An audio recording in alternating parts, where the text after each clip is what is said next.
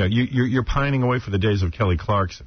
Which is sad. When you remember Justin and Kelly, it's a very sad thing. Right. This is Kelly Clarkson. Right. I had just forgotten them, but Robin, did you think, before you I saw there's a new, but I saw there's a new reality show where they're going to pit bands that have fallen out of the limelight against one another. Now that's going to be on ABC. I was going to talk to you about that. That's embarrassing. What do you mean? Show. Like Great White versus... Right. Now, I think that's a really good idea, and I'll tell you why. Because, like, you talk to there's a lot of guys who are in bands who really can sing, but they just kind of, their careers for one reason or another have fallen off the map. Right. So, at least if you're going to find an American Idol, bring someone back who can actually sing and maybe just lost their way with their career. I mean, you take like any singer, you know, Billy Joel, Pat Monahan from Train, Dave Grohl. All these guys are great. And there's a reason we love them, because they're really a step above everyone else. They're special. So at least on ABC, they're taking people who were a step above everyone else and kind of went away. Like, maybe they got a shot with that. But American Idol, Bo Bice was working in a hardware store, I think, and really should probably go back to working in a hardware store. And Carrie was on a farm. She should go back to farming. She should sing to the goats. Well, she's really, what is she, 18? Yeah, she's But cute. she might get better. She at least appeals to people who don't expect much. Like, Bo's what, 28? 28. 28. It's like... It's over. Well, yeah, I mean... Yeah, he would have happened already. No, if he were special, it would have been discovered already. Right, he would have happened already. Yeah. There was a guy like him a while ago. His name was Jim Morrison. You know what I mean? He had talent. Please, stop it. All right, so... you know, Bob Seger sitting somewhere picking his nose. I want to, you know, when he grabs that mic stand and starts running around, I just want to grab it back. The one-handed? Give me that back. The one-handed grab? There. You should go there and grab it back. Give it back to me, you. Oh, it just infuriates me. I would love to see that. I can't believe, that's a live show. I can't believe someone hasn't jumped up on the stage yet. Nothing. I know, they're so well-mannered, that crowd. Where's Six when you need them? The only person who's any fun is watching Paula Abdul try to form a sentence, and it's the same sentence over and over again that she can't get right. It's a super positive statement she makes every time. Yeah, the superlatives are there, but she can't quite get them out. I love when she said to Bo last night, I told you were going to be here. And in my mind, I'm going, did you tell him that during the show, or did you tell him that while you were in bed with him? That's all I think. Is she sleeping with him? They seem to have given her a pass on sleeping with one of the contestants. Yeah, that's forgotten. Yeah. Not by me, but by other people. See, my sign would say, did you sleep with Bo? Right. Looks like she wants to. Well, you're not getting in with that sign, Rob. Now, do you think that when Simon declares that Carrie's the winner, that pretty much makes her the winner? Do you think that influences a lot of people? Well, they don't always vote with him. But I believe she should be the winner, but it hardly matters. That's my point. I believe that they should have a no vote. These two shouldn't be winners. Send everyone back home? That's right. Well, you're right. They should say the show was a miserable failure this year. We're back in Reuben Stutterville, where they're not going to sell any records, and that's the end of it. When they sang their original songs, they were completely out of key. Both of them. Yeah. Oh, and those songs, that's what really infuriates me. They could get anybody to write a song. They must get the world's worst songwriters, because those songs were horrible. Well, and I think it could also be that the singers are so horrible they can't do anything with them. Maybe, but oof, were they bad. But who writes the songs? Is it somebody that's going to, that's involved with the show for the tour? That ain't Avril Lavigne. Because Randy said right up front, he goes, I didn't like those songs at all. No, they were bad songs. But also they're bad singers. When you have a bad singer interpreting an original song, it can go horribly wrong because they're not going to do anything fun with it. Yeah, because, somebody who could sing could probably make you like anything. That's right. There you go. We're all on the same page. Now, I also watched The Contender, and that's the greatest show that never made it. I doubt there'll be a season 2 of Contender. You could pick out things that are wrong with it here and there and try and figure out or analyze why the show was not a huge success. As far as I know, it never picked up in the ratings, right? No, it was the same the whole way along. It was like in 4th place most of the season. And it looks like NBC buried it when they put it up against American Idol last night. And I got to tell you something. It was great. It was fun to watch the boxing. It's a good fight. Yeah, a real good fight. And both fights were good. There were two fights. The undercard and they took 2 of the past contenders and put them up against each other. It was real good. And And those two guys, I'll tell you who won. The guy won, the Snake guy. I knew Snake would win. Yeah, Snake. Snake was something else. He was good during the entire show. He was great. See, I didn't watch him the whole time, but he seemed to have a lot of stamina. Yeah, he's good. But here's the thing that I thought was weird. They started, Stallone and Sugar Ray Leonard, like around the third or fourth round, kept yelling about a rematch already, that there should be a rematch. And right after they kept talking about a rematch, it almost made you think they got something weird cooked up. They kept saying, we got to do a rematch. It's going to be a rematch. I was like, a rematch? You guys barely got this one on. I know. There's no evidence that NBC's going to put up $10, let alone $1 million for another fight. And the other weird thing was that after it was over and you wanted to hear what everyone had to say, they had that music. That music was like way loud, the dramatic music, and you couldn't hear what anybody was saying. They had sound problems all night. The sound was... Was it a live show? Yeah. Okay. It was difficult to hear. Really was. Yeah, I think Stallone was losing his voice because he was yelling so much. The whole thing, everyone was all over the place. Yeah, it was tough. It was a rough-looking broadcast. It looked like cable. And maybe that's the answer. Maybe they should go on to a lesser network. It'd be really cool if someone like, Spike or someone picked up the show. I don't know if they have the budget to produce a show like that. It's $2 million an episode. Be perfect on ESPN. Yeah, they do original programming. I know, and I would watch that anytime. It was so good. But I thought it was an awesome fight, and it is, in my mind, one of those television shows that was great that the public just rejected. What do you think? Why do you think they rejected it?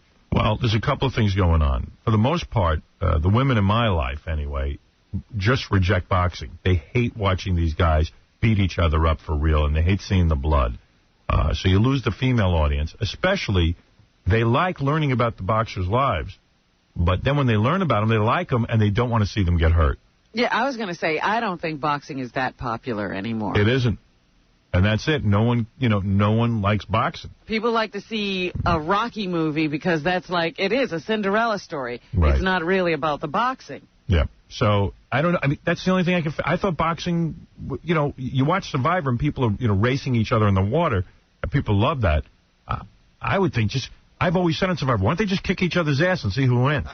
Just they have a battle. I really say, give them a couple of instruments, a couple of weapons. And kill each other. Send them out to the woods. Yeah, I mean, I would love to see that. Whoever walks out of the woods. Gladiator style. Right. And then I think the people that like boxing think it's like a way to gay up boxing. It's on a reality show. They'll say, it's not boxing, it's a reality show. Well, like Sam Simon loves boxing. He even owns a boxer. And Buffer had a problem with it, too, right? Well, there's been several people. One of the things that, a real boxing fan says you don't want to watch an edited fight. Right. Yeah, well, Sam Simon hates it, I still haven't figured out why. I don't care. I don't know why he wouldn't like it. I know one of the big problems he had with it, with that email that he sent me at the beginning of the season, was that it wasn't real because the guy lost, and then they brought him back. Yeah, well, I have a problem with that. And so that was a big issue for him. Yeah. But that happens in real boxing. Yeah, I mean, boxers come back from defeats all the time. Right. So it's not unrealistic. Richie, go ahead. Howard, I think you're crazy. Thank you. I didn't hear you guys bashing that Mook last year. What that Mook? Mook is terrible. This blonde is going to be like Shania Twain. Who's a Mook? I know what he's talking about, unfortunately. Why do you hang up? What? I think he was talking about we didn't bash Fantasia Barrino, but we're bashing... I thought she was terrible. I mean, she's never going to sell a record. At least she could sing. Yeah. But so what? You put out an album, nobody bought it, right? That's not the point. I mean, these two they can hardly hold a tune. I disagree. They're awful. I think the blonde chick can sing. I think she's going to get better. No, she's painful to listen to. I disagree. When she gets into the upper register, it sounds to me like a woman screaming at me. And she always starts off flat. Yeah. She's horrible, but the other guy's worse. At least she's, what? I could see them dolling her up. She loses 15 pounds. She claims she's a size 6. She's no size 6. I read in TV Guide, she says she's a size 6. Well, that's a farm 6. And she's upset that the people are on the bulletin boards, on the websites are saying she's fat. Right. But she's not fat, but she's chunky.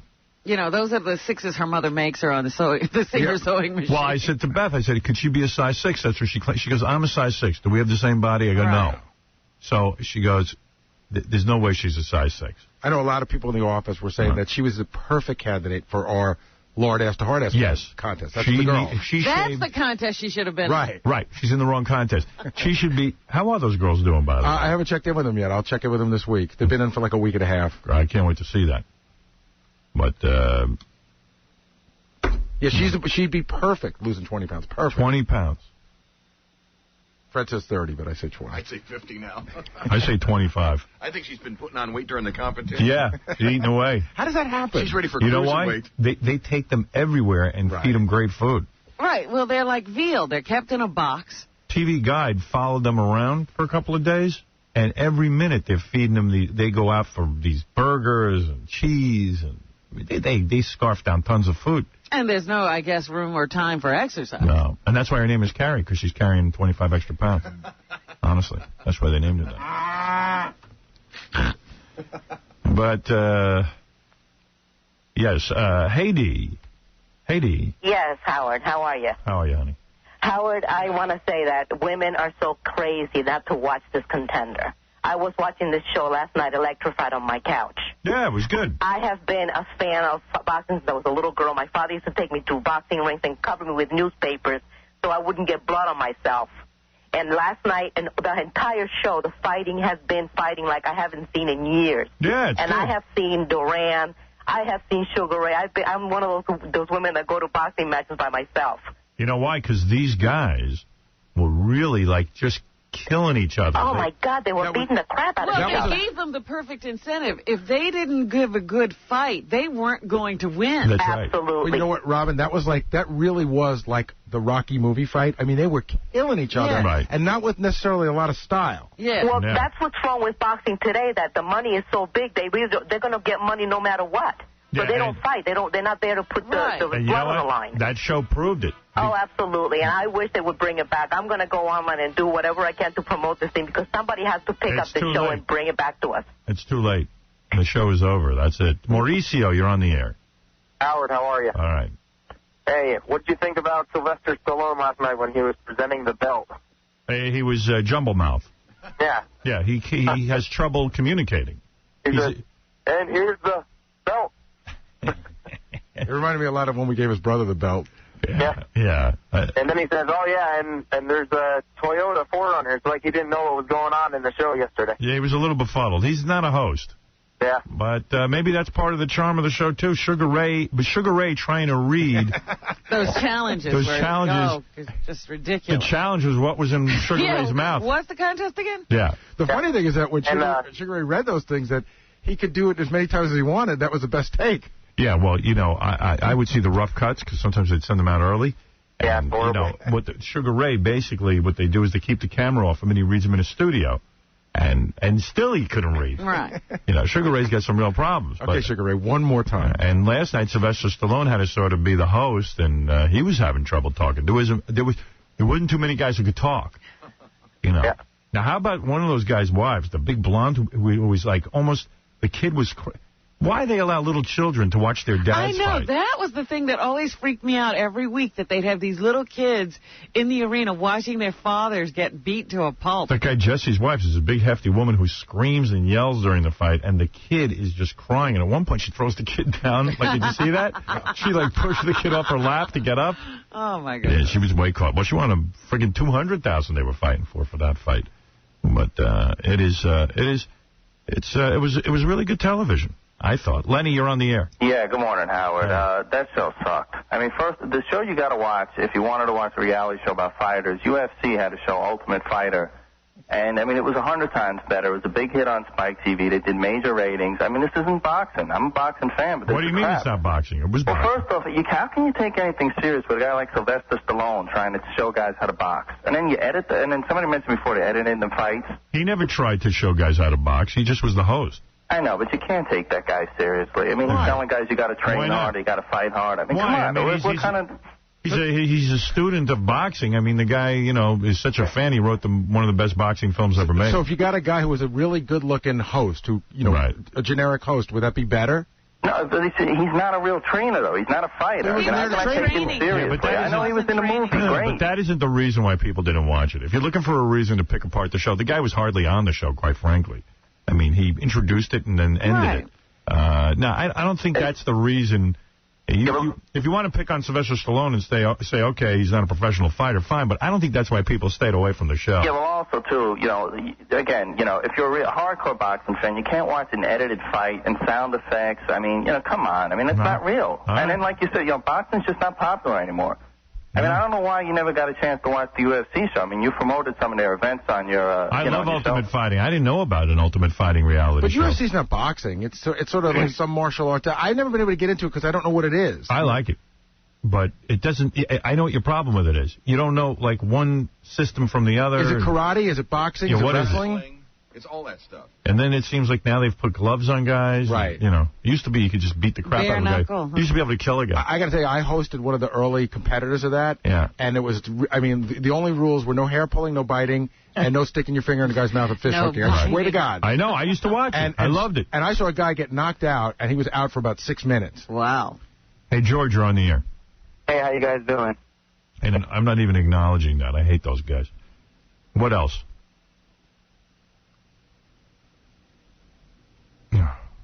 I guess I should take a break. Hey, was the fight last night, was it a knockout? Or a decision? No, decision. Oh, yeah. Unanimous decision. But it was only... The other thing, why was it only 7 rounds? Because the regular show was 5 rounds, and then they moved it up to 7. Yeah, it'd be a 12-round fight, like a real fight. Yeah. I think they're afraid of killing each other. I really do. I think they're afraid for it to go too long. Right. Like the Cabby John fight. You know what I mean? Like, I even calculated, let them do 5. I mean, if these guys go full rounds, they'll probably kill each other. Well, it's not about that, because the guys know how to defend themselves. It's just that 12 rounds is a long time. Yeah, maybe it's just boring. I don't know. It seemed like it was right for me to have 7 rounds. I was done. See, I didn't know that that's what it was going to be, so when I got to the 7th round, I'm like, oh, this is going to be great. Right. Then they said, this is the last round. I was like, where's the fight? Right. Yeah, maybe you're right. Maybe they should have gone to, 10 rounds. Although, were they in condition enough to go 12 rounds? They're boxers. Well, they've been training for weeks. Are they really good boxers? I couldn't tell. Boxers can do that. Some of these guys have been ranked. How long they had between fights, too. They were really wearing these guys down. They first of all, didn't give them a lot of time, Fred, between fights. Yeah. So one guy's eye injury wasn't even healed. All they could do. I mean, that's tough. No, and I'll tell you what. With these guys, you give them 7 rounds, they fight their ass off. And I think that was the incentive. You say to a guy, you got 5 rounds, he's going to punch out. He's going to give you everything he's got. Right. That's right. You have to conserve your energy in 12. It's a different you don't strategy. Punch yourself out. Yeah. These guys went in there like maniacs. But I could see boxing purists going, oh, that's not a real fight. It's not 12 rounds. Whatever. A fight's a fight. It's still a TV show. It used to be 15, and then remember Hagler-Leonard, they made it 12, and they said that hurt Hagler. Artie, it used to be until somebody was knocked out. Right. So they've had fights as long as 22, 28 rounds. 100 rounds. The Jack Johnson days, it was like someone was dead. I would like that. I'd like to see a 28-round fight. Howard, they would go all day. Bare knuckle. Bring a sandwich. Watch guys kill each other. And they would fight and fight and fight. I was invited to sit in the audience of the finale of The Contender because we were fans of it, and they said, hey, why don't you fly out to Vegas and watch it? I thought it would have been kind of fun. And it was interesting to see who was there. Like who was there? Cameron Diaz was there with Justin Timberlake. They were the biggest stars. And it was funny to see Cameron Diaz sitting there. And the other people were, who else was there? James Caan. He seems to go to all that stuff. He loves fights. Yeah, he's always going to be there. Who else did you see? I didn't notice anyone. Oh, there were a lot of celebrities in the audience. I TiVoed through, but I was looking for the celebrities. Every minute they were going to Cameron Diaz. What was she going? Ooh. She was digging it. I mean. But every time somebody gets a really good punch, because you see Leonard and Sly go, ooh. And Robert's you right. didn't see that last night. No, but Robert's right. They got a real announcer, right? They got that guy Al Troutwig, who's a real boxing announcer, very good. Yeah, he was good. And he's doing the play-by-play, and then you hear Sly go, oh, look at that, oh, and it was kind of annoying. Yeah, it was. Oh, he took a punch. Oh, we got to see a rematch. Rematch. There ain't gonna be no rematch. All right. Anyway, we got to take a break. Big night of television for Robin Quivers. No, I only saw... in fact, the reason I can watch American Idol is I TiVo it, and then you can fast through all the songs because they're so bad. All right. Here's the theme from The Contender. They were running this clip on CBS News last night. Burt Reynolds slapped a producer. They had the premiere of the movie Longest Yard. Burt Reynolds was in the original Longest Yard, and a reporter came up to him at the premiere or whatever and said, basically, hey, what do you... I should play you the tape. Hey, Gary, bring in the tape. He's on the red carpet. Yeah. I think he's in the remake, too. I think he does like a cameo. He definitely is in the remake. Yeah. Man, does he look peculiar. What has he done to him? It's like the toupee and he's pulled back and, you know, it's weird, man. So he, you know, some of the papers were reporting it like he was doing just a funny bit, you know, just giving the guy smack. But he smacked him pretty hard. I don't know. Yeah, they said the guy left with a red mark on his face. Yeah, no. Burt Reynolds is just a bitter old guy. Oh, well, he thinks the world revolves around him. Yeah, and he's basically what it says. Now he's old and cranky. He can't even think straight. What he does is he does a cover. I think he realizes what he did, and he kind of backtracks a little here. Check it out. See if you can hear the slap. It's pretty loud. Reynolds, slap-happy star. Last night he had a run-in of sorts with a CBS producer at a movie premiere in Chelsea. And you won't see this video anywhere else. Tell us a little about the movie and your role in it. Well, why is it coming through one channel? Yeah, I only hear it on one side. What's with our equipment? What do you think? I don't know the answer. It's not set up right. Can you guys at home hear that, I wonder? I don't know. I'm sure there's a button you have to hit. You got it? Yeah, I'll do it this way. The VCR's humming like a pig. Tell us a little about the movie and your role in it. Well, you don't know anything about the movie? Well, then what the hell are you asking me for? I want to get your point of view on it. You see the original? I haven't. What the hell kind of guy are you? You guys never seen the original. He asked me to tell him about the picture. He's standing here in a shirt that needs ironing. The man works for CBS. I'm embarrassed. I like the guy. He's a nice guy. He's a tough guy. He wants to hit me now. He can't because he's under contract. But we'll meet later if you want. So you try to make a joke about it? Yeah, he's trying to play it off. But he hit the guy. The guy should just punch Reynolds right in the face. Like, taking him right down. Yeah, make him crumble. Yeah. I mean, if Burt Reynolds smacked me like that, that'd be my opportunity to deck him. But you hear why he hit him. The guy hadn't seen the original. Yeah. Well, how dare he? Yeah, you're talking to the guy from the original. How dare you say you haven't seen it? No. Like, everybody must have seen his movies. Yeah. So that was Burt Reynolds. Boy, he's scary looking. You know who must have gotten a facelift recently is Sharon Stone, because... Oh, yeah, but she's looking better. Yeah. She's like running around getting her photograph everywhere she can. Now she got a new facelift. But I saw her like almost immediately after, and she looked weird. It's now fallen into place nicely. Yeah.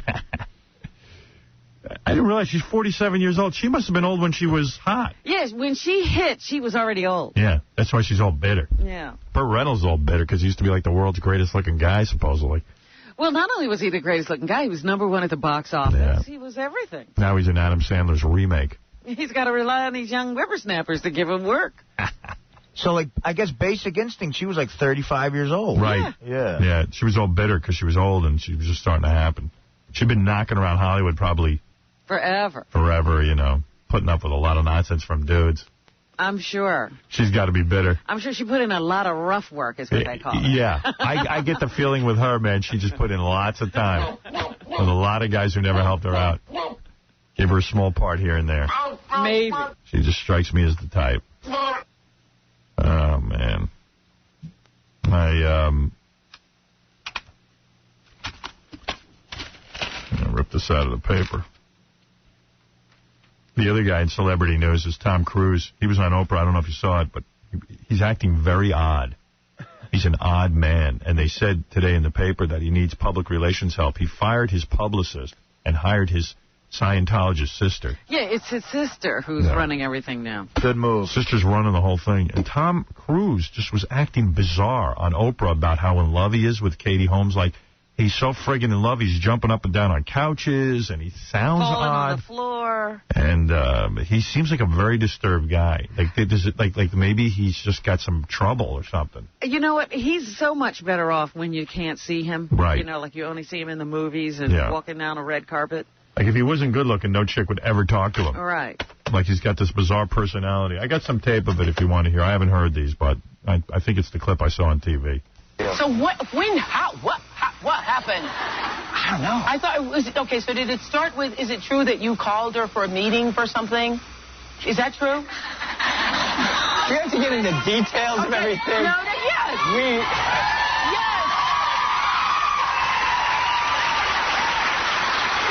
You know, you don't really want to know this? It was. Okay, I have to tell you. Well, okay, tell me. Okay. Kate, sorry.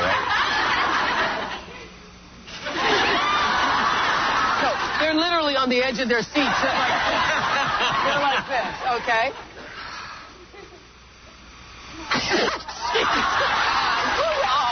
He doesn't know how he met her. He can't tell you. What he's doing, he's processing. He's trying to figure out what he is going to tell, what he isn't going to tell. Yeah, okay, process so it. we met. You met. Yeah. Hey, we met. How? Oh, jeez. It's the world's worst interview, but I don't think he knows how they met. I'm telling you, it's how he meets everybody. Somebody makes a call and says, bring some girls over. Tom wants to meet some girls. How? Oh, ladies, please. Okay. How could you have that much trouble with that question? How did you meet your girlfriend? Unless it was in a brothel. Yeah, or, right. You know, you were doing something weird when it happened. I kidnapped her. I took her out of her house in the middle of the night when she was very young. I was at the bunny ranch. Right. How? I admired her, and I thought that I wanted to meet her. So I called her because I wanted to meet her. Honestly, and I just... You see someone's work, and you hear about them. So in other words, he was a crazy fan. I'm telling you, this was publicists putting people together. This isn't even a good story. People, what a special person she is. And I help a lot of people. A lot of people call me for advice on career and life, and there's, I'm kind of known for that. And so I meet with people, and I wanted to meet this woman, and I met her, and she's... Okay. I met her. You met her? Yes. Extraordinary. She's... That audience is a bunch of adults. They're applauding. Yeah, they bought that? They bought that explanation. Then they ask him, what do you like about your new girlfriend, Katie? So what is it about her? What is it? I tell you, her generosity, her elan vital, her life force. She has a spirit that is... gravitas. She cares about other people. Yeah. And she has a real joy about life. Yeah. Well, that's infectious. And the two of us together was just... a force to reckon with. The two of them. She's saying infectious, and he's saying elan vital. Right. What is that? And both of them don't know the words they're using. Oprah Winfrey, Negro woman from the South. Infectious. Yeah, that's infectious. Isn't this word? Her elan vital is infectious. Well, she's Oprah. She can create new English words. You know what I mean? I decided to add a syllable. Yeah. That's infectious. Here's Tom Cruise. He's talking. He might propose to her or something. He's hinting. He's known her 2 weeks. Once told 17 magazine that her dream was to marry Tom Cruise. So, I've been in the dream-making business this year. Are you in the dream-making business? I don't want to disappoint her.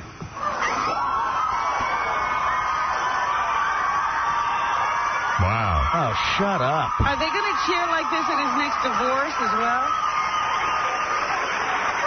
Something I have to discuss with her personally, but, No, listen, Tom, does that mean you're going to ask her to marry you? Does that mean you're going to ask her to marry you, Tom? Oprah, I guess today? You're late. So does that mean you're going to ask her to marry him? I got to discuss it with her. You got to discuss it. That's fair. That's fair. Everybody's going, oh, my God. I heard you've already called her father, right? You've called her father? Maybe the audience is insane. Good Lord. Yeah, what are there, like buzzers under their seats or something? What are they on? Some sexually frustrated women. That's Brooklyn to parents. So this is beyond smitten. This is gone. I'm standing on your couch. Yeah, I know. This is gone. What, at some point he got up on the couch or something? Yeah. I'm telling you, the guy was standing on the couch. I wish you could see this. What? You know, go, girl. If I was Tom Cruise's public relations person, I'd tell him, never do another interview again. You come off like you're retarded. We're going to keep you under wraps so that people get the impression that you have a brain. You had enough of them, or you want more? Oh, I could listen to this all day, especially that audience. I'm just getting off on that. When I was in Oslo with you, the people were like passing out, and the girls, you know, the people are standing outside the hotel screaming. I'm like, I want to go to bed. You know, Tom, is he coming this way? Oh, he's coming. That isn't. And he is such a great guy. I mean, we're in the restaurant. He's the guy back in the kitchen with the people. I'm like, come on, Tom. You don't have to thank everybody who cooks everything. He's like talking to the guy who pours the water. I love when Oprah tries to be funny. And she gets a little black. Okay, Tom, you don't have to talk to everybody who's done everything. Oprah drives me nuts. She does, man. I had enough of this. I just can't hear anymore. It's one big suck-up. Because the two of them running around together, two big stars. Michael Buffer is upset about The Contender, I think. And now, ladies and gentlemen, let's get ready to smell each other's farts! Let me guess, you didn't like The Contender because the ring announcer wasn't good. You know, you kind of missed Buffer in there in the ring. I mean, you could see the difference. I mean, when you have a big fight, it's a, you know, Buffer announcing is like a sanction. Yeah, the guy who did the announcing was pretty bad. I got to say. They needed you. Well, listen, before I say anything about The Contender, I have to tell you, you know, you remember before I called it, and I wasn't crazy about $1 Million Baby. Right. And I still stand by that. But I saw Cinderella Man. I went to the premiere Monday night. Yes. Absolutely one of the best boxing movies I have ever seen. I agree. You're right. You're right. Oh, my God, this movie, and not just boxing, the way it captures the Depression era. Right. Yeah. It's an amazing movie. Yeah, I am pretty blown out by it. I saw it about a week. This past weekend, and man, I was blown out by it. Russell Crowe really rules, and Renee Zellweger's great. And Ron Howard's directing, and the fight scenes, man. Cinderella Man's really good. Everything, the life of the 30s. Oh, I mean, it was just amazing. It captures the Depression, and you felt like like your child was never going to get any milk anymore. Right. Yeah, Ron Howard will get an Academy Award as a director, and Russell Crowe will get an award, and Renee Zellweger will get an award. I mean, I agree that it looks like that it's the motion picture of the year. It's that good.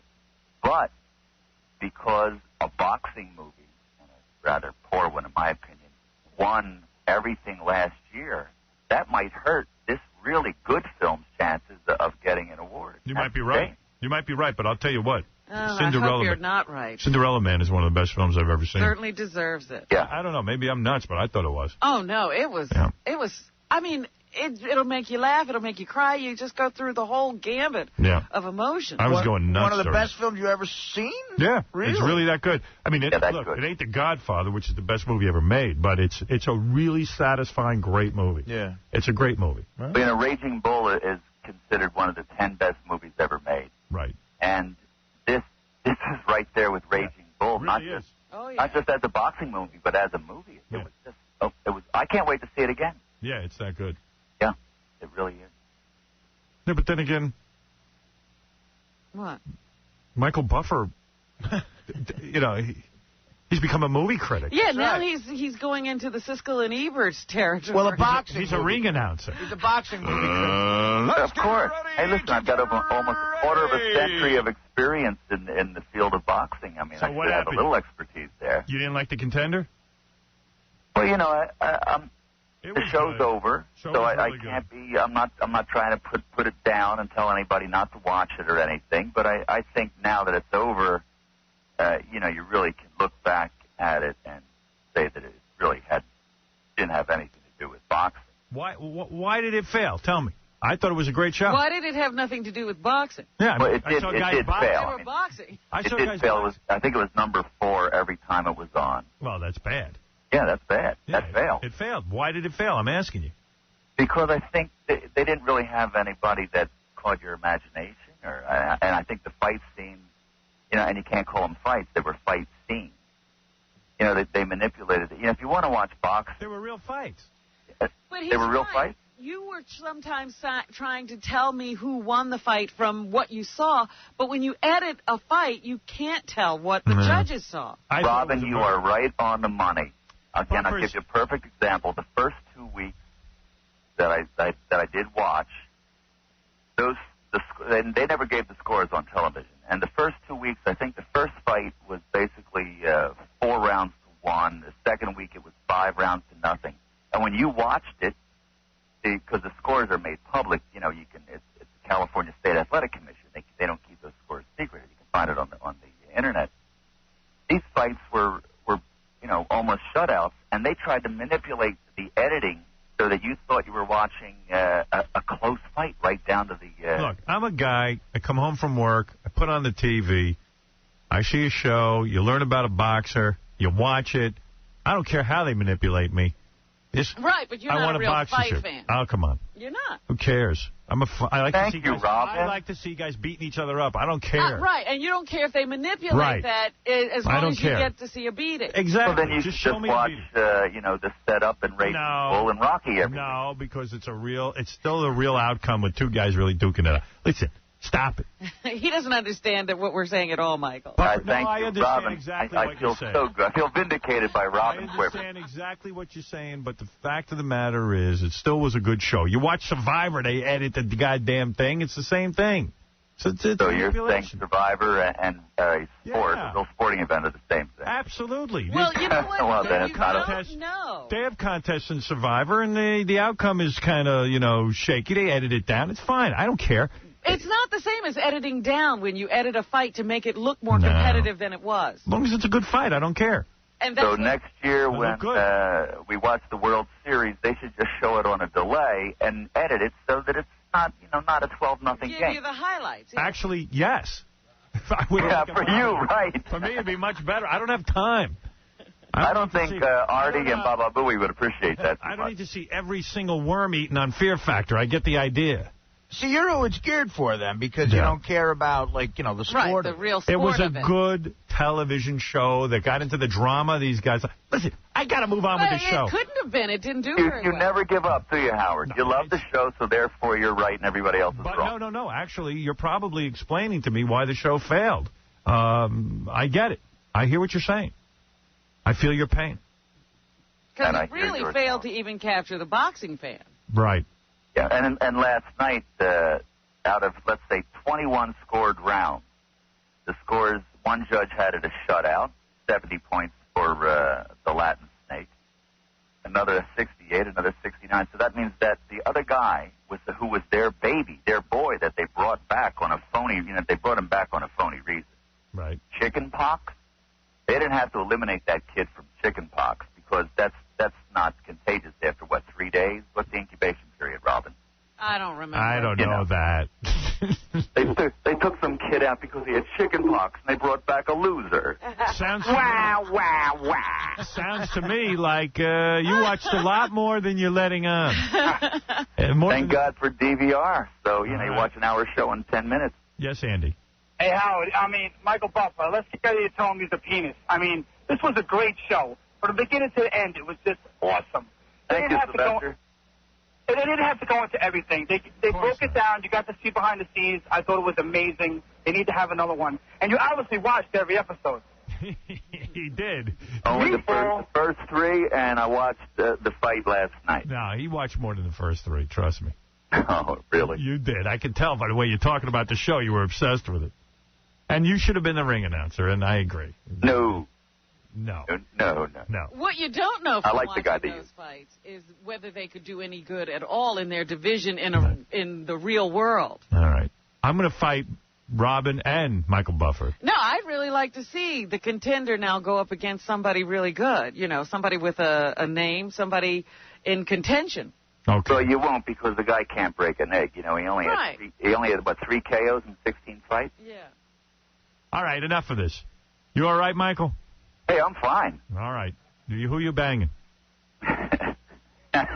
This guy gets a lot of beef. You know what a segue. They had a whole profile on him on HBO. It was Yeah. great. As a matter of fact, he has it on a continuous loop in his bachelor pad, and he shows it to girls when they come over. Well, one thing you don't realize is that, that brother who runs Michael's business, Yeah. he didn't know him all of his life. Well, that's not necessary to know him his whole life. They met up when they were adults. How's that possible? Because what happened there, Michael? Were you raised by wolves? We were. I was raised by wolves. Yeah. No, actually, Bruce and I met 16 years ago, because I was raised by foster parents. I'm the product of my biological father's first marriage. Wait a second. Your father gave you away? Well, it all began when I was born during World War II, and your father gave you away? Well, Wow. I guess I would say that. Yeah. Jesus. And it's one of those things in life. And your brother got to stay with your father? Oh, you must hate No, your he came from the second marriage. Oh, my the one God. that brother was raised by the father. Holy cow. Yeah. Were you raped in your foster home? No, listen, I had the greatest parents in the world. Isn't everyone raped in their foster home? I was. Only in Florida. I'm convinced my parents are my foster parents. They can't be my real parents. Have you done DNA with your parents, I really Howard? You look too much like Yeah, them, I you do, know. yeah. I think you're there. We all have the same nose. Yeah. But, so then Michael met up with his brother 15 years ago, and now his brother runs his business. Did you ever meet your real mom? Oh, yeah, I knew my real mom all my life. And she gave you away, too?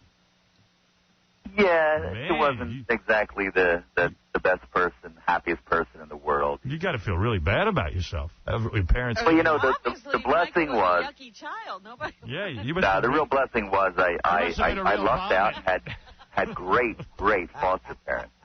I say you must have been a real vomit as a kid. No one wanted you. You must have been a very annoying child. I guess. Well, listen, I saw private parts, Howard. You got no room to talk. This is, Michael, this is your real father. Come here, I want to punch you in the nuts. Let's get ready to give our kid away. Let's get ready to dump our children. Man, your old man and your mom both gave you away. Look at that, man. I had no idea, man. Yeah, but they gave me away to the best. Well, whatever. And then he hooks up with the brother, and the brother turns out to be like a business genius. Yeah. And he's the one responsible for, really creating the whole Buffer empire. So that was a good deal. How old were you when your parents gave you away? 11 months old. Jeez, you already bonded. Did your mom give you the teat? Yeah, but you know what it was? They didn't give me away. This was like during the war. You decided to leave. No, wait a minute. Back then, a lot of women worked, and then you would go stay with mom during the weekends. So for like 10, 13 years, I always saw my real mother almost every Sunday. Mm. You were like a door prize at a raffle. And a damn good one, too. Your mom decided who to give you to, or they just put you into the foster care system? No, it was, they knew each other. Yeah. A little Russian roulette. Yeah, I'll leave you with these people for a while. See how they work out. Hey, I'm very sorry, brother. But who am I? I don't know. Where do I come from? And that was the other thing. Michael this wasn't the original name he worked under. He took this name on later, right? You mean Buffer's a made-up name? I can't believe it. No. I think that's a family name. No, when I went in the Army, I was raised under the name Huber. So for all those people back in the Philadelphia area, Michael Huber is Michael Buffer.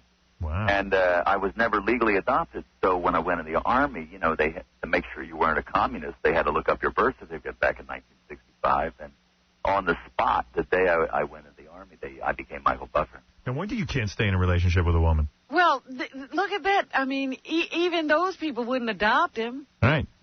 Even his... They rejected him. Robin, I thought you were my biographer. Now you're just making things up. Do you think that's why you're unable to stay in a long-term relationship? You feel bitter and... Well, no, but that's the reason I was a stripper for all those years.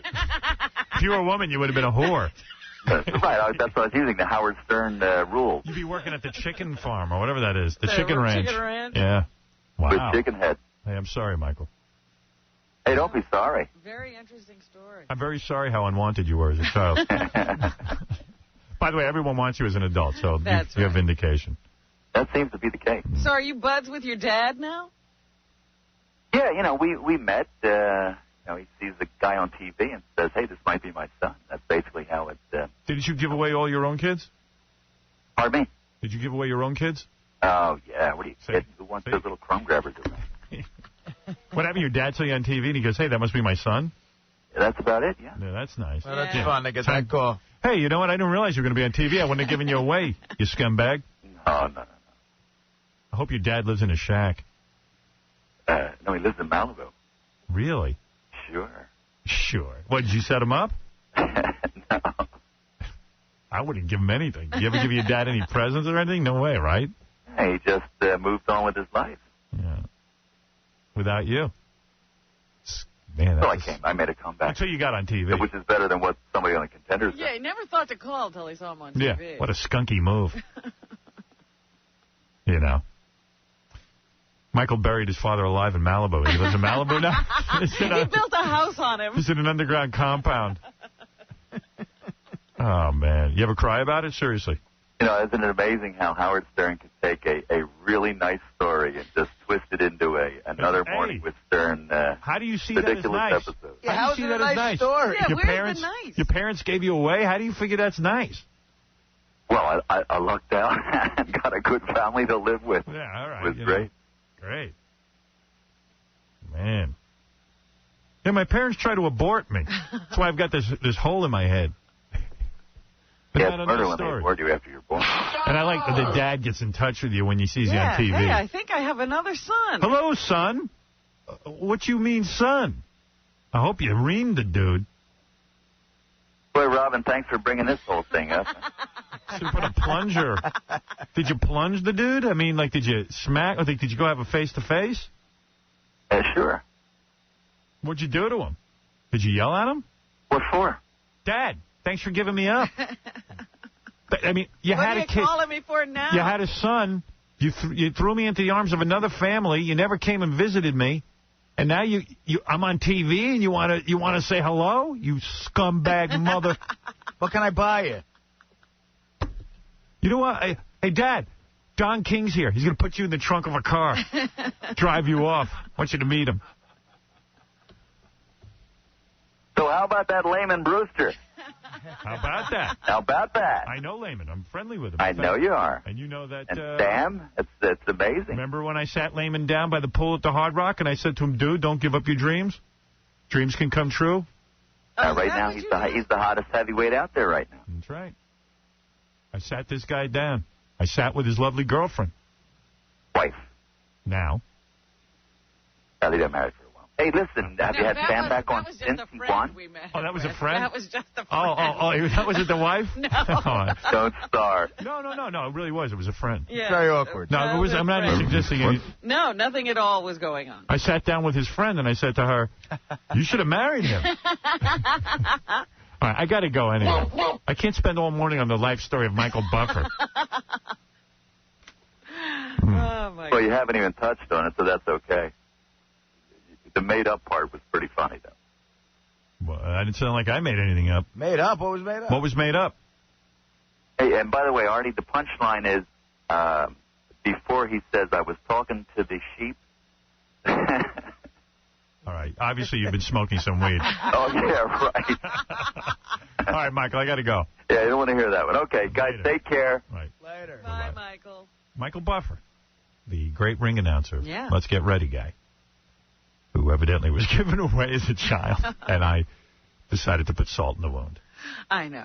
He's trying to make the best of it. He actually did turn out pretty good for one of those types. Oh, please. All right, we got to take a break. We'll be back. Let's get ready to get ready. Hey, that's my boy. Boy, my boy is the one who says, let's get ready. You know, I had a son that I never talked to. That could be him. You know, that moron used to walk around the house the first 11 months saying, let's get ready. I thought he was insane. I gave him away. Hey, that sounds like my boy. Let's get ready. Hey, that's just how I say ready. Let's get ready. How did he look at Michael Buffer and go, hey, that must be my son? Yeah, I know. How do you figure it out? Well, he says ready the same exact way that... Let's get ready. Ready. Ready? I say ready. Let's get ready. Ready? I get ready. I get ready. Let's get ready. God damn it, just my luck. I gave away the wrong one. Damn it, I had 2 sons and I gave away the wrong one. Let's get ready. So I never gave away any of my kids. Yeah, you don't know which one's going to be the good one. Yeah, I stuck with them. One of them might make it. Take care of me. All right, I got to take a break. We'll be back right after this. Maury. Gosh, I'm Maury Povich. I just did Howard. Yeah, I'm schwitzing a little bit. Now, guys, I think I ducked. I don't know if I covered enough. Shirley didn't want to get into looking at pornos. He got me on that one.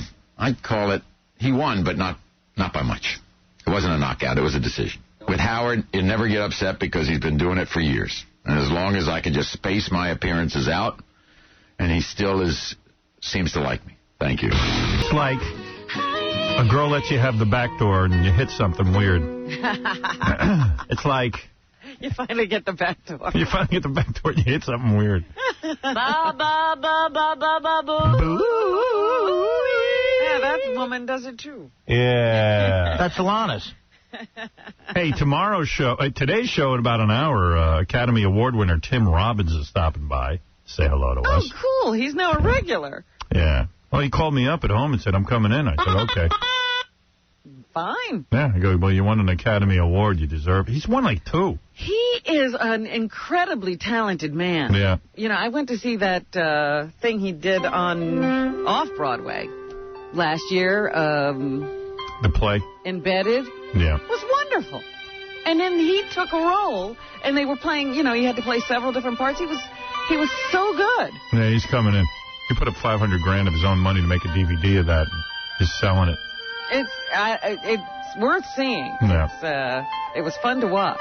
Tomorrow, and informative. Juliette Lewis will be here, and we had to have her in because not only is she a hot chick and like kind of kooky, but she played a retard on TV or in the movies. She's got a lot going on. She does? Well, yeah, you know, Brad Pitt was, I think, her first boyfriend. Yeah, she probably chewed him up and spit him out.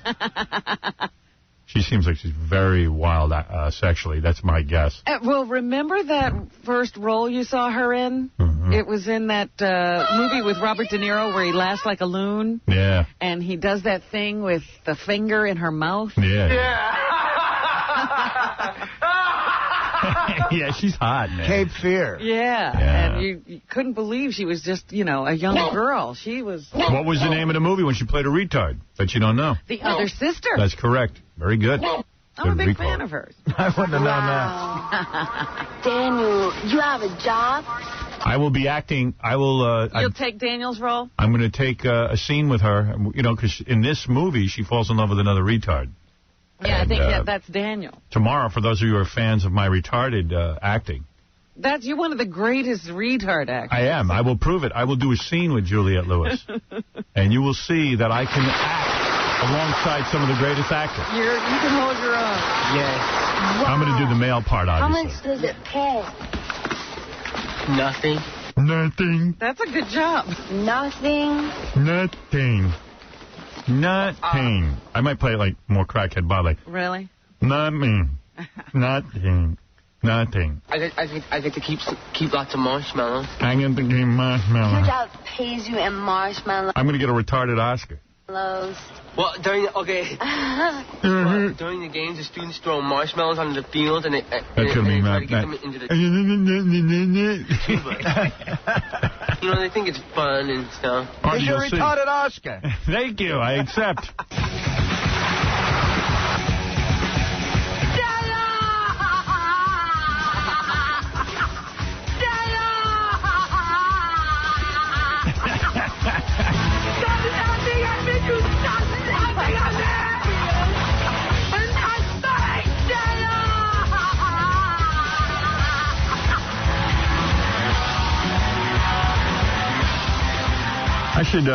I should play that scene. Maybe I should do that scene with her. What scene? Is there a dude in it? Is the dude in that scene? That's cut 4 on that CD. Yeah. That scene. I got to... Stop laughing at me! You stop laughing at me!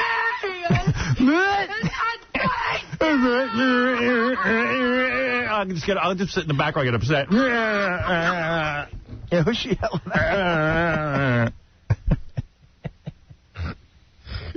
Stop laughing at me! You stop laughing at me! And Here's the play at the plate. Holy cow, I think he's going to make it. stop right there! Stop laughing at me! And you stop laughing at me! And I'm sorry! Stop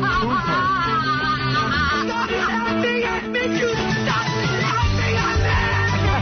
And I'm sorry!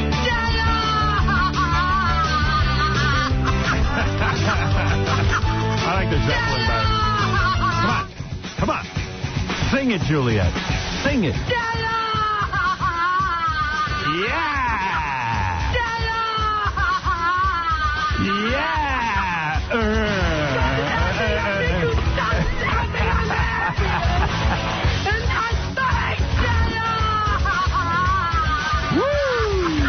She's good, man. Wonder what she's going to wear.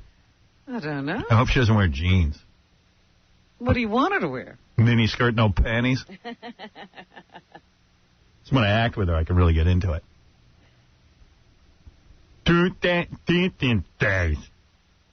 What? You really are retarded. That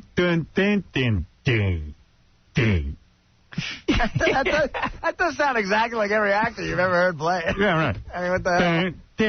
What's the difference?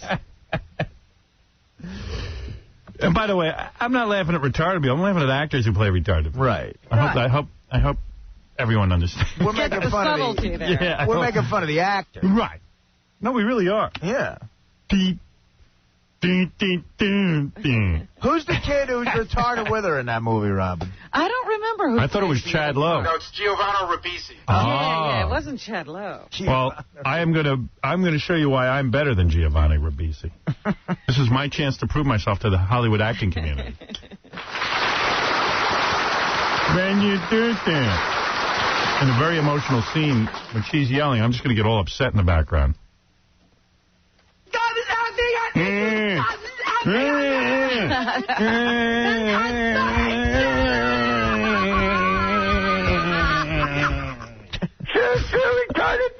Right. See, you're stealing the scene. You jerk! Yeah, subtly. Yeah, baby. Here's an idea we had that I think you'll enjoy. And with the Star Wars fever, we're trying to do some stuff. But this is if Aurora Snow, the porno actress, put on the Darth Vader mask. What that would sound like. Let's hear that. May the Force be with you.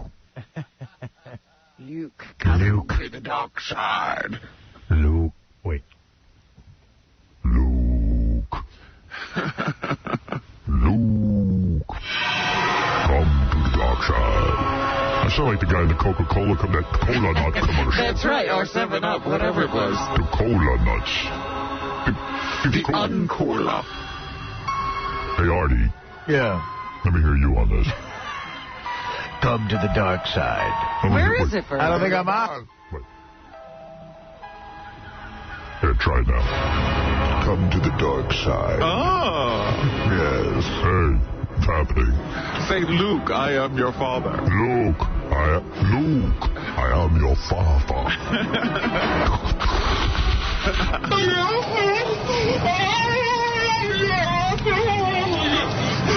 Artie, say, Howard, I have to shoot a movie and I need 17 weeks off.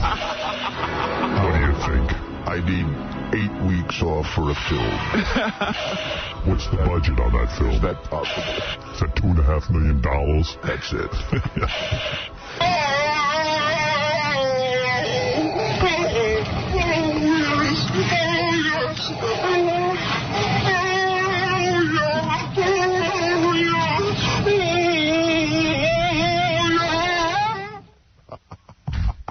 Fred, let me hear you. Carol Alter's not a supermodel. Can I get a mozzarella and prosciutto sandwich? I'm coming out of this thing. Hold on a second. It's going to take me a second. I got to pull out. Give me a second while I pull out, Robin.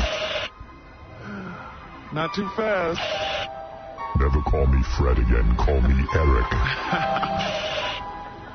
Wow. I got a set of balls on me. My sister. I don't know how you carry those things around. Oh, yeah. Robin sounds like Siobhan. I know. I sound like a tranny. Sound like a big trounie.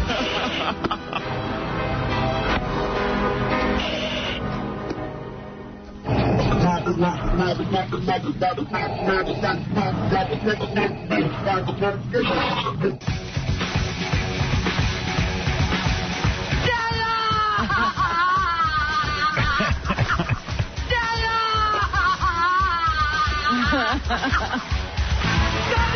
at me! You stop laughing at me!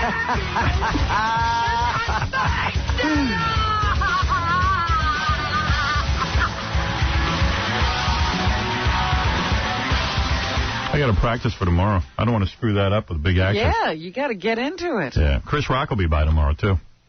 Well, let me take your coat, dear, all right? No. You sure you don't? All right, fine. Just... Dr. Johnson said that it would be nice if I got everybody presents. You know, that's like working with an accent. You have to stay in it. It's harder than you think. But I will pull it off tomorrow, Robin. I will show you my acting ability. All right, I got a bunch of other stuff here. I can't wait to see her face when you start acting. Well, I'm going to, like really act. I'm physically going to act retarded. Severely retarded. So there'll be a physical component as well. I'll be like... So you've got CP as well as me. I'm going to play it with CP. Hey, I can play it any way I want. You're going to do like a My Left Foot. Yeah. I'm going to be like... Gary, where's my script? She's going to run out. Yeah, she's going to faint. She probably won't show up. Listen to this one. I'm printing it out now, your script. Thank you, brother. Thank you, my brother. My big tooth brother.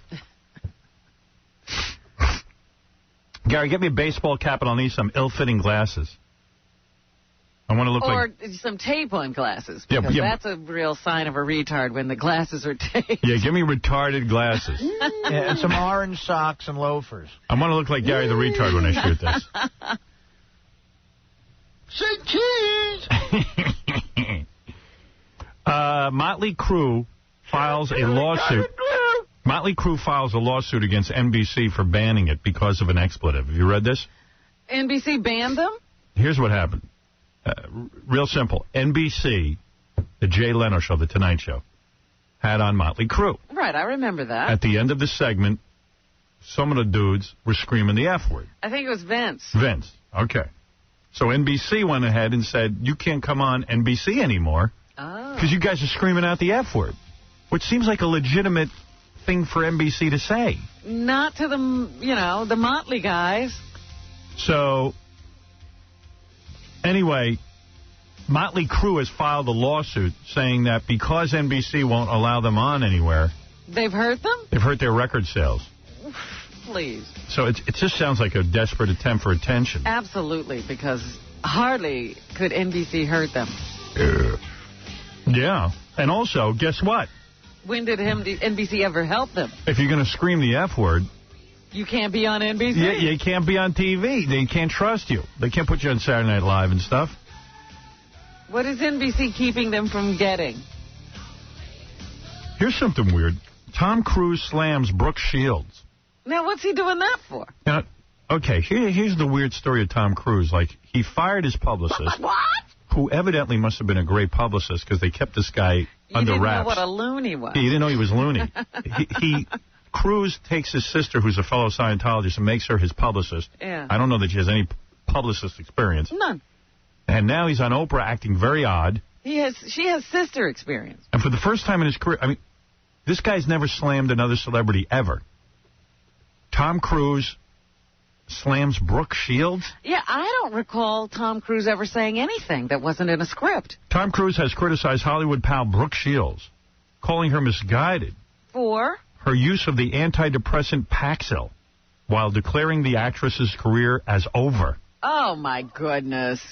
What is he doing? This is going to be tied into some weird Scientology belief. Oh, yeah, he probably thinks she ought to be on a clay table instead of taking Paxil. That's exactly it. In an interview with Billy Bush on TV, another important guy. He told this to Billy Bush. On Access Hollywood, Cruise speaks of his disappointment to learn Shields used Paxil to fight postnatal depression following the birth of her daughter, Rowan.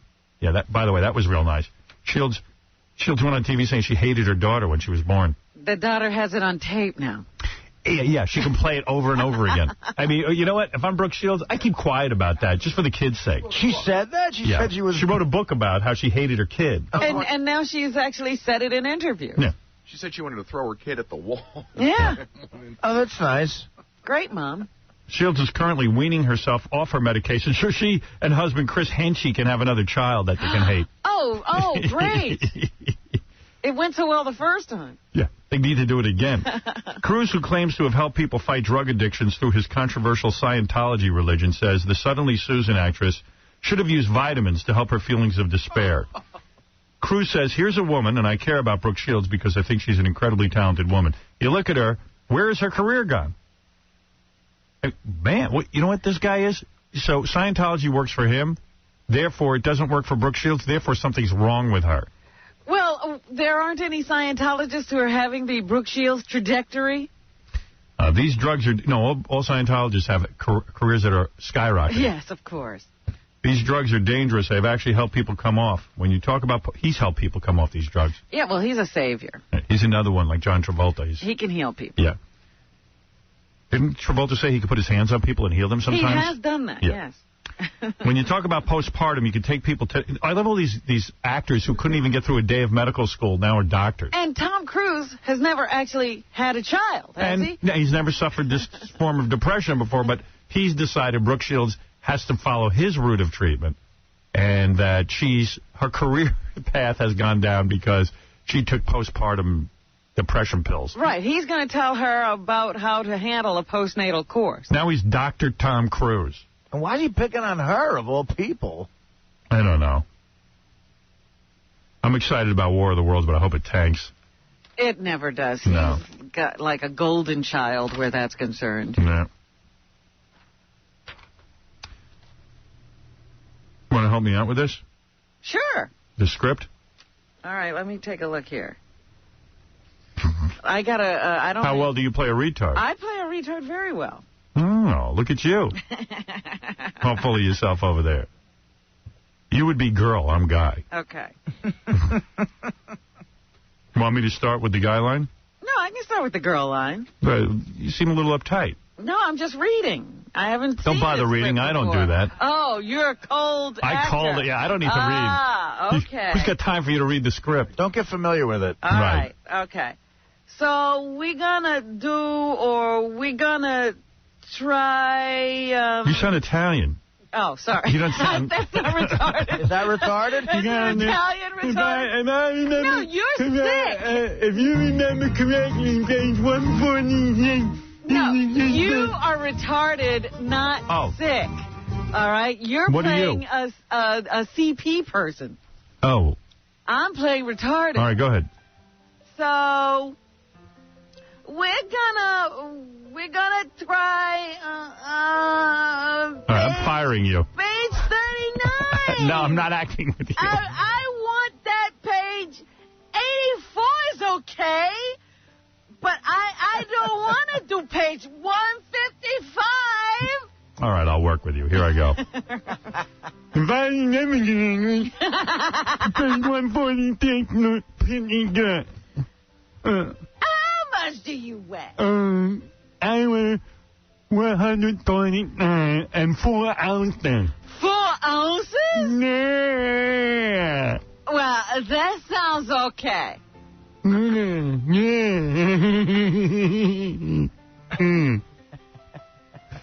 So, do you want to do it now? Because I want to do you. I got protection. From the family planning place. No! Come here, I'm going to pork you. And I'm going to go in the bedroom with you. All right. Hey, not bad. I can work with you. Sounds like Joe Cocker talking to Pinky Tuscadero. Talk like that the rest of the show, Rob. I think it'll bring us bigger ratings. All right. All right. That was very good. Thank you for rehearsing with me. Now you're ready. I'm ready. I got you ready. Yeah, you did. You prepped me. I think you're set for Juliette now. I might be a little nervous working with Juliette Lewis. Very attractive. But I'm ready for tomorrow's show. All right. She has a band as well. She's one of the, maybe the loser should be taking her on. You want to know something? I got a feeling we could win that. Chris Rock tomorrow. Tim Robbins later on in the show. I got to take a break. I got a bunch of other things here. And I know there's a lot of people on the phones and email and everything, but I did the Burt Reynolds tape. I know a lot of people in the email wrote me and said, please, no more Eric the Midget, but I got it. He keeps saying he's not going to do the show anymore, and then he calls and he goes, that's it, I'm not doing the show anymore. And don't call him. Right, but he keeps calling. I got to play you this one more time. I'll do it when we get back, right after these words. The Howard Stern Show. Goes without saying, ferry service suspended. On the phone with us right now from the U.S. Coast Guard, Lieutenant David Lutz. Good evening, Lieutenant. Thank you for your time. What is the latest you can give us on why this happened? Well, it appears that wind conditions did put the ferry off course, and that's what caused it. And by the time the operators realized that they were unable to correct the problem. Any idea at this point, Lieutenant Lutz, at what point they were in trouble? This is about a 25-minute journey across New York Harbor. It's a large vessel, carries up to 6,000 people. That's correct. If they've been pushed off course, do they have any way to stop that ferry or move it where it needed to be moved? Well, it happened about 15 minutes into the shuttle ride, and basically what happened was a blast of wind from Howard Stern's ass put it off course. Okay, thank you very much. Okay, off you go. Well, I found a good job in the city, working for the man every night and day, and I have a lot of money in the sea. I was wearing... He doesn't talk that high. He just sings up there. I think that's all. I mean, he likes to sing in the falsetto. Yeah, because when he talks, he's like, how you doing? What's happening?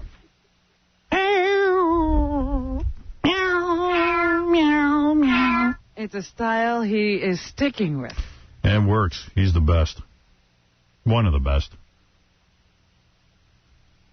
He's one of the best. Bowie. And Bo Bice. Yeah, right? How can you take that guy seriously? Although I want to get one of those Bice Squad T-shirts that people Will yesterday was screaming at us that he was as good as Stained. Wow. Or who else did he say? Will is gay. Yeah. Will is officially gay. Swears he would buy a Bo Bice album. For that, I'm your vehicle, baby. In South Florida, they call it Miami Vice. You got taste up your ass, bro. What's that supposed to mean? You heard what it means.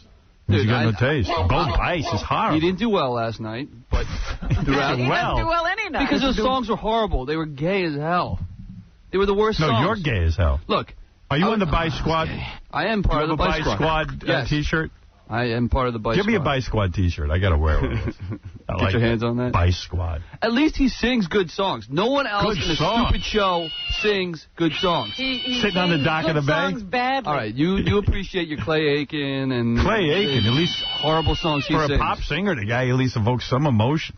There's no one else singing Rolling Stone songs on that show. There's no one else singing, like, great rock He songs. didn't choose that. Paul Abdul chose that. Okay, so that's a bad example. All right, get out of here with that show. That's a dumb show. It really is. I've had it with American Idol. He's telling me he loves Bo Bice. Wow. I think he's really good. You don't like, keep on rocking in the free world. Yeah, he's the only one on the show who would actually know who sings that song. Yeah, but so what? I know who sings that song. Doesn't mean I can sing. Yeah, so maybe... Why don't you marry him, man? He made the show Why don't you go out on a date with Bo Bice? Go kiss him. Yeah, why don't you kiss him? Yeah, I think really Fred's just jealous. getting very concerned about Will. I'm jealous of 1 octave range. Why don't you marry him? Yeah, okay. Why don't you You go marry? love him. You love him so much. Why don't you marry him? Will Bice. Will Bice. Will Bice. William Bice. Jr. All right, get out of here. You have no taste. Bo rules. Oh, he's just ridiculous. Why don't you go put on a dress and some high heels and let's see how you look. Put on a sundress. Yeah, Richard wants to date you. He'll take you to a Bo Bice concert. Hey, he's hot. Hey, you're nice. Your ass is built like an apple. Chuck, you're on the air. The Bice Squad. Hey, Howard, how you doing? I got a Bice Squad T-shirt. Yeah, Miami Bice. Hey now, Howard. Hey now, brother. Listen, as long as you had Will in and you were talking about gay, I need your opinion. Okay. Friend of mine at work, his girlfriend. Meaning you. No. I'll give you his name and where to find him if you want. I don't want his name.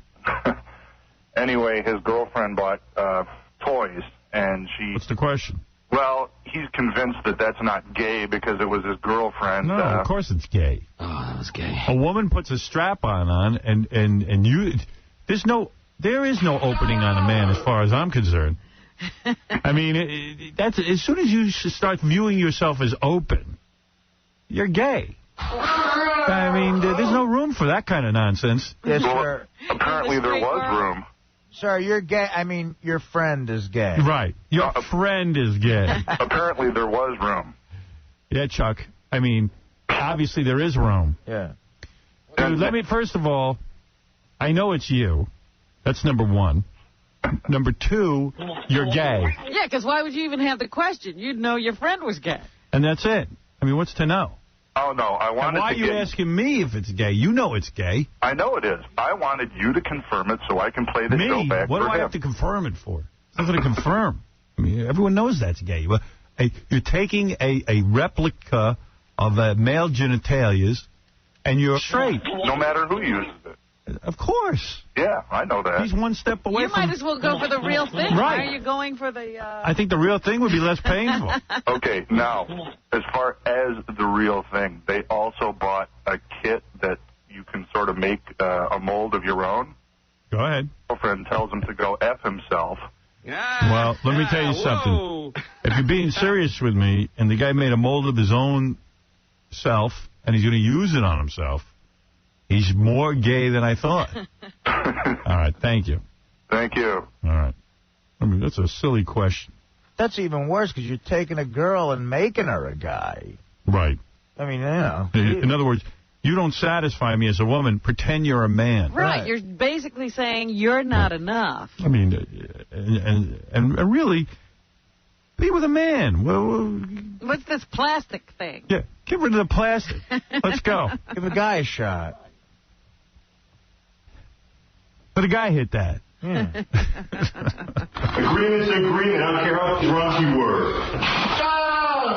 And I got a whole wall of tricks here for you. Play my game, yeah. I felt bad for my man, Adam Duritz from the Counting Crows, who I've hung out with many a time. Some dude in prison goes, hey, you know what? I used to run a hooker service, and I'd send hookers over to Adam Duritz from the Counting Crows. When did we start taking the word of prisoners, some guy blabbing away in jail, and calling it facts?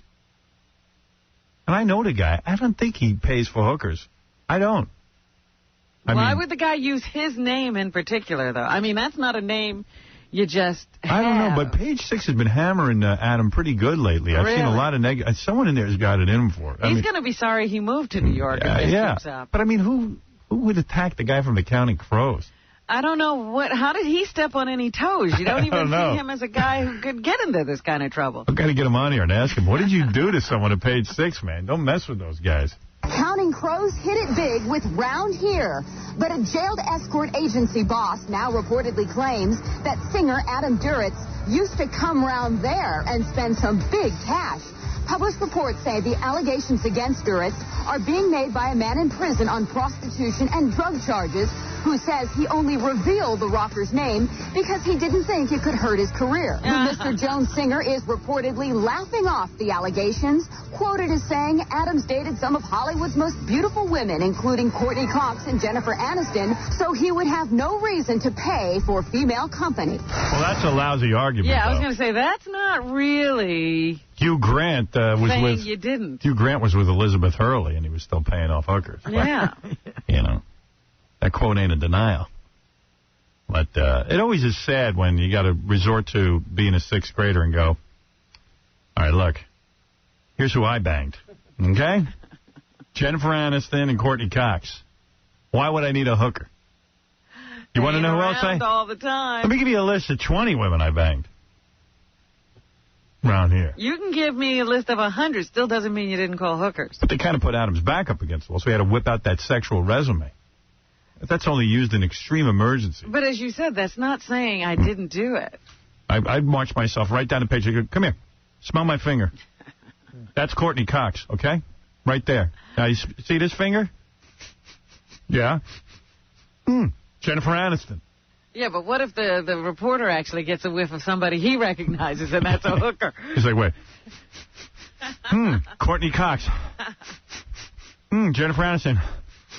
Adam's ass. That's Daphne on the corner of 8th and 43rd. Right, I know that girl. Wait, this chick smells like feet. What have you been doing? What have you been doing? All right, you got 2 good fingers, but what about the rest of these fingers here? Just your hand smells like crack. Got to go up to page 6 and let them smell my... Hey, I got to tell you something. Page 6 once printed a thing that I gave a stripper at Scores a car. That. Yeah, I don't think that was page 6. That was that Lloyd. No, that wasn't Lloyd. That wasn't? No. That was page 6. That was page 6? So the way I dealt with it is, because it wasn't true, I said to them, okay, produce the name of the stripper. You guys say you spoke to her. And the bill of sale. Give me a bill of sale. Tell me what kind of car even that I bought her. Give me some facts, some detail that you can tell me. And, of course, then they said, well, they never printed a retraction. No, but they couldn't produce any proof either. Yeah. I ain't buying any strippers but any cars. But it wasn't true, and you came right out and said, that's not true. Right. Well, Adam, as soon as Adam gets around to New York, I'm going to invite him on the show to tell people. That, you don't just say, I've dated Courtney Cox to get out of these allegations. Hey, I had Courtney Cox. What do I need a hooker for? Yeah, but wait a second. That was 15 years ago. Yeah, what have you been doing lately? How do we know you had Courtney Cox? I'll tell you why. I smell my finger right here. That's Courtney Cox. I haven't washed my hands since. It smells like Cox. Okay. You're in business. All right, we retract it. It is kind of embarrassing, though, to be famous at all and go to hookers, is it not? Yeah, it's bad when you got to pay for it, but in case I ever go to a hooker and I get caught, I'm going to go, okay, here's my list. That's when you'll hear the list. You'll pull out the names then, won't you? Beth O. Angie. Come on. Yeah. Go on. Defense mechanism. I got a few. It's an automatic reflex. That chicken camp? Here's some dude. This is you know about G4 TV? Some new channel. It used to be called Tech TV. What now. is that? Oh, that's what they're calling Tech TV now? G4? G4 TV. I know Tech TV. They interviewed the editor of FHM on techniques to interview Beth O. Oh, really? Yeah. Tell me about this month's issue. What can we find in this? This month's issue has our entertainment guide, but more importantly, it has the lovely Beth Ostrowski on the cover. Who? I'm sorry? Wait, no, here you go. Here's the qualifier. Who is it? She is Howard Stern's girlfriend. There we go. Yeah. There we go. Making her 3rd appearance, and actually, she outsells people like Holly Berry when she appears on our cover. Wow, so she has some pull then. She does, now, now, the question is, did anybody know about Beth O before she became Howard Stern's girlfriend? Nobody knew about Beth O before she became Howard Stern's girlfriend. Ah, so that was a good move on her part. It was a good move. So when you do, because you do write-ups on the girls, you know, you have pictures, and I believe there's text, which is why I buy it. Sure. The elegant writing. You guys have some great writers. Sure. So what do you ask her? Do you say, so what's it like being Howard Stern's girlfriend, or do you have to pretend that you care about... You know, what her favorite foods are? Or... Well, the first time around, because she's been on 3 times, it's a delicate situation. Right. Because you definitely want to know about Howard, but you're kind of like, so what do you think of Howard? Right. You know, what do you think Howard's favorite foods are? Exactly. Okay. But by number 2, you just keep it real. You're like, so what's the big guy up to now? And damn, you're hot. Gotcha. And then by number 3, actually, she said this time around she didn't even want to be interviewed. She interviewed herself. So, all right. Yeah, all right. All right, and not a bad spread there. Where was this one shot? Do you know? This one is Florida, I believe. Very nice. Somewhere.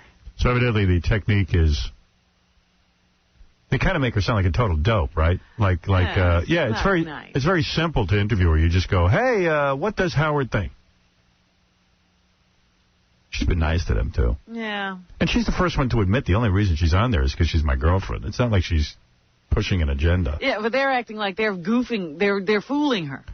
I know. And they called her and said, would you do the cover? And she was like, I'm honored. I'd be thrilled. Yeah. And she said, I know the reason I'm being asked. Why don't they say? She knows what the deal is, so she, answers the questions about Howard when they come up. Yeah, the editor's a little bit dicky, you know? I met him the other night. He seemed like a nice guy, but I think he's just trying to be funny. I think, it was like sitting around with a bunch of guys, making yourself out to be more than you are. Because he's such a genius. Yeah.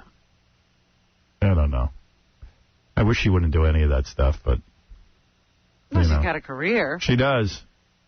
But believe me, I am uncomfortable with all of it. I really am. I really am. I mean, it's just like, it's like enough. Yeah. But what are you going to do? I'm looking for the opposite of what Tom Cruise has. I'm not looking to go on Oprah and discuss my relationship. Well, you haven't yet. So I haven't seen you jumping up and down on any couches. I'm in love. I don't know. Is the guy shocked that he's in love with a woman or what? Wait a minute. Even when they ask him why is she so great, he doesn't have a great answer. No. She's generous. She's good in the movies. She's generous. He seems shocked that he's in love. I like a girl. Yeah. I'm so straight. Maybe that's what it is. It's an overreaction so that people think he's straight as opposed to gay or something. Yeah, because he's always had that gay thing tagged on him, Maybe that's what's going on. I'm straight, Oprah. I think I have feelings for a girl. And so he jumps up and down on a couch, which is very gay. Yeah, looking more gay than ever, because no guy jumps up and down on a couch saying, I'm in love. Especially if you're a movie star. Yeah. I mean, come on, act a little cool or something. Have you ever seen Warren Beatty jump up and down on a couch about a woman? No. No. Vagina is wonderful, Oprah. I mean, calm down trying to prove you're straight. We believe you. I couldn't care less. Frankly, we don't even care. Yeah, no one cares. He sues anybody who implies he's gay. Yeah. No one's going to say it. Everyone's afraid of you. Oh, man. What can I tell you? Hey, Paul, what's happening, brother? Hey, I'm Howard. straight. I'm straight, Oprah. I'm nowhere near a penis. Brad Pitt is banging Angelina Jolie to the point that they're calling the police. Well, this is why it's bizarre. And he's not jumping up and down on a couch. Well, everyone's afraid to say. First of all, he fired his publicist. His sister's letting him run around like a loose cannon. He's bad-mouthing Brooke Shields, screaming about how Scientology is good for him. And then he goes on Oprah acting weird, and everyone's afraid to say why it's weird. It's weird because no guy goes around and goes, I'm in love. I'm jumping up and down. I might be getting on. You are on, sir. Yeah, just I'm on the phone down. with the... You're interrupting my brilliant monologue about Tom Cruise. Yeah, Guys who are getting laid don't have to jump up and down on the couch on Oprah. They never go crazy like this. I put my thing in. I put my... Up, they said, really? What show was this? Hey, dude, shut up. So they said, all right, they got me on hold right now. Hey, dude. Hey. Yeah. Can he hear us? I don't know. No, I said I was watching the show, and they had they were using a RoboSpanker, but that's it. But what? So I don't think he knew it. It was the same. Paul. Hey, Paul. Hello? Hello? Paul, man, we're listening to you. We're talking to you. Oh, Howard. What's that with the RoboSpanker? Yeah, I was watching Playboy TV this week, and they had one of those shows, The Night Calls. And they actually had a skit with the RoboSpanker. It said RoboSpanker, and it had the whole thing where it slaps the girl's butt. Yeah. A lot of Hollywood is stealing my ideas, including the RoboSpanker, which I first introduced 2 years ago. All right, the Playboy Channel. Let me get back to my bit. Yeah. So Tom Cruise is on Oprah. My hot dog is in her donut. I'm parking my car in her garage. Yeah, I mean, he's so excited. It's friggin' nuts out there. And he wonders why people think. Jeff Gordon went to Wrigley Field, and they invited him to sing, Take Me Out to the Ball Game. He didn't know the words. And the whole crowd started booing. It was pretty good. Jeff Gordon, the driver? Yeah, the race car guy. Stadium, you guys ready to do this? A 1, a 2, a 3. Take me out to the ball. Take me out to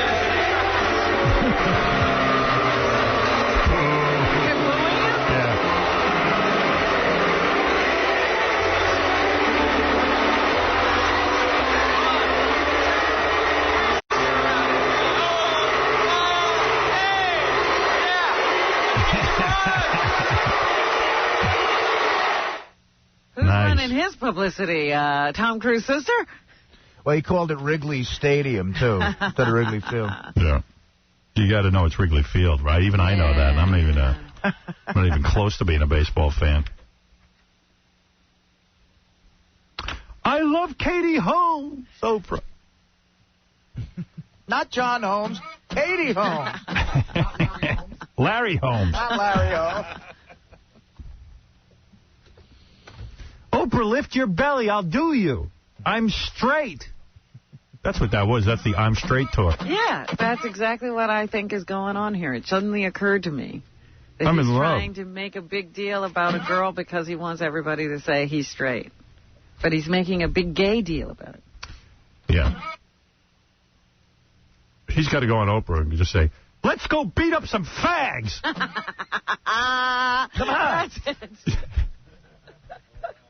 He needs to really... He needs to become a government official and pass a ban on being gay. Yeah, I'm against gay marriage. He's got to come out against it. Those vicious fruits? Right. Let's see. Let me read you some email here. Okay. This guy says, some people love Richard Christie, and some people hate him. Some people say, no more Eric the Midget. For the love of God, no more Eric the Midget. I can't take it anymore. It's so excruciatingly painful to listen to him. Not that you can make out what he's saying anyway. If you have to mention him at all, please just sum up what useless crap he's complaining about. Don't play his messages. He's so effing lame. I hate him. I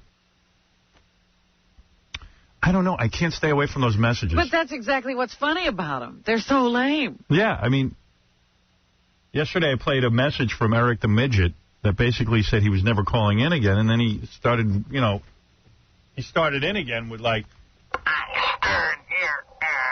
and then he said he wasn't going to call him, and then he called again. I'm confused which one I have here. Eric the Midget. Oh, here we go. This is the new one. All right. Hi, Richard. It's me. I was just calling because I noticed that my message that I left on Will's voicemail got played today, and I wanted to leave a little message through you to give to Howard. For starters, I had not left a message for 2 weeks since I left the message on Will's voicemail saying that I was done with the show. He made it sound like this morning that even though I left that message 2 weeks ago, that I've been calling nonstop day after day after day. Wrong. I have not at all been calling till yesterday. And yes, I am done with the show. And last thing, he was making fun of my voice this morning. Well, maybe to him I have a very hard to understand, funny sounding voice, but at least unlike him, I don't have a nose bigger than my privates and my brains put together. And in closing, yesterday when he was, or Monday when he was talking about what he did for the weekend, and he said he's back to being a scumbag, he finally realizes what he is. He is a scumbag, an idiotic, pea-brained scumbag with a nose bigger than Pinocchio. Bye for now. Bye for now. Bye for now. No, it's goodbye forever. He's pissed. So it goes on. And I have to continue to play those messages. I'm sorry. I know. Hey, listen. Tell Stan that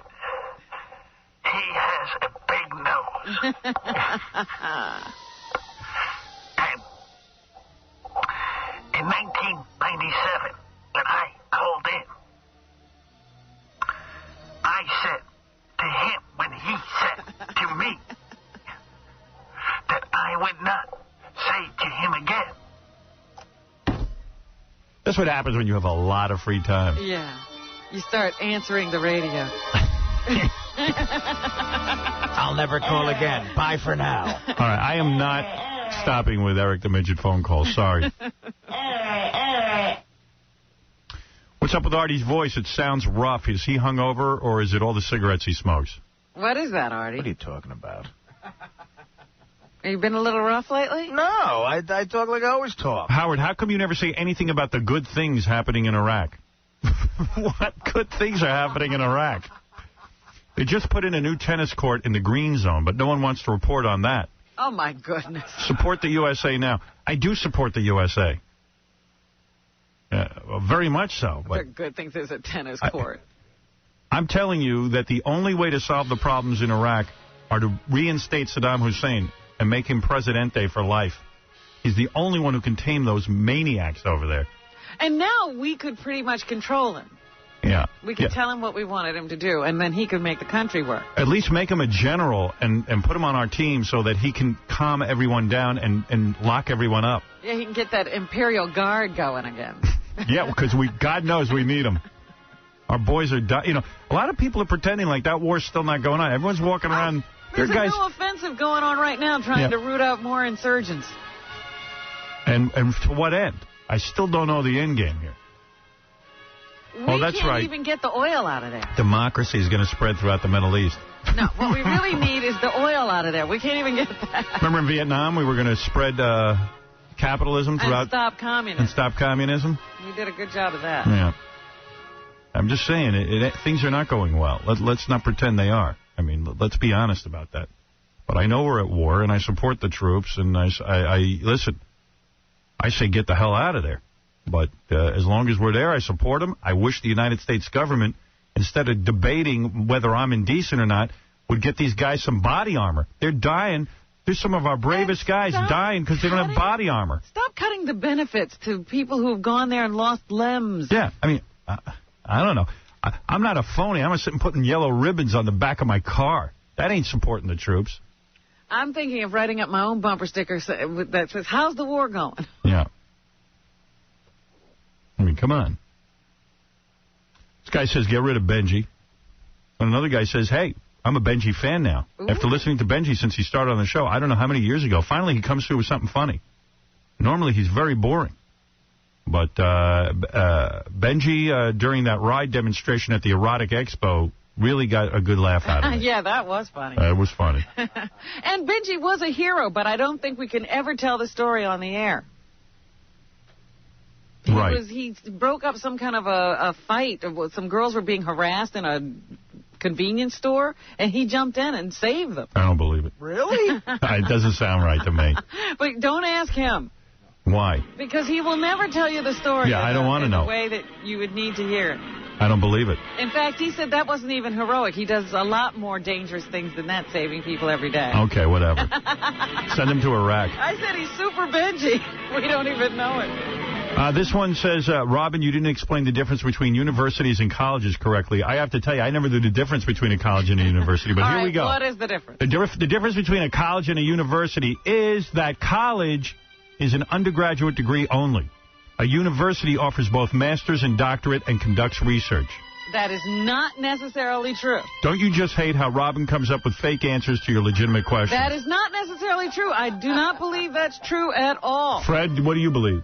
I don't know what's true. I just love how the guy's comment, like how he thinks Robin comes up with fake answers. Yeah. I believe Robin was right. It sounded legitimate to me. Right. College deals with one discipline. What? A college deals with one discipline. And what does the university do? It has a number. You can go to the university and study music or the sciences. You can take up chemistry or math. You might just go to a liberal arts college.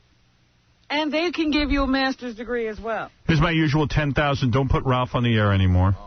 He doesn't know anything. And here's another one. Howard, you don't know anything about losing weight. You're such a dumbass about dieting. In order to lose fat, you need to build muscle. In order to build muscle, you need to lift weights. Do a weight that you can lift at least 4 times, but not more than 6 times. Also use free weights. You know what? F you. I've done all that. And I still look like an ostrich. All right? You're right. I don't know anything about it. I go to these gyms. I look like I'm ready to... I look like I just got out of Auschwitz. I've never seen anything like it. Oh, Tim Robbins is here. Let me take a break. Oh, by the way, there is some new advertiser on the station that's talking about some gel you can put on yourself that'll increase your mass. Increase your mass? You mean downstairs? No. When you're lifting weights, you can put it on a body part, and supposedly it's supposed to good. help you develop. Rub it on me. Really? Come over here. Over. Go get some and rub it on me.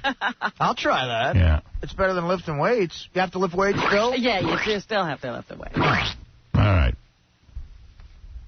So let's get to Tim Robbins.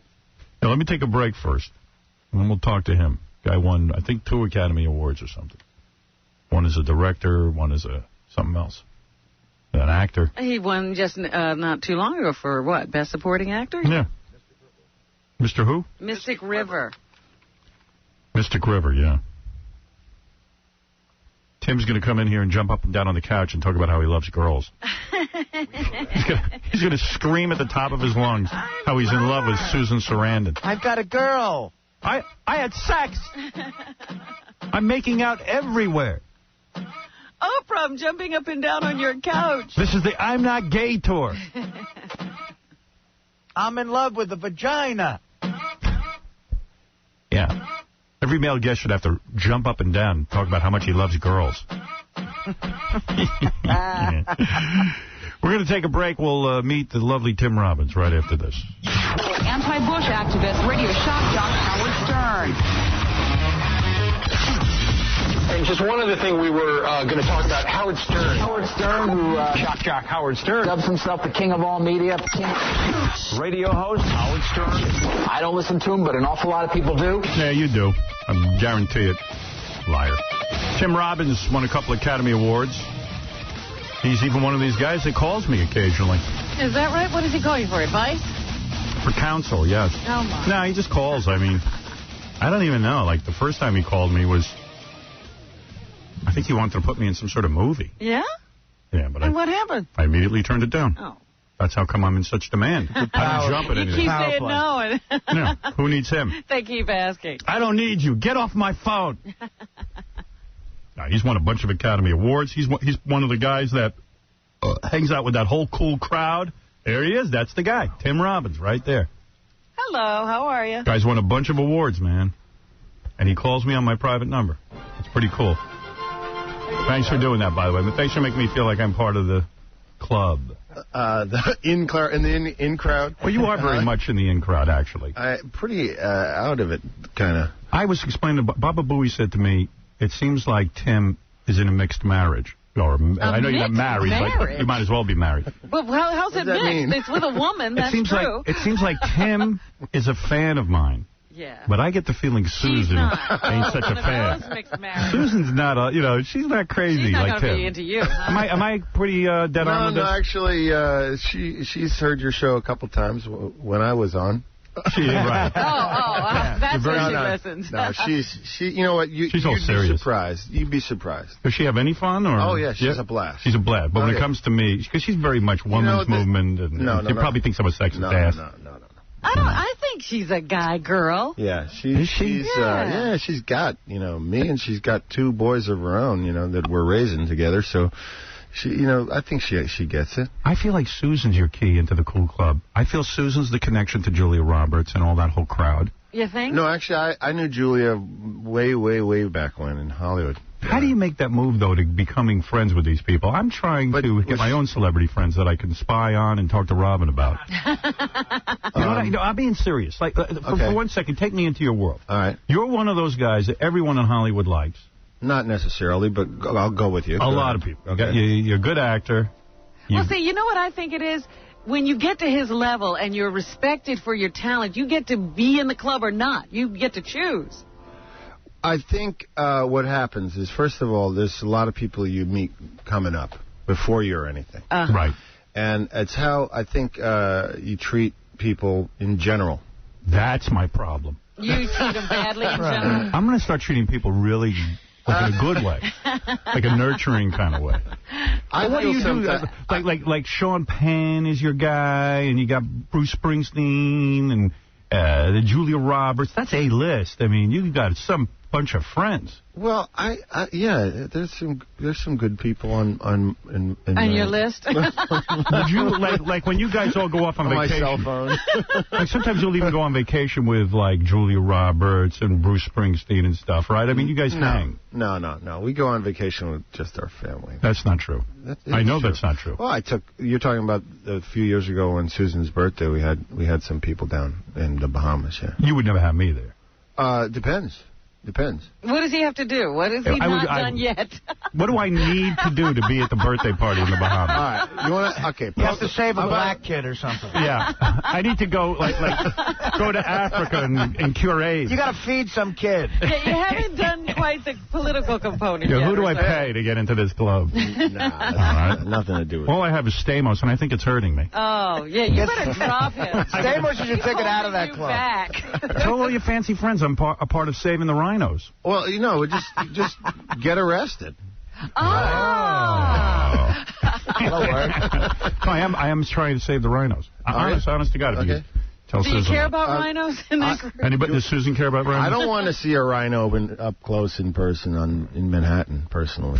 What's going on with you these days? So you put up, what, $500,000 of your own money for this movie you got? Close to it, yeah. And no one will distribute it. You got problems. But you got a lot of money at this point, right? I'm not going to complain. Are you so set for life that you don't have to work anymore? No, I got to work. I don't believe you got a high overhead. No, I got to work. What's your overhead? I got family. Yeah, but everybody's got family. You got to be worth. I'm gonna size you up right now. Tim Robbins, all right, he turns down work. Got some integrity. What's his quote? Ching, ching. What's your quote about? I'm going to say get you in a film would cost me $5 million. Am I right? Or is it more? It depends on how long of a commitment it is. If you're a supporting actor, 5. If you're the lead, maybe 7. I think I like that rumor. You do? Yeah. Too high? Yeah. It is. Yeah. Can't believe that. Artie, put him in your film. Yeah, Artie, you can afford him, I think. You can afford this guy. That's double our budget, what you just guessed.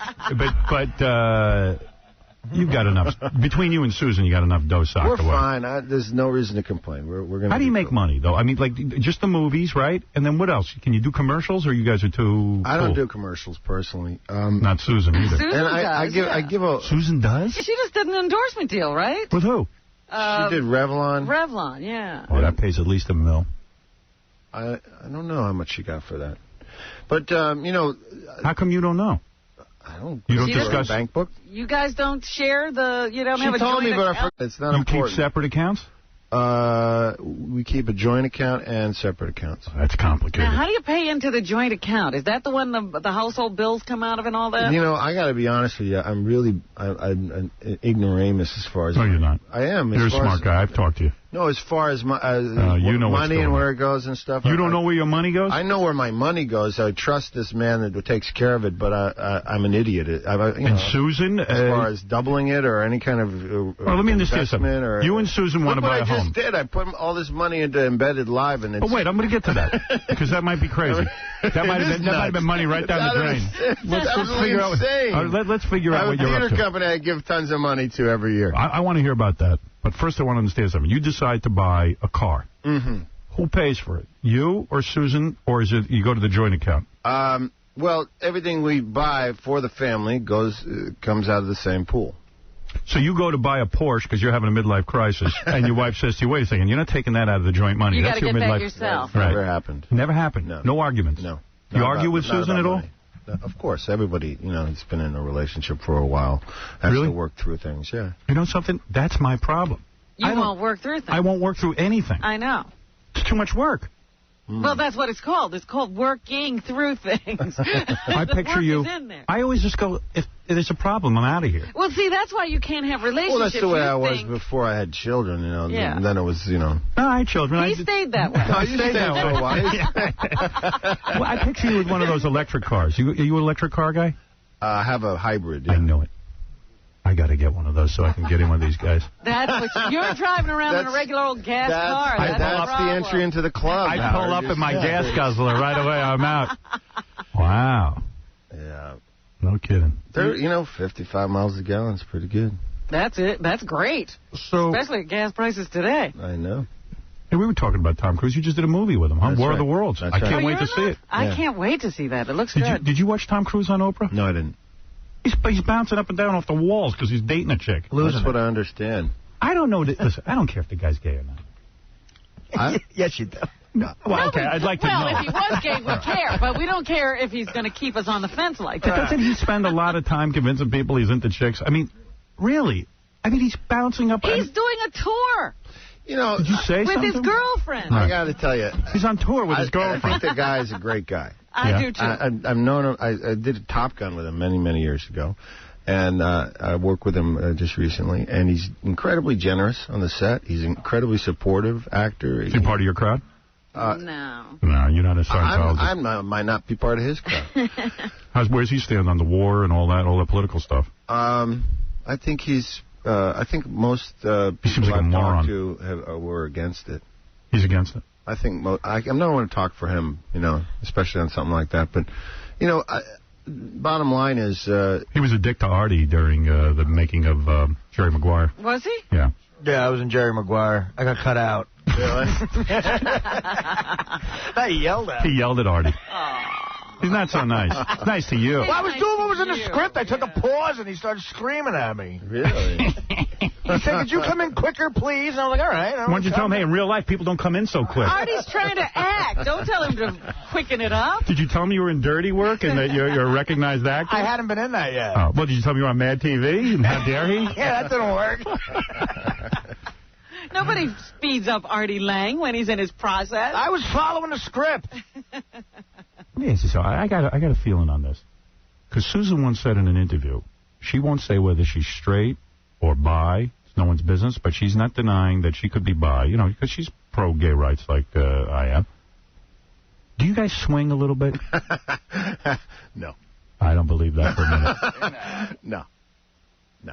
She swings. No. She brings chicks into the bed. No. That would be nice, but no. Really? It hasn't happened yet? No. You'd like that. Hey, wouldn't every guy? Are you afraid to ask for it? But, the problem with us and anyone that's in the public eye is that, you never know what they'll say. So you go with Robin. Yeah. She's your go-to girl. Yeah, I could be quiet. Robin's never squealed on me yet. I don't think our kids need that embarrassment, to tell you the truth. Yeah. I don't know, man. Is that my mommy, my stepmom? What the hell is that? Wait a second. You want to bring me into it? I woke up in the middle of the night and Mom. If you want to bring me into it, if you want me to do Susan in front of you, I'll do it. That's what you want. Oh, my goodness. Into that? I'm a bro. That would be bad for the kids. I don't think I'd be into that. You know whose wife I like, too? Who's that? Sean Penn's wife. That one. Robin Wright. Man, you got to be thinking about her sometimes when you guys are all hanging out. She's a lovely woman. You attracted to her? Not in that way. No? I haven't Ever seen her in a bathing suit, like just hanging out? He's a friend of mine. Where do you guys hang out with Sean Penn? You ever go to, his pool in L.A.? He doesn't live in L.A. Where does he live? He lives in Northern California. You ever have an opportunity to see her in a bathing suit? Never been there. Never? No. Never invites you to his home? I'm never in Northern California. I'm sure that if I was up there passing through, I could I'm shocked. And sleep on the couch or something. I thought you guys were a lot closer. Well, You could beat him up. Couldn't you? I don't know. He's in pretty good shape. You're a tough guy. Well, in your younger days, you used to get in fights, didn't you? I grew up in New York City. So yeah. I got in a lot of fights when I was a kid. I wonder what goes on with all these celebrities. You know what I'm saying? Yeah, we can't get in. They won't tell. They keep it a secret. All you have to do is have a Prius, and then you're in. Hey, invite me to something cool where all these people are, and I'll get to the bottom of it. All right. Sean Penn compared me to Osama bin Laden. I know. You're going to have to choose between us. Well, why'd you put up $500,000 of your own money? No one ever does that. Not quite that much, but I did it because I wanted to document it, and I knew it was good, and I knew people wanted to see it, and people kept seeing it in New York and L.A. and London. And you put on a play called Embedded. Yep. And you decided to videotape it or film it We filmed it with 9 cameras. You filmed it with 9 cameras? Yeah, and it's and we put in effects and everything. It's not a play. Right. Looks like a movie. You turned it into a movie. Yeah, turned it into a movie. It's done on a stage, but it's done more like a rock and roll show with all these many cameras. You directed it? Loud music. I directed it. I'm in it. Hot chicks in it? Yeah. Yeah. Good. But it's it's not about hot chicks, but... Oh, that's a shame. Yeah. I know. Well, what am I doing here? I'm very sorry. Saying? Oh, yeah, there's so many hot chicks in this thing. Yeah. To make it like Girls Gone Wild. Naked. Girls Gone Wild. That guy sold millions of dollars worth of these things. Yeah. So, in other words, you put up your money, and now no one will distribute it. Well, no, Netflix is distributing on the internet, and this great rental company. I don't know if you're aware of that. I use Netflix. Yeah, it's fantastic. I'm a customer. And so they're going to distribute it. I'm selling it on my website at embeddedlive.com. But why don't they sell it? So this is a new kind of distribution. No, but wait a second. Why are you not selling this in stores? Because I own it completely. Why would I want to give away, 70% of the profit at this point? Well, I don't know that you have to give away 70%, but... See, what we're doing is, they've been doing this new model. The Internet is providing this opportunity to reverse the model. You can distribute your own stuff. This way, right, and then eventually go with the normal, company. conventional... Exactly. All right, so if I go to Netflix.com, I can get the movie Embedded. Yes. And EmbeddedLive.com, you can also... And I can get it buy it there. EmbeddedLive.com. Yeah.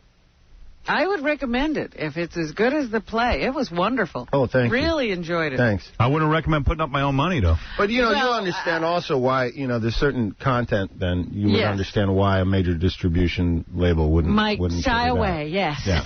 Why did you apologize for calling, this is a play that's anti-Bush and anti, what's going on over in Iraq. There's a lot of stuff in there. Why did you apologize to the Bush administration for calling them chicken hawks? I didn't. You did? No. It says right here. In 2003, Tim publicly apologized for referring to President Bush's administration as chicken hawks. This is the kind of stuff that was going around. This guy comes up to me and he says, do you want to retract what you said about chicken hawks? I said, no, I don't. And the next day he writes what he wants to in the paper. So they wrote this and it's not true? This is a gossip columnist who was trying to get me to retract, and I said I wouldn't retract it. You don't take crap from gossip columnists. You walked up to Lloyd Grove and you said, if you ever write about my family again, I will find you and I will hurt you. I did. Nice. I said much worse to the guy. I had a couple martinis in me. And, I was going to say, a man from a peacenik. He's no peacenik. Hey, listen, there's a difference between... like a terrorist. I did the same thing to the guy. The guy had written something bad about me, and he comes up to me, shakes my hand at a party. I go, I know who you are. I said, you're a scumbag. I said, you printed something about me that isn't accurate. I don't like you. And you're a dick face. So my girlfriend starts pulling me away from him. I go, don't pull me away. Well, you know what's... Then I went home. I thought about it. I went back. She ran out on the street and pulled me back in. That was insane. Yeah. And you're giving him grist for the mill for tomorrow. He's going to write all about this, about how... You and I will beat him up together.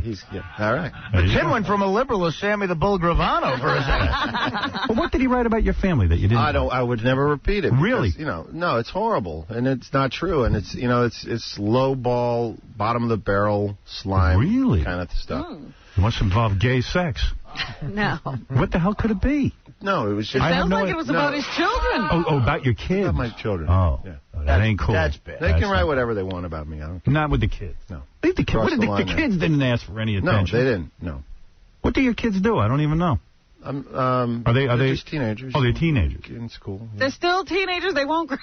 They're still Last time I interviewed you, they were still teenagers. Yeah, what's wrong with them? They won't get any older, those kids. I'm telling you. They just keep hanging in there. Great. Do they want to be actors? I think a couple of them do. Yeah. A couple of them, yeah. You tell them no way? One's a rock and roller. Really? Yeah. Really? They're really talented kids. Sounds like you think it's okay to go into this business? Of course. It sounds like you're going to... You better have money. How can I do it and then say you can't do it? You're going to be supporting them the rest of your life. Yeah? Well, that could be true. Get ready. Take out that checkbook. Stop wasting money on movies. You got to save up for supporting those kids. Rock and roll and acting. No, but all right. So you put out the movie, and you're trying this new distribution. You're a creative guy. You're trying to get something going. You're telling people, look, this is a good movie. Rent it, buy it, whatever you got to do. Go to Netflix.com or go to embeddedlive.com. Is that the message? That's right. I understand. That's right. And you're an Academy Award winner. Mm-hmm. And yet you take these Academy Awards and you treat them like a joke. You put them in your bathroom. No. It's not in the bottom. No. Come on. No. This is. We just don't put it behind glass. Isn't that a move, though? I mean, kind of like, hey, we're not going to recognize these as being too Because important. you're artists. Yeah, you're right. It's really not about Let's talk about that. No. Why can't you embrace your Academy Award? I love my Academy Award. No, you don't. You put them in the bathroom. No, they're together in the bathroom. It's dark, and they were trying to get them to mate. Sounds like you're embarrassed by the Academy Award, aren't you? Not at all. You don't. You're Not one at of all. those guys says, Proud you know what? and It's honored. about the work. It's Proud and honored. You are to have it. Absolutely. Well, you did some good work. You deserved it. Thank you. Dead Man Walking. Right? Yes. Mm-hmm. You were nominated. Best Was Director. nominated, yeah. It was a damn good movie. Thank you. Got Susan an Academy Award. That's right. Oh, she must have liked that. Shawshank Redemption. Oh, what a great movie. It was great. You actually locked yourself in prison. You went into solitary confinement in order to prepare for the role. I wouldn't do that. I wouldn't do that for a You know, minute. as Sir Laurence Olivier used to say, you should really try acting. Yeah. No, I got to tell you. Why did you lock yourself in? How long did you do that for? That's what I was about to say. Not How very did you long. prepare for dirty work? Did you do anything? Nothing. I ate a lot. It looked like a big fat slob in that movie. Exactly. Right. No, it was for, an afternoon. Where did you go? 2 What hours. prison were you in? In Mansfield, Ohio. Mansfield Correctional. And what happened? Were you in a cell with another man? No, I was in solitary. Solitary is without another man. For a few hours. Yeah, listen, it's no big deal. It was Sure it is. it was a way just to get a feeling of it. But I can't say that I went through any kind of pain or anything like that. That was a good movie. Shawshank Redemption. Still, you could just watch it over and over again. That's the greatest. Isn't that the one where you were falsely accused? Yes. Yeah. No, he's not falsely accused. Yeah. Well, yeah, he was. At the end, Wait he a didn't do it. minute. No, you're That's thinking right, of, he didn't You're do thinking it. of Bull Durham. Oh, stop it. Falsely Well, I'm not sure how I feel about the Academy Awards being in the bathroom. I'm not sure what to think of that. You certainly wouldn't put yours in the bathroom. No. In fact, I take my Blockbuster Award from Blockbuster Video. Yeah. When I won that one, I've got it up on a display Yeah. in my office. Does it revolve?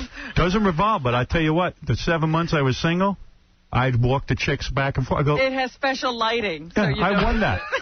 They go, what is that? I never heard of a Blockbuster Award. It was voted on by all the people who rent videos at Blockbuster. Uh-huh. And then they go to bed with me. Oh, my. Well, I see mine every day. Yeah. Oh, that's true. You could look at it that way. It's quite an accomplishment. It really is. I mean, Good for you. If it's in your office up on a shelf, you're probably not even seeing it enough. Try putting it right there on the top of the toilet. But there is a move involved. Which bathroom is it? Is it the powder room that everyone uses? It's called the famous bathroom. The famous bathroom, yeah. I guarantee you. There's something afoot there. How many Academy Awards does Susan have? 1. From you. You basically gave her that one. No, she earned it on Well, her. whatever. She's done some good work. She's done great work. I still watch Thelma and Louise. Thelma every and time Louise. it's on. Kick ass. Incredible. Incredible movie. I want to get in with your crowd. I don't know. Get a Prius. No, you know what I got to do? Hey, What? I had sex with a black chick. Does that get me in the crowd? That's one of the things. I'm pretty liberal. I'm gonna Talk to your wife I'm about gonna it. write you a letter of recommendation for the club. Tell your wife. Could you nominate him the next time everybody's together? Tell your wife. The nays have it. Tell your wife. Tell Julia Roberts when they had the big vote that Howard had sex with a black woman. I'll be your advocate. That's it. Well, let me tell you something. And I also didn't I give money to a homeless guy 2 weeks ago? Well, that was a contest. It was the radio station's money. Yeah, I gave Does that $5,000. count? Doesn't count. Yeah. Doesn't count. That was a black guy, too. I can say that. Oh, I think absolutely. we found a white homeless guy. No, he was Italian. He looked black. And the woman I was with was a dark-skinned black woman. Please put that in the notes. And my home is powered by solar heat. Right. Well, no, but just tell them that. All right. The thing is, Embedded Live is a very strong statement from Academy Award winner. It'll make you think. The's a lot in there, a lot to say. Right. It's also funny, too. It is very funny. But it's, you know, funny, it makes you think. Yeah, you loved it. I absolutely did, yeah. Yeah, and I have a copy. I'm going to watch it now. Mm-hmm. Good. You seem to know what you're doing. It's listen, it's another voice out there, you know. Yeah. And it's not a voice you're hearing because of the way things are, but you know, some of us are sneaking through. Right. Yeah. I gave up. I'm keeping my mouth shut. I got too much heat. Right too much heat before I on got me. here, you were pretty. Well, I'm getting too much heat. I'm all for President Bush now. Please, leave me alone. I got too much goddamn heat. You know, you said something the other day, and I thought give about up. it later on. We absolutely should tell stories like the one that Newsweek attempted to tell, even though they somehow made a little bit of a mistake with the story. No. About put a lot of guys flushing in danger. Korans or whatever. We have to keep telling our stories. That story put a lot of boys in trouble. Let and me it tell you cost a lot of something. people their lives. I thought about it and I said, you know what? This country has made a lot bigger mistakes keeping secrets. No, ever, you don't understand propaganda. Whenever they did telling the truth. No. World War II, Emperor Hirohito, if we had bombed his palace, it would have united the Japanese. We purposely, as a symbol, did not bomb Emperor Hirohito directly. And that's what we're talking about here. There are certain symbolic things that rally the enemy. Something. That was fine. If we did something, we should be talking about it. Kids. All right. Embedded Live. I know, we're making wait a him second. nervous. What do you know? You don't know anything. Wait a second. I just want to talk about You're this. just an actor. I was just talking about that radio huge line around the block in Kandahar for the on Monday morning for Newsweek. You know, all those people waiting for their Newsweek this week. Come on. No, listen to me. Listen, there was other reasons that rioting happened, and even the Joint Chief of Staff said so. Absolutely. So stop it with this. We shouldn't be saying Well, you don't know anything. You both don't know. But you know what I'm saying, though? I know you've turned, and now you're a Bush supporter. Yeah, because you want them to leave you alone. Yeah. But it doesn't matter. Like Darth Vader, it doesn't matter. They're still going to bother you. Tell Susan I grew up in a black neighborhood. Really, that's the truth. Honest to God. Can I do the Darth Vader voice? Yes, go ahead. Here we go. I'm going to see how you do. go ahead. Hold on a second. I got to set it up. We'll come into Darth Vader voice. Hold on. Really impressed that you can do that yourself. Yes. I don't know, for all of you folks at home, Howard just made this voice out. Yes, Tim. On the controls in front of him, like a real radio DJ. Let's go to Sean Penn's house and mess around with his wife, Robin Wright Penn. I'm going to kick Lloyd Bronze out. Whatever his name is, Lloyd Grove. Not Lloyd. I like Lloyd Grove. Lloyd Grove. Embedded Live. Embedded Live. Yes, get it at Netflix.com. That's so much fun. That is. I want one of those for my own. You can get that. But anyway, listen. I got to take a break anyway.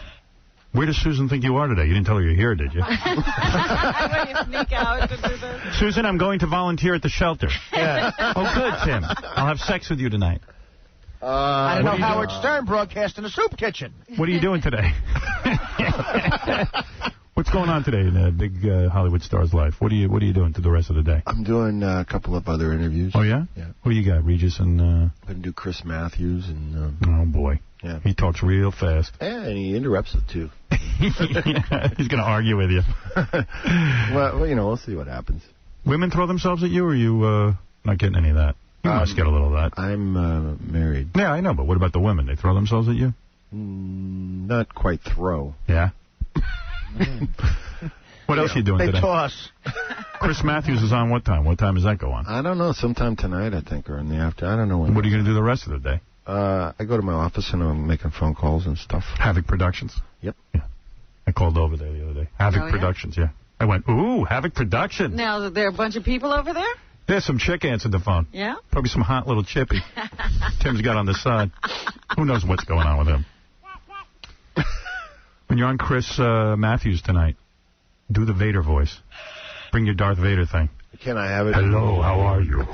Chris. Hello, Chris. All right, anyway, Tim Robbins' play Embedded Live is available on DVD at embeddedlive.com and Netflix.com. Check it out. And, What else? Anything else you want to say? Just thanks for having me. Hey, good to have you here. Good to have you here again. Yeah, thanks for coming by. My pleasure. Take a few phone calls or no? Sure. Yeah, Chris. Hey. What's up? How you doing? Is this Howard? Yeah. Hey, Howard. I was an extra in the movie War of the Worlds. And wow. Tom Cruise is just as wacky on the set as he is. So that's really the way he is. He's just wired up like that, and you think like he's phony, but he's freaking whacked. That's the way he is. Tim, comment on that, how whacked. He's whacked? He's whacked. This girl actually fell down while we were filming one of the scenes. He freaking runs, jumps over 2 cars, picks her off the freaking ground, and he's carrying her like he's a freaking... This guy goes, he's like an action star. I'm like, yeah, jackass, that's what he thinks he is. He's nuts. So he's not acting, he really is an Why action is it star. nuts to go help a woman that's fallen down? Hey, what's going on here? I'm not, release that. There's no way I'm going to argue with my hero, Andy Dufresne. So I'm not... And did he go over and go, hey, I'm in love with a girl. You want to see a naked photo of Katie? No, I'll tell you, the funniest part of the whole thing was there's a film where we're at the ferry, right? And we were freezing our ass off for like 4 days in upstate New York. So they have us over the part of the ferry where the frickin' diesel fumes are, right? So I'm like sick as a dog. I'm like, man, I don't feel too good. So I leave. I'm getting the hell out of here. I leave the boat. Turns out that the people who were standing over where the boat was got sick from some of the diesel fumes. So this girl who was sick... Yeah, but you guys are only extras. Who cares? Well, that's it. We ended up getting $6 an hour. Yeah. Who cares about that? It was funny because the guy goes, well, you guys all wanted to be movie stars, didn't you? Well, that's what you're there for. You're there to get sick and let the stars have sex with the females. But the best part of the whole... All right, get out of here. Anyway, so what's it like working with Spielberg? Was he all pushy? Great. Does he tell you how to act out your scene, or he lets you do your thing? No, he lets you do your thing. Yeah, were you kind of like floored by working with Spielberg a little bit? It was kind of weird. Is it intimidating? He's a great director and done some of the classic movies of all time. How do you get that part? You don't have to audition. They just call you. He called me up. He goes, hey, I got you in mind for this? Yeah. Oh, look at that. How nice. How is it nobody has me in mind? They got you in mind for things, but it's never a movie. Once you're in the club, once they get you through you know, when you get in the club, that you have to run a gauntlet, and people spank you and stuff. What do you play in that movie? Strange celebrity satanic thing. It looks like it's going to be a good film. Did you see it yet? It's going to be a great film. Did you see the actual I've seen some parts of it, but the actual, I think he's just finishing it, because it's one of those things we were doing 3 months ago. So yeah, and it looks good. And what do you play? I play this guy. You're not quite sure of his mental state, but he helps Tom and his daughter into some refuge, and then do you see any monsters? Realize he's kind of crazy. Did you have to act with any monsters? Yeah. Like, what do you get up against a green screen? You pretend the monster's there? Yeah. Well, you pretend. They can actually don't even need a green screen now. They can actually paint in stuff right in front of you. And it's wow. Do you feel like a douchebag, like pretending to fight a monster that's not there? I would. I'd be like. Is it weird? I mean, it's got to be weird, right? Well, you just got to use your imagination, go with it, you know. It is weird. What a weird way to make a living. Anyway, okay, there's a alien probe coming through the cellar now. Now go fight him. Yeah. I'm like, what do you do? I mean, I would be like, well, I need to hold like something. You know what it is? It's just like when you were a kid. Right. You're in the cellar, you're playing, and there's an alien there, and that's you just have to make it up. And some people are so bad at it. They go make believe there's an alien there, and they're like, they don't know what to do. That's because can I have the Darth Vader voice one more? Yes. Hold on. Get set it. Okay, go ahead. That's... Wait, hold it. I got it. They're bad at acting because they have lost their inner child. Yeah. Well, anyway, listen. Oh, that's a teacher you listen to.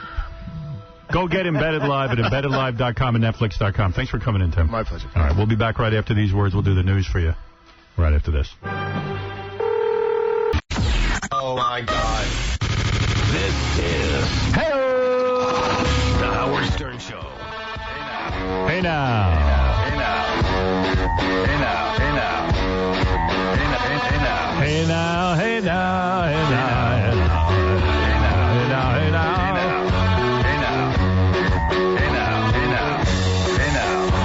now. Nice. Yes, Tim. Tim, you're on the air. Hello, Howard. Hey, Tim, what's happening, brother? Hey, how you doing? I love the show. Thanks. Hey, I just wanted to talk a little bit about your girlfriend. I bought the FHM. She looks great, man. She's banging. Great. But in the face, she looks a little bit like a dog man, wouldn't you say? You gonna pick on Beth now? No, I'm not trying to pick on her. I mean, she's on the cover of You're being so mean. Oh, my God. They just do that to get under your skin. Well, I mean, okay.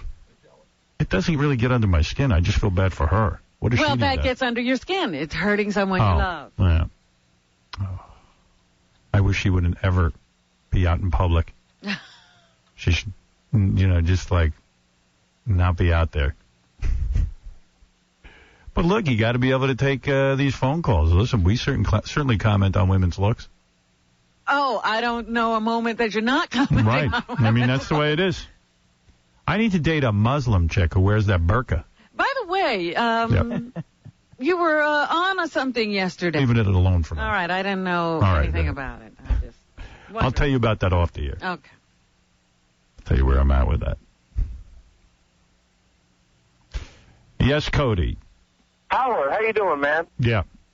Wow, I was on watching TV last night, and I saw Star Jones singing a Whitney Houston song. What were you? Are you sure you weren't dreaming? No, he's not dreaming. I know what he's talking about is Star Jones was making the point, and actually this is an interesting point, that you could get into a recording studio, and with the technology that they have now, they can make anybody sound good. Yes, I have been railing about that for years. I got to tell you something. Nobody's ever used it on me. Yeah, I've been in recording studios with some of the best people, and no one's been able to make me sound good. So So she then used it as an opportunity to sing a Whitney Houston song. That's cheap. And really what it was is like, hey, look at me, I can kind of sing, is what she was. Sure, she was just showing you she could sing. And I have tape of it somewhere. Let me see. Oh, here it is. Well, I can sing when I got a couple beers in me, too. I mean, come on. Thanks. See, it was an excuse, she's making a point, but in a way, she's really not making that point. She's saying, hey, look, I can kind of sing. Right.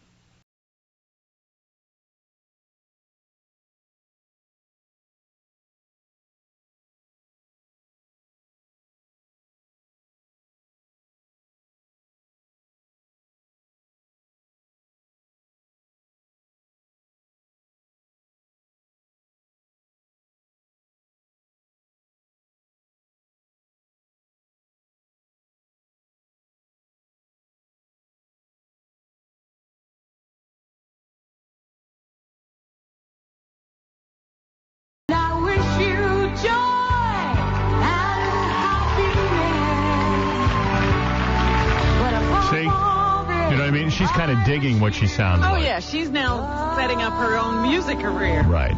She'll be singing at Michael's next week. And I will always love food. Yeah, food. I will always love food. You know what I mean? So she's a fake. She's like, oh, you know what? Anyone can sound good with the right equipment. And then she goes and she's digging how she sounds. Right. Is she kidding? You know. Because she can sing okay, you know. It's not embarrassing. It's not horrible. I don't know. I don't trust her at all. My husband is straight. All right, Frank wants to bash me, then we'll get to the news. Go ahead, Frank, let me have it. Howard, I'd like to know how come Fred doesn't do the Herman Munster voice when your girlfriend's on. See, now here comes the Howard bashing. I mean, the Beth bashing. Oh, my God. Wow. Wow, today's Let's Beat Up Howard Day. All right, let me have it. Call up. Hey, what can I do? I have no taste in women.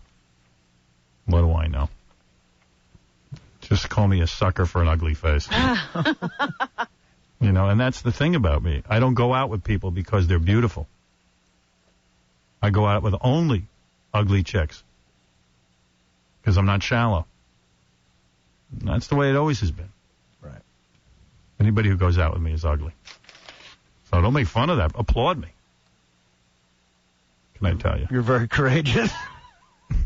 Well, you know what? Ugly chicks need to date guys, too. What a courageous man you are. You know, that's what I need to do.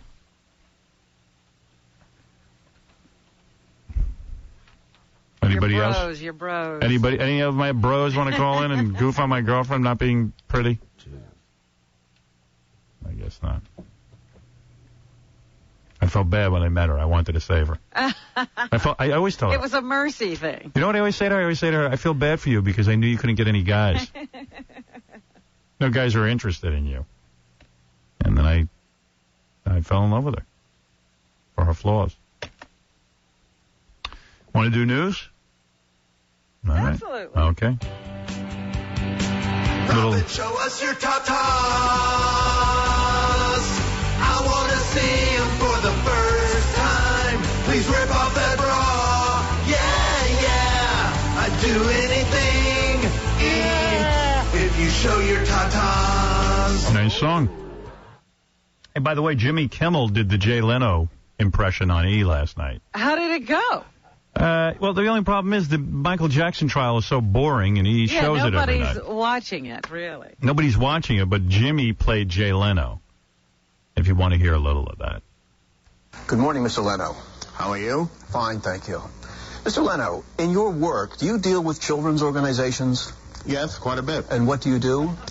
There are groups like Phone Friends, Make-A-Wish. You get phone calls. Children in the hospital, could you give them a call? And they ask you questions about, did you meet Britney Spears, whatever it might be. But usually that type of thing. It's usually kids that are maybe lonely or sick or something, and they watch TV or they watch it late at night, and you try to cheer. See how boring it is? Yeah. You know. But Jimmy put on a big chin. Oh, really? Yeah, He's in makeup. He's in makeup and played Jay Leno. And the dude who plays Michael Jackson's real annoying. He just stares. He's creepy. Right, he doesn't get to say anything, does he? No. He makes goofy faces. He's like creepier than the real Michael Jackson. He really is. Yeah. Them up, and they usually go through, as I said, organizations like Phone Friends and Make-A-Wish. Even Jay uses this opportunity to show what a great guy he is. How he answers phone calls from sick kids. It's not hard to get in touch with me. No. Anytime a sick child. Not when you're a kid. Like, he's all humble. It's no big deal. Anytime there's a sick child, I cure him. Times, do people who want to reach you get a hold of you directly? Yes. And how does that happen? They just call me. I'm pretty accessible. I pick up the phone. I go, hi, this is Jay. And they go, no, it's not. And I go, yes, it is. And Jay being fun at the trial. Yeah, I heard he was cracking a few jokes. He loosened up a little bit as it went along. Yeah. Meanwhile, Michael Jackson's over there. You son of a bitch. You're cracking jokes. I'm going to go to prison for 25 years. I'm never going to see anybody. Yeah, Jackson's got to hate him because Leno's been brutal on him. Yeah. I basically said everything I say. I hate you, Jay. I hate you. You piece of garbage. I watch Jimmy Kimmel. I spent 10 minutes convincing them it is me, but, yeah. Will they call the studio to reach you directly? Yes, and I'll probably get a lot more calls after this. My phone will be ringing tomorrow. Thank you for that. Yeah, I'll take a cancer kid. I'll make him a wig. Sure. Killing. Sometimes I shave my own head and give him gray hair with that skunk hair of mine. Yeah. Oh, I'm great. I'm like Mother Teresa. I'll take anybody's phone call. Jay apparently has all the time in the world for his career. I mean, I know I'm busy. I don't have time to take phone calls from the public. Yeah, he took several calls from this boy, not just one. Yeah, it's no big deal. I just sit in my office. But this kid, he has the ability to even wear down Jay. He finally called Jay so much Jay was looking to get out of the phone call. I still think it's funny that Jimmy called him and asked if he could play Jay Leno. He actually asked for this. Yeah. Oh, yeah. It was his idea. Oh, I didn't realize that. I thought they called him. No. Jimmy auditioned. Yeah, he did. The other funny thing. Did he really? Yeah, he really did. He went in and read for him. The other funny thing is that he didn't want you to say he was doing it. Yeah, he wanted it to be a surprise. He didn't want to lose. He was so into it. He goes, it's really going to upset Jay when he sees I'm playing him. Why? And I go, well, okay. You think Jay's really upset? I don't get upset. Not really. I'm really not a human being. There's nothing really I get upset about. One time Howard Stern called me up and told me I was a robot and that I'm a thief. And I said, are we still friends? Yeah, I don't care. I don't care what people say to my face.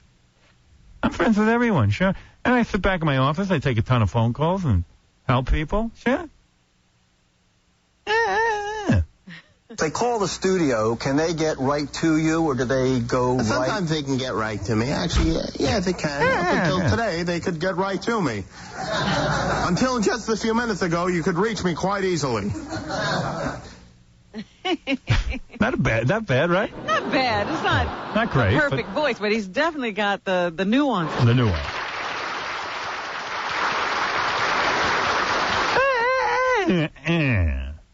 Hey, Jimmy, what's up, pal? Howard. Yes, James. You're the best, man. Don't listen to this idiot. Beth looks great in the magazine. Yeah, I wasn't looking for a vote on how she looked, but, you know. And for some reason, my pages are glued together right now. There you go. All right, there you go. Thank you. Can't wait to hear you on the... I can't wait to go to... I feel like a backed-up toilet ready to unload. I really do.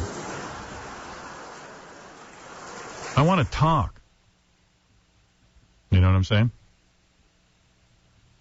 I want to get back to talking about going to the bathroom. And boobies. And vagina.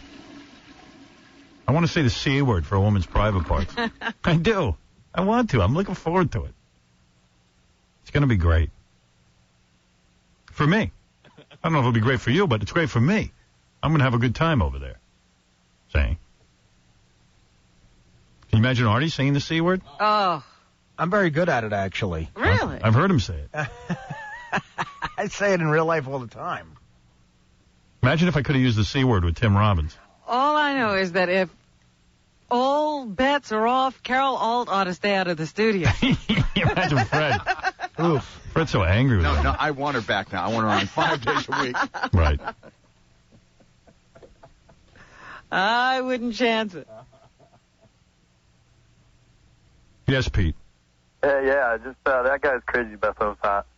I think so. Listen, she's hot for me. You know what I mean? I enjoy her. You're sounding like Randy Jackson. For me, she's hot. For me, that was hot. I mean, it doesn't have to be. I'm not even looking for anyone's opinion. Honest to God, I'm not. You know what I'm saying? Just giving you the public opinion. Well, you have to wonder what's wrong with FHM if they're putting her on the cover. Yeah. Right. Yeah, they must be insane. You got any games and prizes? I don't. Sorry. I'm sorry. Yes, Grumpy Rob. Howard, I owe you an apology. Oh, great. All right, listen. Last week I was a little rough on you with Beth. I don't like to discriminate against Wookiees, so I'm going to make it up to you. See, here he comes again. I'm going to bring... All right. I'm not looking for this. What is wrong with you guys? I'm not looking for a debate on whether my girlfriend is good-looking or not. I don't care. I find her good-looking. That's, it's my opinion. It's what I'm attracted to. I'm attracted to ugly women. That's it. Oh, stop How's that? I'm like Jay Leno. I'm very charitable. When an ugly chick calls me up, I talk to them and then I go out with them. What do you want from me? Can I tell you? It's the kind of guy I am. Anyway, you were saying. I was saying. Yes. Did you see this in the paper today? I don't know if you have tape of this. Regis and Kelly were fighting on the air. Yeah. So what? God, what happened? They're just saying that the honeymoon must be over, that the two of them actually get on each other's nerves. No, I think it's part of the on-air thing, you know? You think? It sounds, they're writing it in the paper. That's why I wanted to know if we have it. They're writing in the paper as if this was a real fight. Regis was complaining that she interrupted too much when he was trying to tell a story, and she was like, oh, I'm sorry. It was like no big deal. I mean, I read the whole article. But here in the Globe, if you believe it, it says it's over. Regis wins war with Kelly. She loses bid to replace him. He's bringing back Kathy Lee. Get out. Yeah, I don't believe that. Bring back Kathy Lee. It couldn't be that bad. That would mean she was horrible if he's willing to bring back Kathy Lee. That's a nightmare. I'm bringing back Kathy Lee.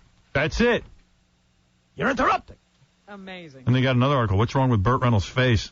It looks strange and contorted. Burt Reynolds hasn't looked normal for years. Yeah, I mean, they just woke up now? Should be, what's wrong with Burt Reynolds' face? It looks good. You just have to say what's wrong with Burt Reynolds and end it there. A woman says, I never would have believed it was Burt Reynolds. Despite his shocking appearance, the Hollywood veteran has been keeping busy. They put him in movies. He's in the Dukes of Hazzard and the new Adam Sandler movie. He should be in Monster Flicks. Yeah. He's ready for those. Yeah, well, the guy's just gone too many times to the plastic surgeon.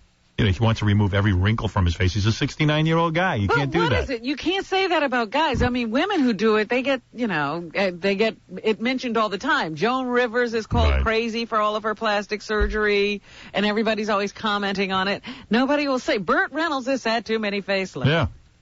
I tell you, I made my decision. I'm never getting a facelift. Never? No. Don't say never. Nah, you know what? Little tweaking here and there. No, not for me. You know what? You're just going to let it all go? Yeah. I don't care. You want to know something? I'm not going to look any better. Burt Reynolds was a really good-looking guy. And look at him. He was trying to hold on to it. Yeah. You know, what am I holding on to? Being mildly ugly? I mean, what am I holding on to? I mean, I'm going to get a facelift to what? To look like what I used to look like, which wasn't so great? Sometimes it can go awfully wrong. I mean, look at Bruce Jenner. Yeah. There was a good-looking guy who ruined his face. Yeah. You know what? I can't afford to ruin what I got. I'm going to stick with this. And you know what? I'll be an old guy. So what? You know? And what do I need it for? Apparently my chick is ugly, so she's not going to care. Oh, stop it. So what does she care? Listen to this. A 29-year-old, or not a 29-year-old, I don't know what 29 stone is. This must have come from Europe somewhere. 29 stone. That's what Artie weighs, I think, over in Europe. 29 stone. Yeah, 29 million stones. This New York woman says she was humiliated when she was told to go to the zoo for an X-ray. Jennifer Walters is bedridden and cannot fit into a magnetic resonance imaging machine. She told the New York Post that a doctor said she should go to the Bronx Zoo for an X-ray. She said it was humiliating. I was told if elephants and hippos need MRIs, they have equipment over at the Bronx Zoo. It was like I was an animal. Well, so what's the problem? Well, if they couldn't get her into a human machine, what are they going to do? Oh, we'll invent a new machine for you. I mean, what, she's offended? Yes, she was really offended. But the Bronx Zoo told the Post that it gets about a dozen such calls a year, but it doesn't have such facilities even for its animals. So you can't go to the Bronx Zoo for an X-ray if you're as big as a hippo, because they don't have an X-ray machine for that over there. Hey, Sanchez, what's up, pal? Hey, now. Hey, now. Hey, what's happening, guys? Hey, Howard. Beth has got the sickest body in the world, all right? But no offense. I look at that face. I see Oh, my God, here we go again. Right? Ernest Borgnine. What's going on today? What happened? Jesus. Are we going to call in all day about this? Yes, Bonghead. Hey, now. Hey, now. Hey, you know what, though? No, I agree with that guy. She does have a great body. Yeah. And like you said before, who cares what everybody else thinks? As long as you're attracted to her, that's all that matters, Howard. I'm not complaining. I'm happy. He didn't say he had. I didn't bring this to your attention that I have a problem with my girlfriend. What I'm saying is I agree with you. Who cares what anyone else thinks about her? As long as you're attracted to her, that's all that matters. Thank you. Right, Artie? Who wouldn't be attracted to her? What the hell are we talking about? Yeah, Tony. Yes, sir. What do you want to comment on? Hey, do you remember this is an American Idol where people get to vote on who I should go out with. Do you remember when you went out to dinner? This was I think it was about a year, maybe 2 years ago, and Dominic was in the bathroom for quite a while, and he came out with a new pair of pants. Yeah. He dropped the load. I saw him in the bathroom. That's a true story, and he was trying to give people money to run out and buy some pants. All right. And Artie, you're a fat pig. Wait, don't start bashing me. I thought we went through that whole story with Dominic. We did. I don't know. Dominic said he didn't make it in his pants, and I accused him of making it in his pants. Yeah, that was the theory. Yeah. Go ahead, Robin. I just need your expertise. It's about time to start grilling again. Are you going to be into your grill as much as last year? Yes. Do you know what's best? Charcoal or wood is the best. Wood? Wood is the best. Or gas? Well, no, wood is the best if you can do it. I use gas because, listen, what am I, caveman? I mean, I don't have time to sit and collect wood. You're not going to be building a fire? No, I mean, I use gas because it's convenient, but if you want to get technical about it, the best grilling is over wood and charcoal. Yeah, it's got a great flavor. All right, so really grilling is over fire, not gas. Right, and I use a gas grill and I use wood chips, but it's never the same. You need the wood. You need wood. On fire. Right. That's that's real grilling.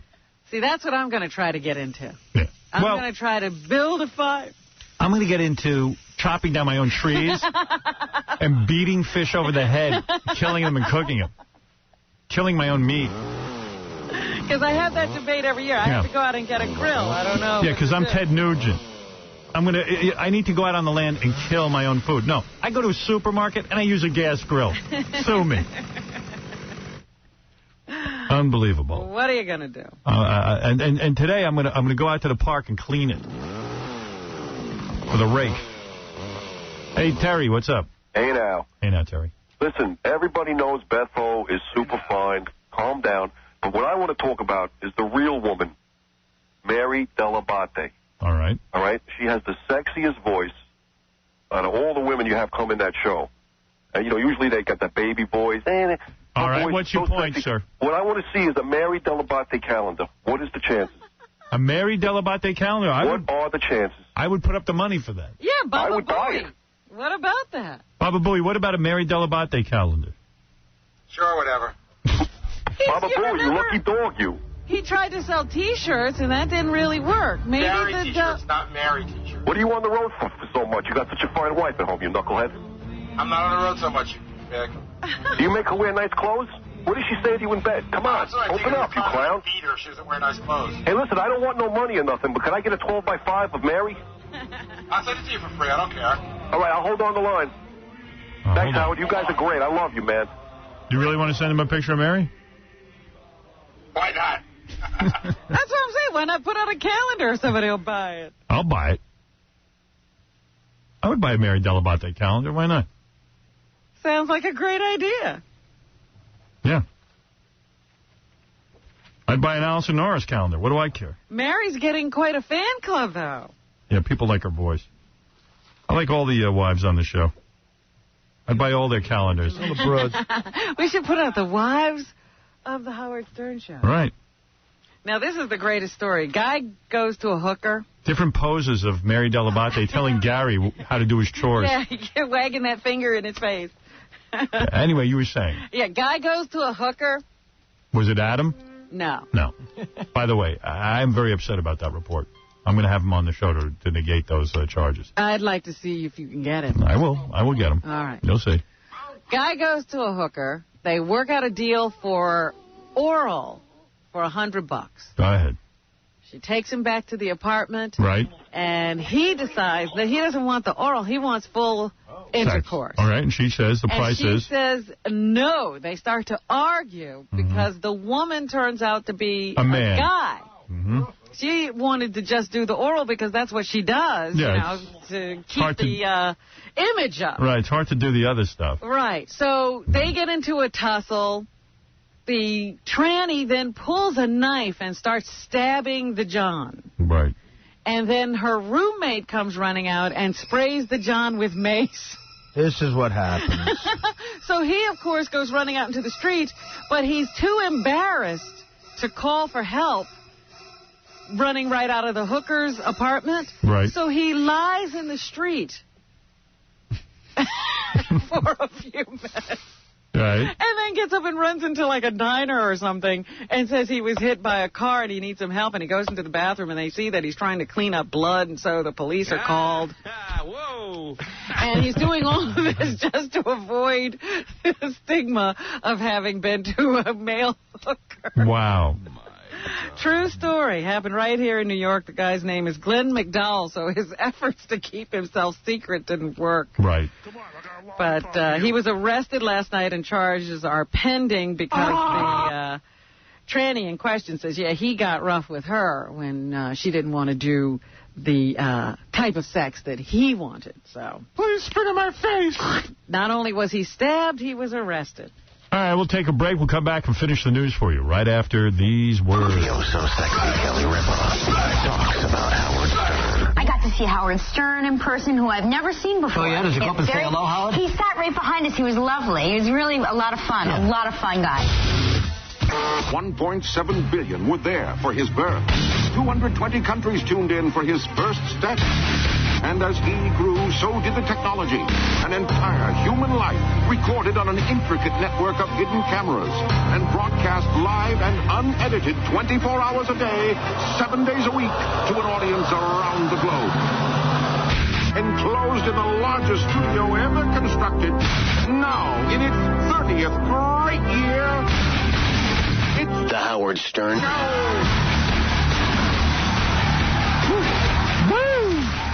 Thank you, sir. Okay, Tony, you're on real quick. Howard. Yep. Howard, hey now. Hey now. Listen up, man. You got to do a calendar with all the wives. Mary, Beth, and Mrs. Norris, and as a bonus, Mr. X. Put him in there. Sell millions of these things, I'm telling you. Can I tell you something? I said during the commercials to the guys, you guys want to make some money? I mean, seriously. I said... You got to get them to do this. I said, put a calendar with Mr. X, Allison Norris, Dana Lang, Mary, Beth, and Tom was in here. We want to put Penelope on there. Okay. I said, but they got to listen. They got to pose in, skimpy attire. Mr. X has to be in skimpy attire? Yeah.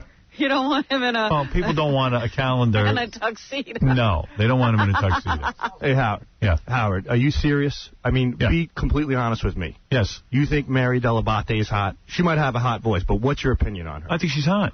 But it's not a question of whether I think she's hot. It's a question of the audience would buy millions of these calendars. Yeah, they buy it like... Don't even go there. Sal. Really, seriously. I'll smack the crap out of you. What are you... I know what you're going for. Sal. The politics on this show are disgusting. I'm asking how... I'm not talking about whether Mary Delabate is... To me, Mary Delabate is hot. Okay? I'm not talking about that. You can leave the room now. Okay. You can leave. You can get out. Goodbye. He's insane. I'm not sitting and evaluating some guy's wife. I'm saying if they all did a calendar, it would sell millions of copies. I just know it would. You could all retire. Retire. Get out. Leave now. There's no such It would be big. There's no such person as Dana Lang, so that doesn't matter. All right, your mother then. Artie's mom. Stacy, his sister? Oh. I have a calendar of her. In my head. Bastards. But it would be a very big selling item. Yes. I would buy one. Big on eBay. Right. That's it. By the way, has Ronnie sold that car? I don't know. You can go to howardslimo.com. All right. If you want to bid on Ronnie's limo up on eBay. I know he's involved in that right now. Exactly. And there's a whole bidding thing going on. I'm glad you think it's funny. What else is in the news? I don't even know that there is news. In the paper today, they have a listing of what some people get. If we were just reading not too long ago that some guy was throwing this private party for his son's 13th birthday, and he was having Destiny's Child perform, and they happened to find out that it was $850,000 to get Destiny's Child to perform at your kid's party. So they went and asked a bunch of people in the Daily News today what they get for doing a private party. What do you think it takes to get John Bon Jovi to perform at your party? How many songs does he do? Do you have any idea? I don't think they do more than 1 or 2 songs. It's not like they give an entire concert. All right, to have Bon Jovi show up and do a private concert at a bar mitzvah. Yeah, maybe 3 songs. 3 songs. A minimal 3, 4. a performance. Yeah. And 3, I think, is pushing it. 500,000. He gets 850 to $1 million. Wow. One performance. And someone pays that? At a party. I suppose these people do get calls about this. And they do it if they want to, if somebody comes up with the price. Yeah, because some rich Jewish guy threw a bar mitzvah with Beyonce, and the whole bar mitzvah was $8 million. So, right, and they got $850,000 to come perform. What about Paul Simon? Paul Simon's got to be $1.5 million because he's a recluse. He didn't go out and do anything. Same as Bon Jovi, $850,000 to $1 million. I mean, can you imagine having that much money? Not to give to somebody. If I even managed to get the party done for $1 million, not just one portion of it. The Beastie Boys. 400,000. 50 bucks. $100,000. Come on, now the Beastie Boys. Bo Bice is, I think, $30. By the way, we've determined that if you're into Bo Bice, you're a BOMO. There you go. No, this is Bice Squad. That sounds too cool. You're a BOMO. You're a BOMO. Will's a big BOMO. Oh, BOMO. Hey, I'm reading. You got Wait a any minute. more? The Beastie Boys, $500,000 to $600,000. I figured about that. Ludacris? Ludacris, 200,000. 100,000. Yeah. He's ludicrous. And Carrot Top will actually perform for 50,000. 45 to 50. You got his price. And trust me, you call him up, you get $20,000. Trust me. That's just what he's telling the newspaper. Yeah, it costs 40 to 50. Darling. That's negotiable. I got to tell you, there's a story in the Rags. Rag, the tabloid. Tabloid, National Enquirer. Ellen DeGeneres reveals hidden agony over how her stepfather molested her. And, I mean, I'm reading it. Listen. What did he do? Well, okay. She was 17, and I guess her mom developed breast cancer. And she's claiming the stepdad said he had to check her for breast cancer. So he felt her boobs. Oh. Okay.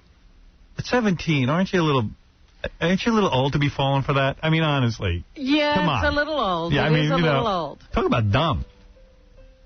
She says her ordeal occurred when she was 17 and living in Texas with her mother, Betty. You're pretty much legal at that point. You could say yes or no to sex. At 47, she recalls how she kicked out a window to escape her tormentor's clutches. Said Ellen, my mother's husband said he felt a lump in her other breast, but he didn't want to alarm her, so he needed to feel mine so he could compare. He made me lie down, and I let him feel my breasts. A few weeks later, he tried to do it again, and I kept saying, no, you can't keep doing this. She fell for it a bunch of times. One night, he tried to break down the door to my bedroom. I had to kick a window out and escape. I felt like an idiot because I should have known better. Yeah. If she can kick a window out, she could have handled him. Yeah, kick him. Don't kick a window. How many times do you think he let her... She let him check her breasts? Yeah. I have no idea. But guys usually don't wait a long time before their next checkup. When are you giving me my next checkup? I only wanted someone to touch me. I'd be like, can you check me again for breast cancer? So if your stepdad had come to you... Yeah. Check me for ball cancer. Anything. I need some contact. Just wanted attention. I need attention. You'd have been happy. Next week I'm going to give you a pap smear, Ellen. Never occurred to her that this wasn't a doctor. Right. I mean, come on. I mean, I don't like any story of molestation. No, I don't either. Yeah, let's get that on the table. Get it right out of the way. Right. But you're 17 years old, and the guy goes, I have to feel your breasts to compare them to your mom's. Right. He's no doctor, and your mom is under treatment for breast cancer. Sounds like the mom, though, picked the real winner. I mean... well, they usually do. While your mom's away, I need to check your breast for cancer. Well, Howard, the rest of the story is that her mom had just married the guy, and she didn't want to break her mother's heart by telling her mom what had happened and ruining the marriage, so she never said anything to the mom. Oh, that's brave. Wouldn't you tell your mom if her new husband... Yeah, that she's married to a creep? I think I would at that age, yes. Well, better be with a creep than no one. Some people feel that way. It's so important for mom to have a man. Now I'm going to check you for vagina cancer. I'm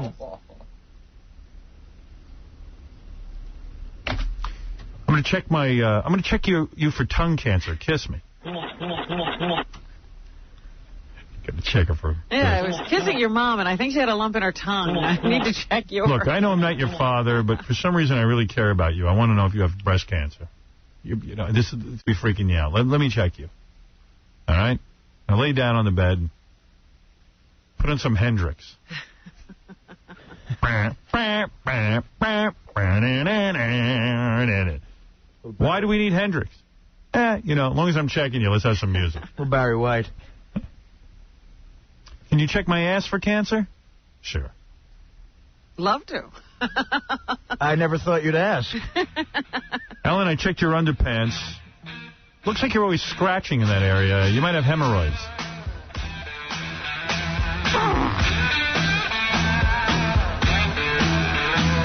Guys, you're saying that final episode of The Contender, you could tell NBC put no money into it. Like, the camera work kind of was looked cable, and they didn't even have any instant replays or anything. Somebody was saying earlier that it looked kind of rough. It looked like cable. Ugh. I think they bailed on it. Like cable access is what you're talking about. He bailed on the whole show. Poor Sly. Yeah. Thought he was getting this together. Well, they should have handled it like a real boxing event. Yeah, it should have looked like the real thing. Yeah. Anyway, what else is in the... How long do you think the entire act of coitus lasts for you? Are you starting from me asking and begging? No. The actual getting down to it. You're not including the whining?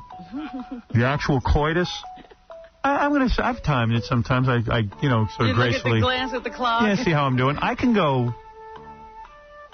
I'm going to say I can go 4, 5, 6 minutes. Sure. I can get busy.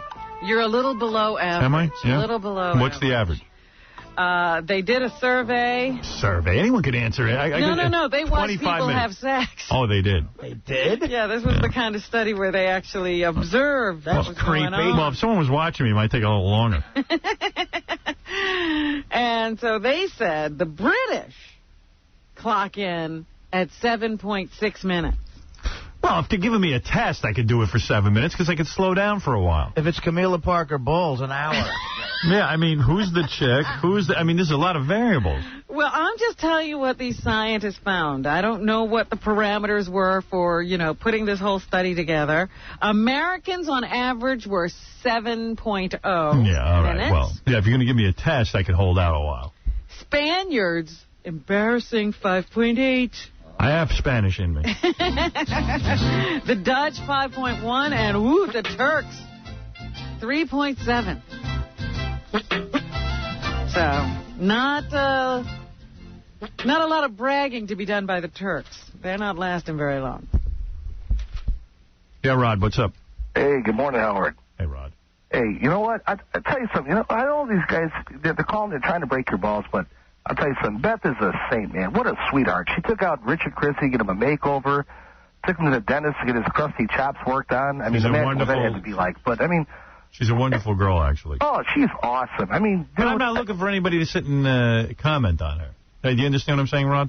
No, I totally. But, you know, I mean, it's just, it's amazing because it's got to bug, it's got to get under your skin. I mean...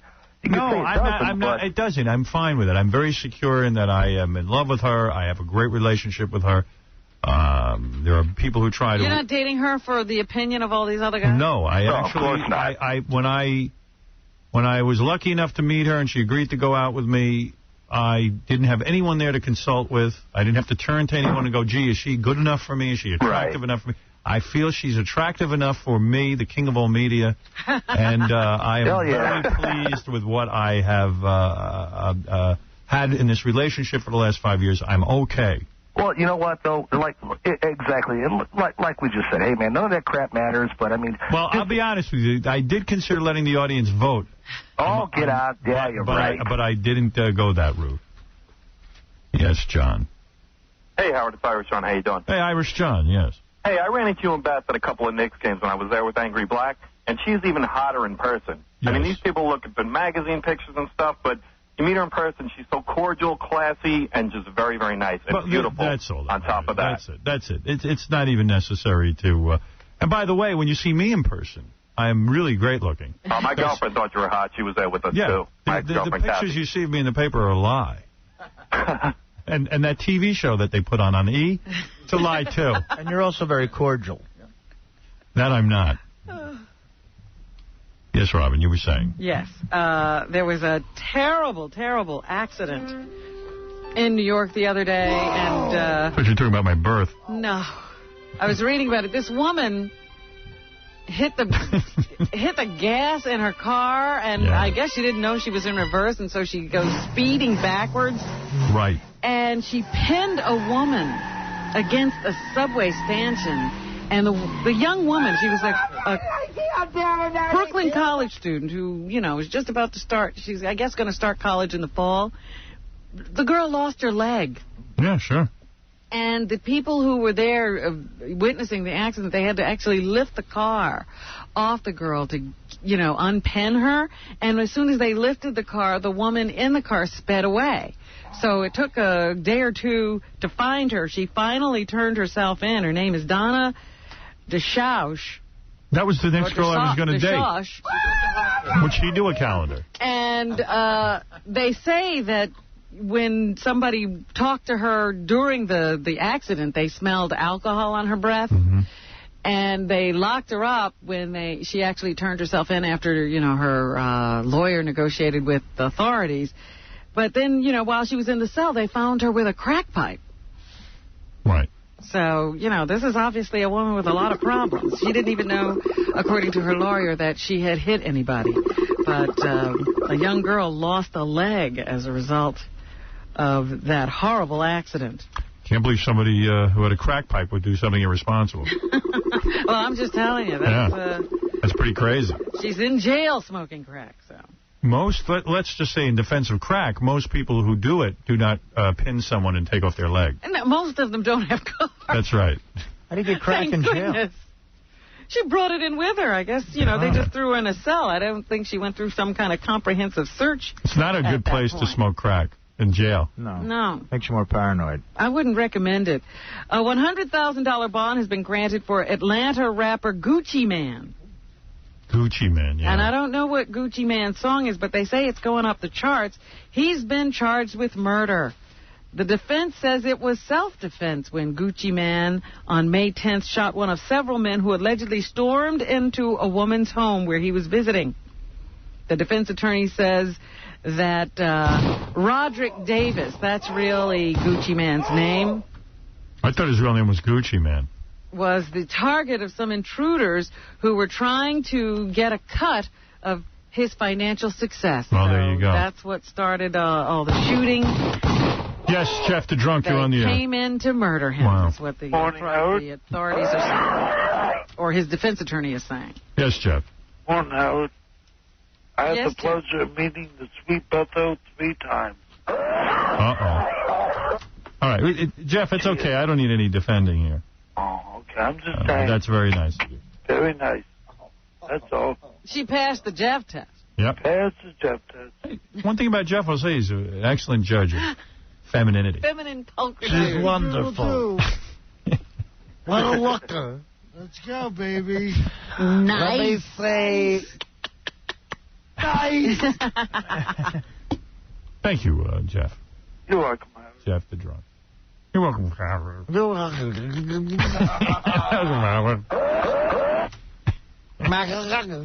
Thank you.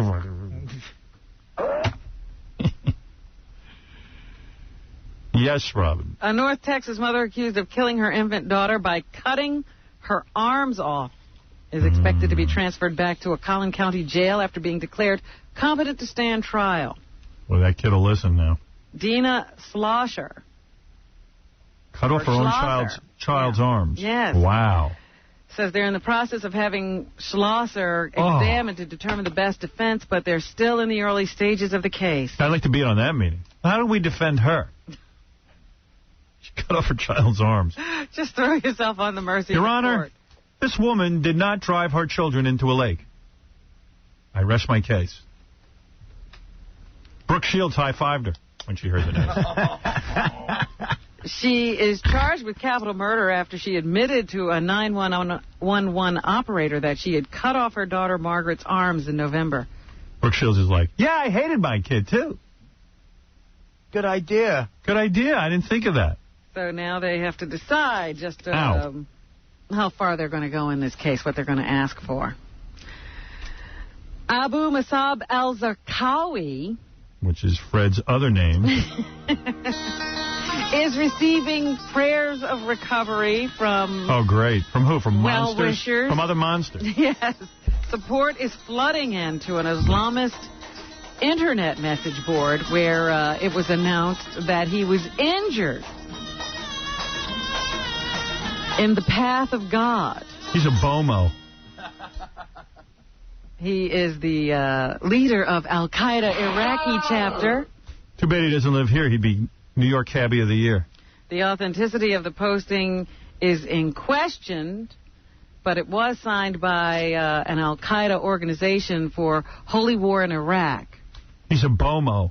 They have not been able to verify whether Zarqawi has been injured or not, but they are calling on people to increase the campaign of terror against Americans on the ground in Iraq as a result of the leader's injury. Hey, Todd, what's up? Hey, what's up, man? Hey, what's up? How come you had Tim Robbins on and you didn't bring up Team America? I didn't even know he had anything to do with it. He's in it. I didn't know that. That's why I didn't bring it up.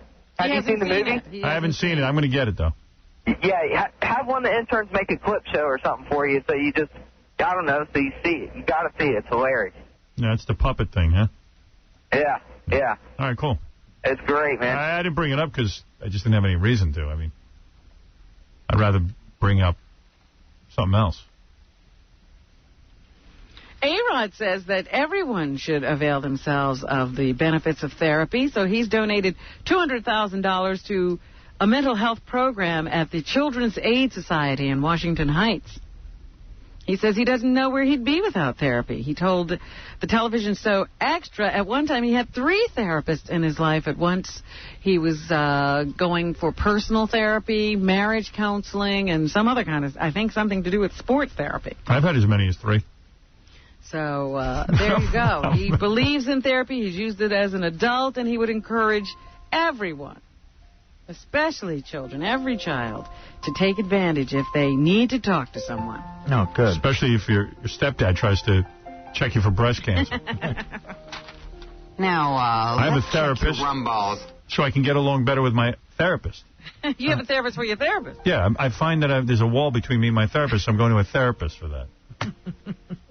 You and your therapist are in counseling together. He's teaching me how to relate better to my therapist. Talk show host Oprah Winfrey, I call her Saint Oprah, right, helped raise an estimated $1 million for the U.S. Dream Academy last night. Oprah Winfrey, Negro woman from the South. I know, I watched Oprah yesterday. She really does good works for people. Winfrey told News Channel 8 that the group, which has 2 facilities in the D.C. area, is important in helping at-risk kids, B3. Yeah, she's doing Queen for a Day now on that show.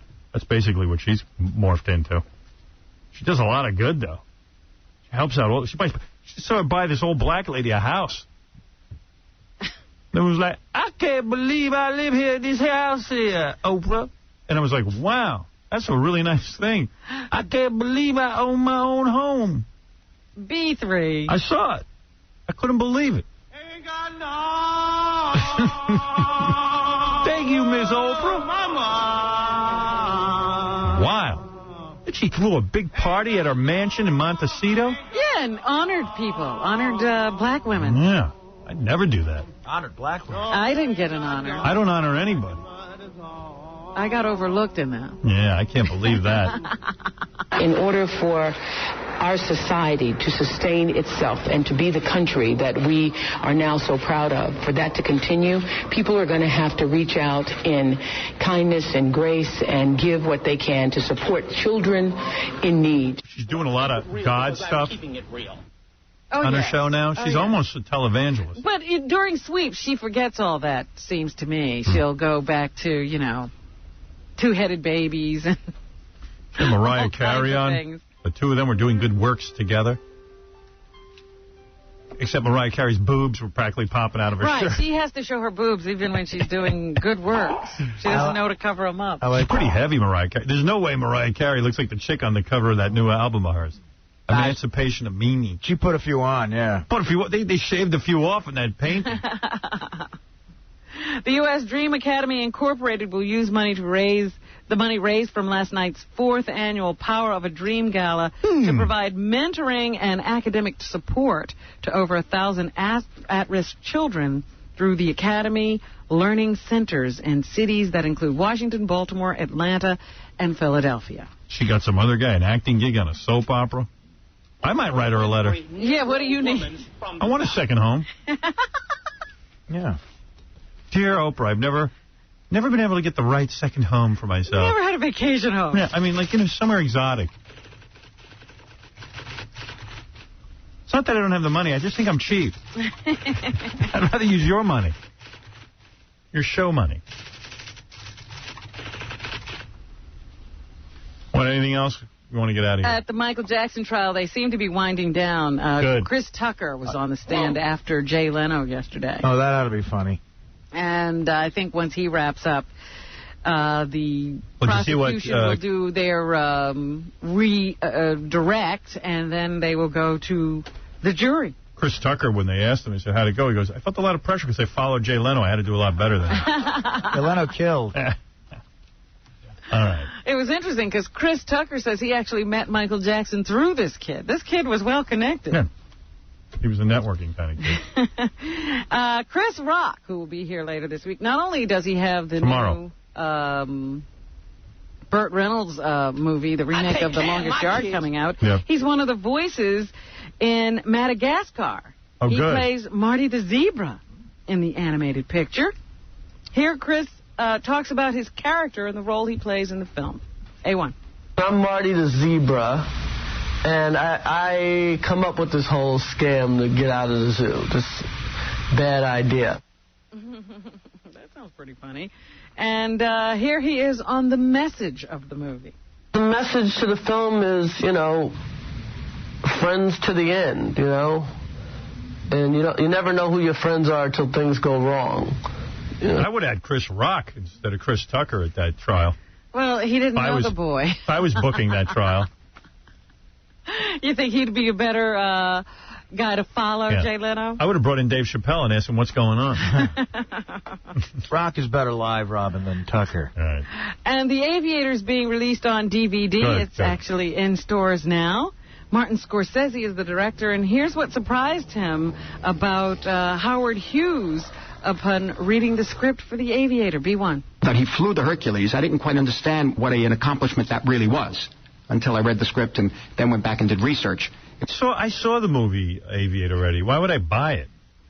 Some people haven't seen it, Howard. I wouldn't buy it. I just rent it. I would buy it. I don't. Are you going to watch it over and over again? Yes, I will. I don't know. I love the movie. But I don't know if I could sit through it again. I know you're not like that, but I do watch movies over and over. Yeah. I like to watch paint dry on a wall. Anything else, Robin? You can find something new in a movie all the time. If it's not the Hulk or the Spawn, I'm not watching it more than once. And we've talked about this before, but one of the members of Korn found religion and left the band. That's right. Head is no longer playing guitar for Korn. He's devoted himself to Christianity or God or something, and so they are without him now, and the band is in the studio working on a new album, but they have decided not to replace Head. Here's Jonathan Davis talking about it. B2. I think, just out of respect for Korn and everything, I don't think having someone new on stage would be, it's just weird. It's something, we've been a band for 12 years, and to have that guy missing, it's just weird to have to just jump in and have someone else there, so, things may change.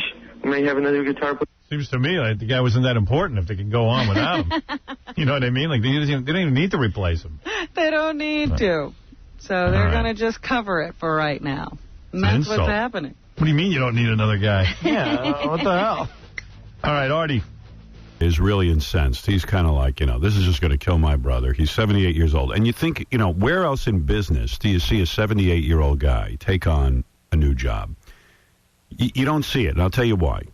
They're always looking for a guy who's a hands-on guy, who's got lots of energy, who's an executive. Who can actually take you somewhere.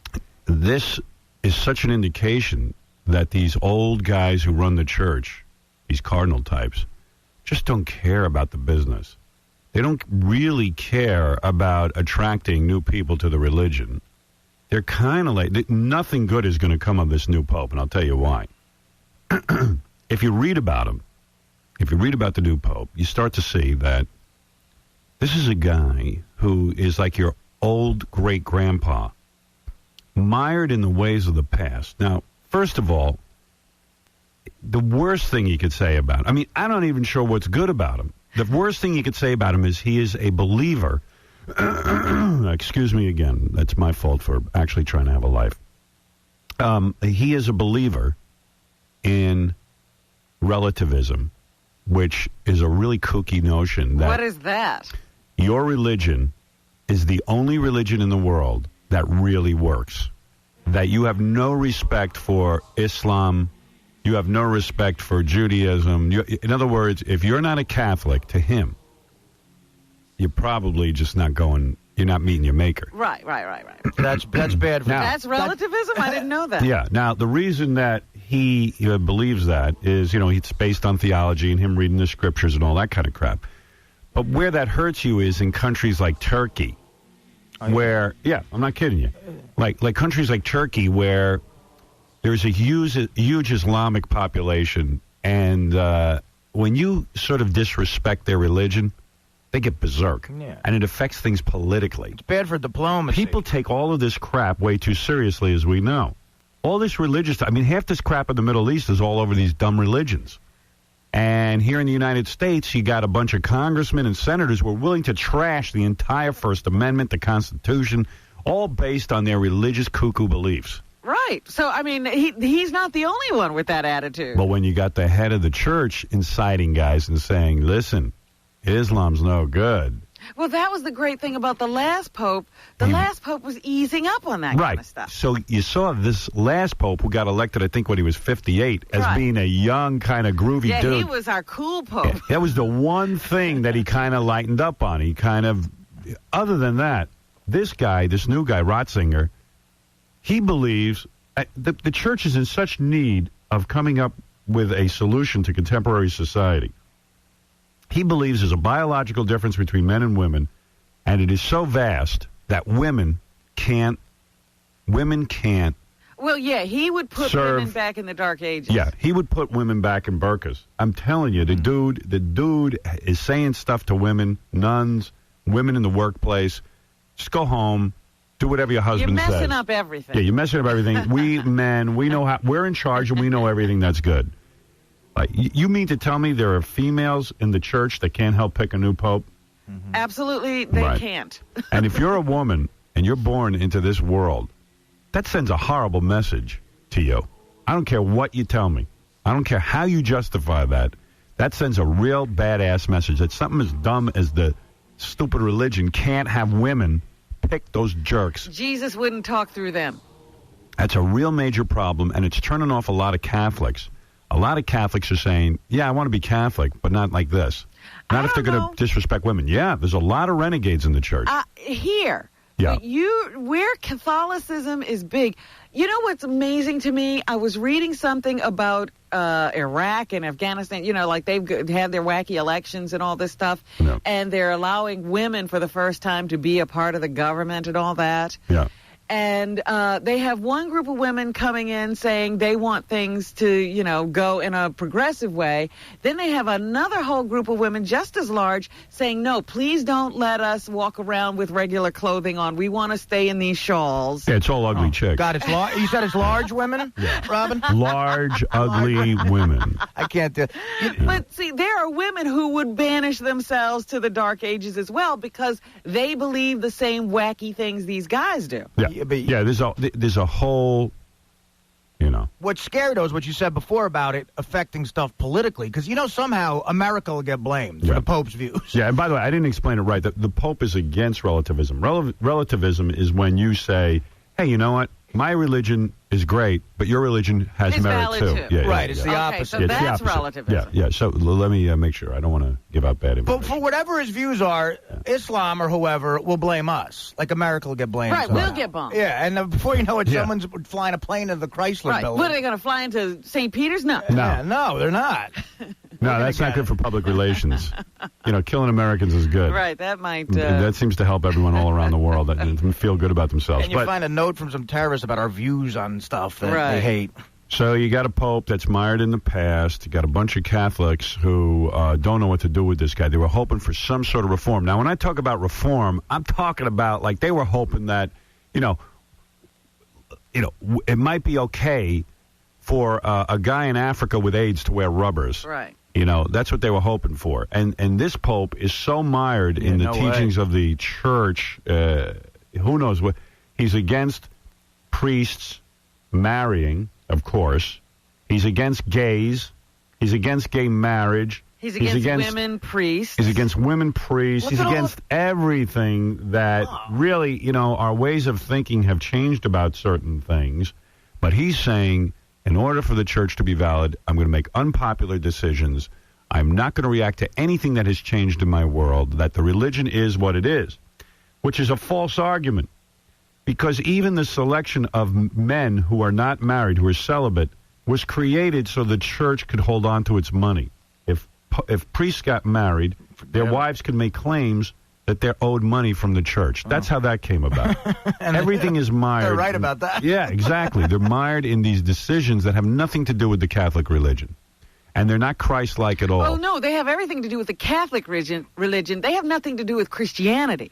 Right. There you go. The crazy hypocrisy. It's just nuts. It's crazy stuff. Because they have their own, I was thinking about it the other day. I said Catholics are like the only group that don't have like a weird group of people who want to live a particular way. It's because they created the nunnery and priesthood. So all of those people who are wacky and want to hold on to the ancient ways of their religion are priests. There's been a couple of dudes, good guys in the Catholic religion, who very quietly, a lot of them live in third world countries, have a mistress on the side, a woman. Yeah. They need... Well, gumad. Right. They want to be in the church. They want to help the Catholic religion progress and flourish. Well, they believe and they want to... They believe. No problem be with part that. of it. So, yeah, they got a woman on the side. Now, he's going to go hunt them down, Right.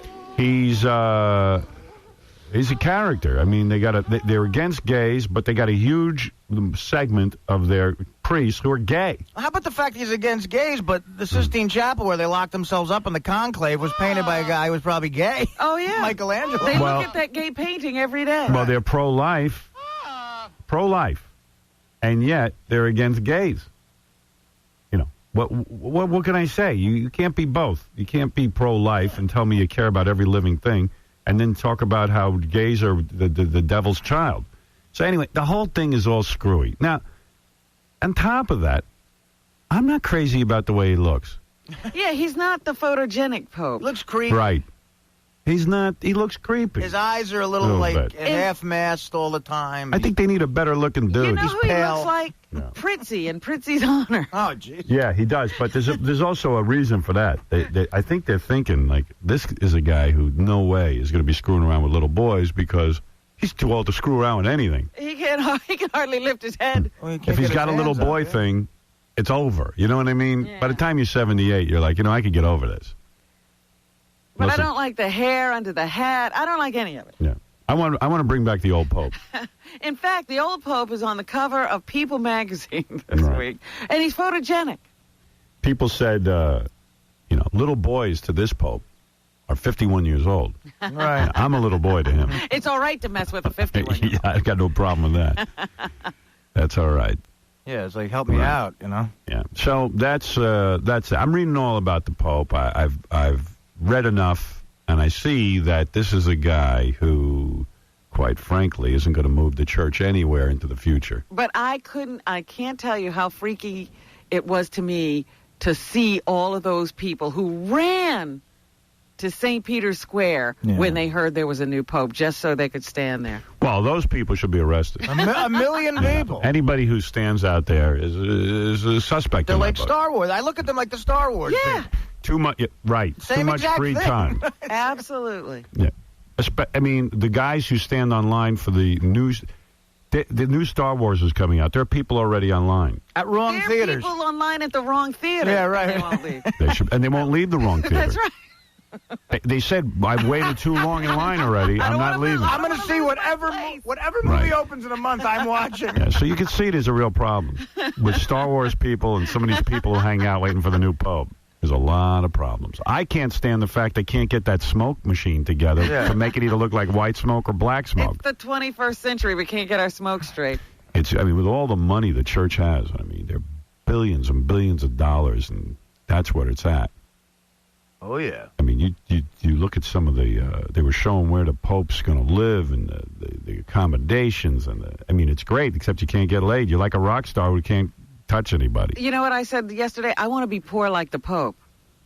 Right, Because that's the kind of poverty you could deal with. Yeah. It's hardly poverty. Didn't have a dime to his name, they said. Yeah. Right. Only he's living in the lap of luxury. He And- doesn't even dress himself. Like I said, when they die, there's no family or wife to claim any money from the church. Those ghouls in the red hats just stand around and say, all of this is ours. John Boy, what's happening, brother? Hey, dude, I enjoyed that cunning ruse that you pulled on that E-show last night on Nikki Ziering. Yes. I was up, yeah. I watched Wet Tissue Wednesday. Didn't it look like we were tasering that dude? We did a pretty good job. Oh, I was a little bummed it wasn't a real taser, though. You guys should do a show where you do a black dude like that. Oh, it has to be a black dude? John Boy. Taser a black dude? Kind of cool. Yeah. What was I going to say? Well, that was enough. That was enough for today. Thanks, buddy. Zolar, you're on the air. Hey. Hey, Zolar. Hello? Hey, yeah, Stern? Yeah. Hey, what's up, buddy? I'm going through a breakup, and I need some advice. That's not Zolar. That ain't Zolar. Who's working the phones today? Somebody new? Yeah, I think so. Yeah, I mean, they're all screwed up. Yeah. So I'm involved with her for almost a year.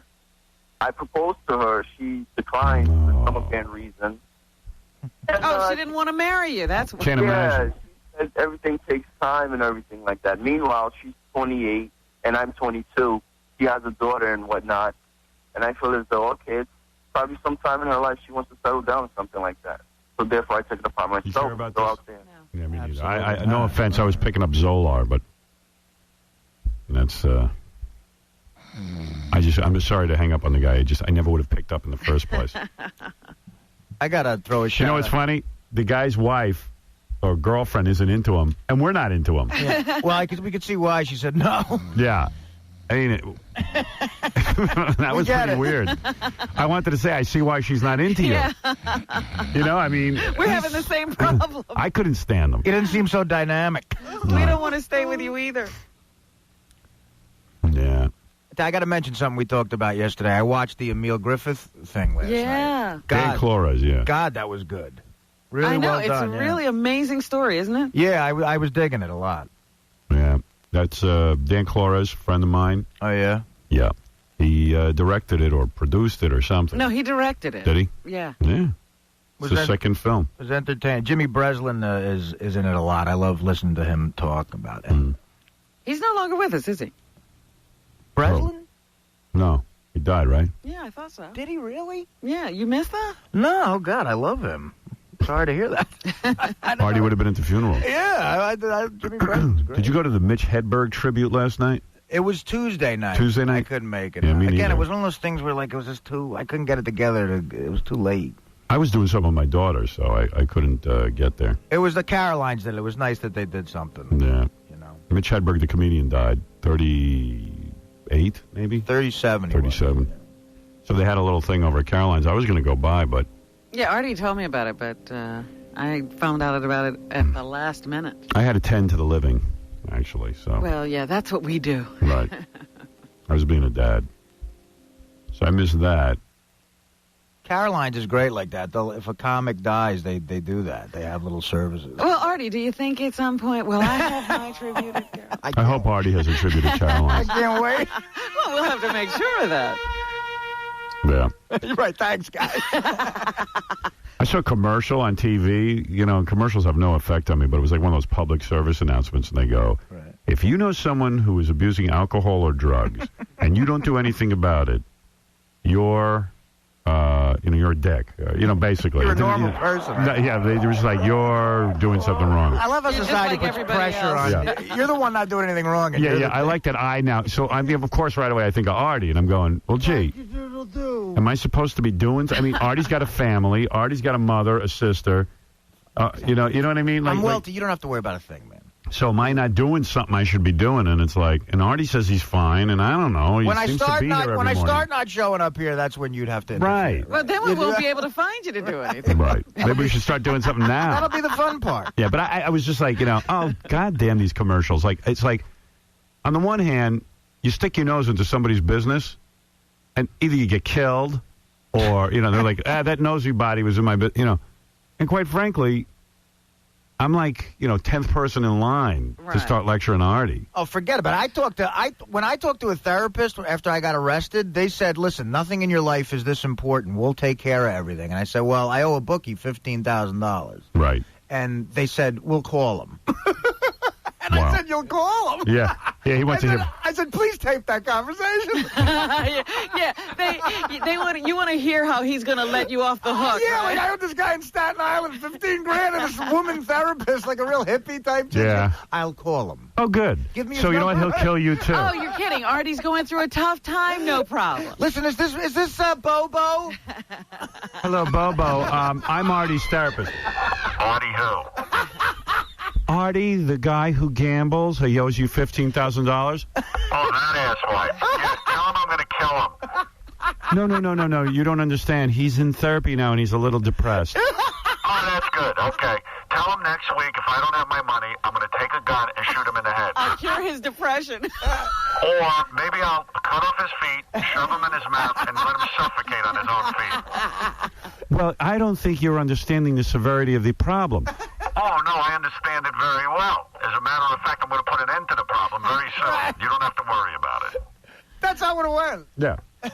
No, you'd have been like, right now, what we want to do is, remove the pressure from Artie's life. So if you could just forgive the debt. I'll remove it. Don't worry. Everything will be removed very soon. In fact, I'm going to remove his head from the rest of his body. No, you don't understand. The gambling. Do you have a second? No. The gambling represents his relationship with his parents and the unresolved issues he had around his father's death. Oh, I'm glad his father's dead. He won't be here to see me kill Artie. The gambling is really a symptom. Yeah, he's going to be like, honey, unless you want the Knicks -8, get off the phone. Wah. I'll be over there in a week. You tell Artie You tell Artie to cure himself in a week. Thank you. Artie, he says if you cure yourself in a week, he'll leave you alone. What's the address of the rehab in the room? I want to send Artie some flowers. We're going to take a break. We'll be back right after these words. Here's Gary Garver and Don Cornelius. Mr. Cornelius, can I ask you a couple questions, please? Really, no. Thanks. You feel any safer with Bush in office? Huh? You feel any safer with Bush in office? I don't talk about politics, okay? All right. What illegal drug was your favorite? What? What illegal drug was your favorite? You. That's the question. Now get this mic out of my face, okay? You're a clown, okay? And I'm not in the mood to laugh, all right? You're listening to The Howard Stern Show. Ladies and gentlemen, we are experiencing The Howard Stern Show. Yeah. I know what you're saying. What's Let up? me just say that I killed off Jimmy Breslin. He's not dead. No, baby. Yeah, I heard that too. Yeah, I thought he was dead too. I thought he was. You know what I thought was dead? I thought, what's the guy that got leukemia? The late night. Tom Schneider. I could swear he died 5 years ago. He did die 5 years ago. No, I was surprised. He's lying when he's. I'm telling you, he's dead. Lying when he says he has leukemia. He's just trying. That's just a career move. Here, so I'll throw one out for you. I don't know if you're aware, but there's a staff member who's angry with you. Yeah. And has asked me for the opportunity to come in. Bring him in. All right, let me go get him. You don't know who it is? No, I have a guess, though. Who is it, do you think? I'm going to guess Ronnie, the limo driver. Oh. Because but I'm just guessing. Okay.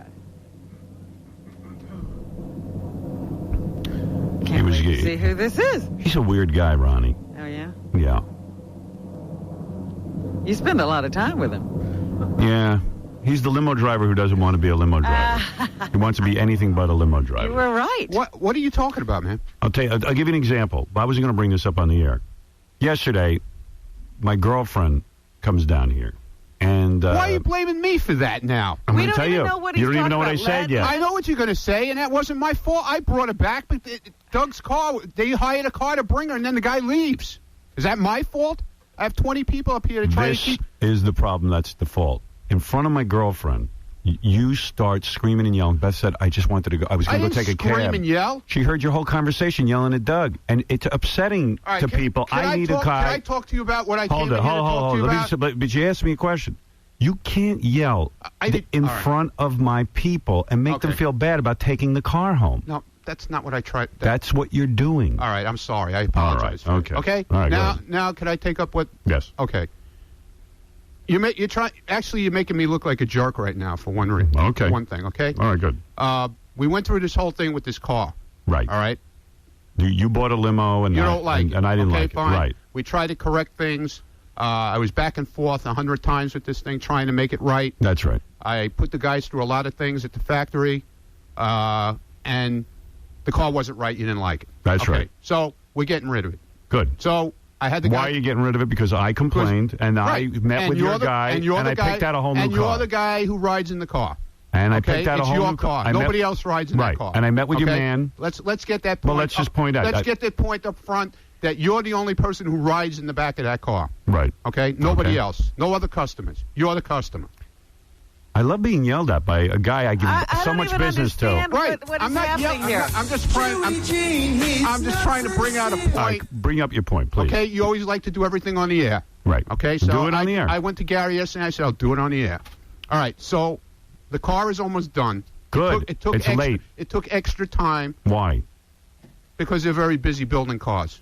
So that's my problem? That's not my problem either. All right, go ahead. Okay, it's not my fault. If you would have told me right away, right from the beginning, when this happened. No, I'm talking about I met with the guy in December, and now it's the end of... Right, but if you would have said to me seriously, off the air like you did, that you didn't want this car... I gave it a chance. I didn't like it. We I would met have with had a your new guy. car by December. Well, but I wasn't ready by then. But then they got into the busy season where they're building cars for proms and weddings. The guy told me he'd have it in 3 months. It's over 3 months. It's over 3 months, right. Okay? And I'm going through a whole hassle with that right now, too, with the bank and everything else. All right, good. But that's not your problem. Good. So far, I haven't done a thing wrong. Why is he angry with you? The reason I'm angry with him? Okay. He sat down with the guy from the factory. I told him what to do. He designed this car. Right. And the guy said to him specifically, when the car is just about done, we need you to come to the factory to sit in the car, make sure everything is right before it goes out, so there's no problems. Right. And you agreed 100% to do it. What he told me was that I would sit in the car before it was done. You're telling me the car is done. No, it's not. I said it's almost done. They want you to come in before the car is totally complete. So you're backing out on your word now. Yeah, I'll tell you why. No, let me finish. The car is done. No, it's not done. Things can be changed if they're not right now. See, if I take is that right? If I take all right, that car, then I'll go there. If I take that car to that factory, I think you're lying. Now I got to start running back and forth to the factory to get things fixed while you sit back there and tell me that everything is wrong. But here's my point. I'm trying to make it right before it is wrong. All right, here's my point. This guy's factory is in Brooklyn. Okay. You see how busy I am? I know you're busy. Okay, I'm a very busy guy making money to pay you. And I could also tell you that there are CEOs of companies that go down there. I've seen them there. CEOs? What's that got to do with the guy who actually has to do the work? Got nothing to do with me. I'm no CEO. I'm just saying they go down there and they check out their car before it leaves the factory. So if there's anything wrong... The point. I know. I don't want to miss the point. Here's a favor I'm going to ask of you because you're my friend. Okay? Okay. I picked out all this stuff. It seems to be a standard limo. If it's not, I don't know what the complication is. But I sat in a million limos with you over at another guy's place. I understand They that. were all fine. I don't know what these guys are doing. I want the factory seat. I don't want any changes. I just want a goddamn car. That's not what you said. That's not what you said in the meeting. When they I had in that car I sat in the other day. I said, get me that car. When they said to you... I've got to kill myself with this guy. Why does he get angry at you? He's angry. I don't understand. No, I am not angry. You're yelling. I'm not angry. All right, calm yourself down. And I'll tell you what, I'm not angry. I'm just upset because he went back on his word. Yeah. Okay? All right. I'm going back on my word. Here's what I want you to do. Get me the goddamn car. I'll sit in it. If I don't like it, you'll bring it back. No, I don't want to have to keep running back and forth with it. Sorry, you're going to have to. You know what? You started this off the right way. You said he is the customer. He is, and I'm trying to make Stop it right. Screaming. I'm trying to make it right for him. Let me So finish. there are no problems. Just tell them to drive it over here. And that's why I had the guy come here and sit with him and design his car because it's for him. But wait a minute. Listen to me I for a try to moment. do something. I try to do something. I got to get a new limo company. I try to do something. You're still making him do something. If it's all for him, do what he wants. But it's his car. It's do what being he wants. If he wants you to bring it to him, finish. Bring it to me. And then have you run back 50 times to get it fixed. Do it. Just do it. Take care of it. It's being custom built for him by hand, okay? He didn't So hear he can't. He can't take the time out. He can't. I can't. Just do me a favor. I hear what you're saying. I'm a bad guy. I admit it. I'm wrong. I'm awful. Here's what I want you to I'm do. not saying you're awful. Get me Don't this put words in my goddamn mouth. car You see, that's you're trying- taking them 6 months to build. You're trying to put words in my mouth. No, Let me I'm ask you telling something, you. Ronnie. Whoa.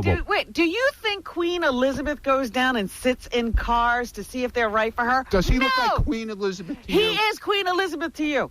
I'm more than Queen Elizabeth to him. I'm just about everything. There should be a shrine to me. This is what I'm saying. Don't require him to do I anything. never said anything different.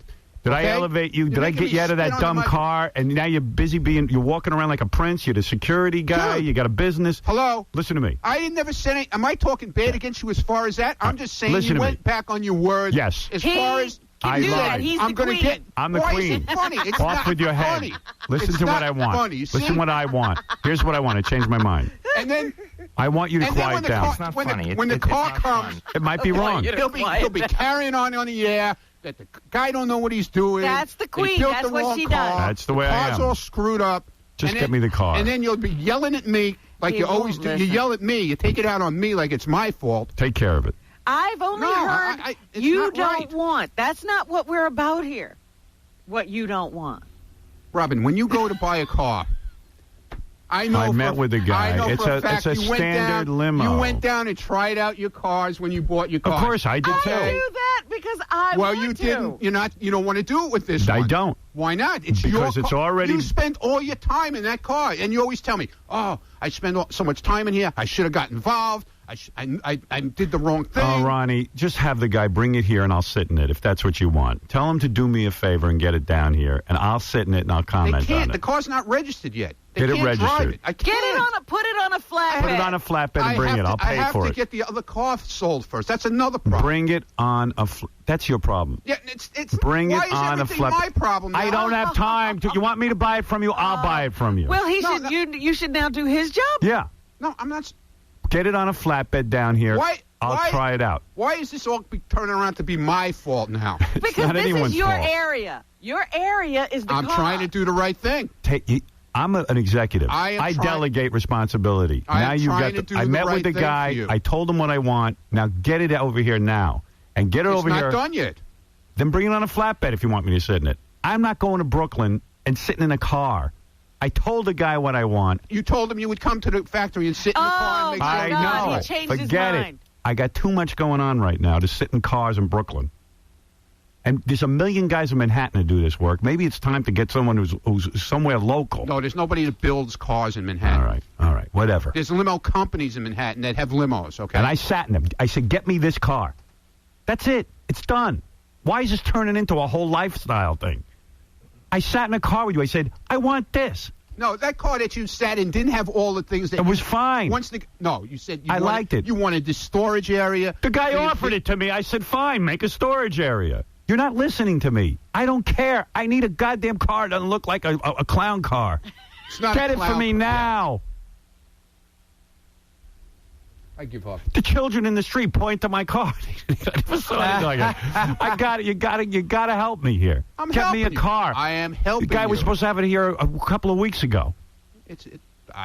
That's not my January, fault. I don't- February, March. That's 3 months. Now we're into April. I know. Get it here. I understand If that. if the guy said to me in February, come by in the middle of making this fun, it's done. There's Get no it here. sense in the It middle should of have been- making it. It should have been here There's 3 weeks ago. no sense for you to sit in it in the middle I of don't want to making sit in it. Get me my car now. Get me my car.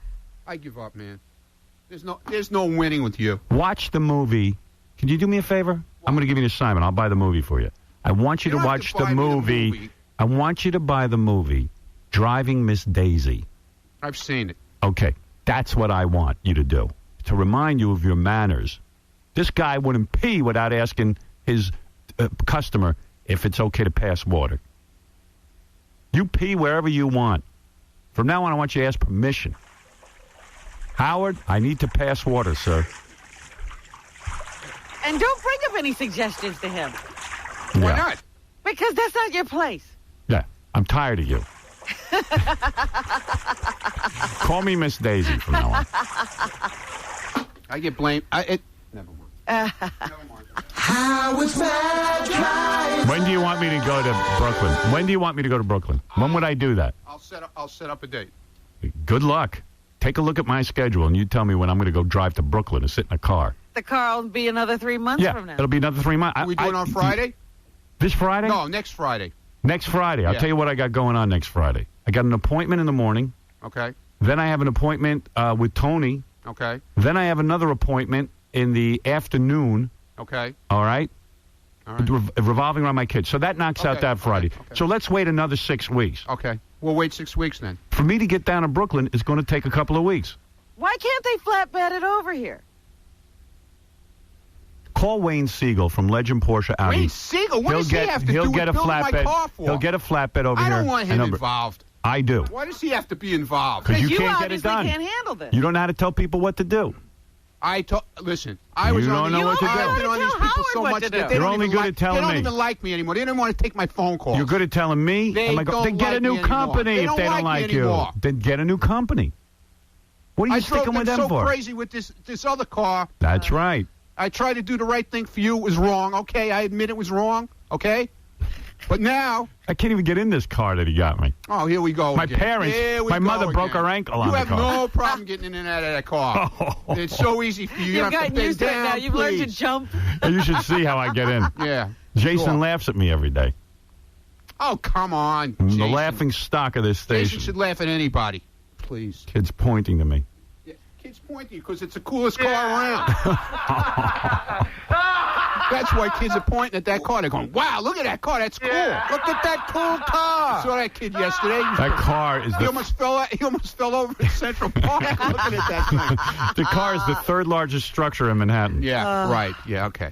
Sure. Seriously, it's bigger than the World Trade Center. Yeah, they're declaring an historic area. I'm afraid Osama bin Laden will find out about it. You can't even make any changes on that car now without going to the committee. Yeah, it's a historic landmark. You know what? There's no winning with you. I decided, man. And you're my friend, like you said. I give up. I give up. I don't know what to do anymore. I told you what to do. Jeez. The suggestion of a flatbed truck. With this guy. But wait a minute. The suggestion of a flatbed truck.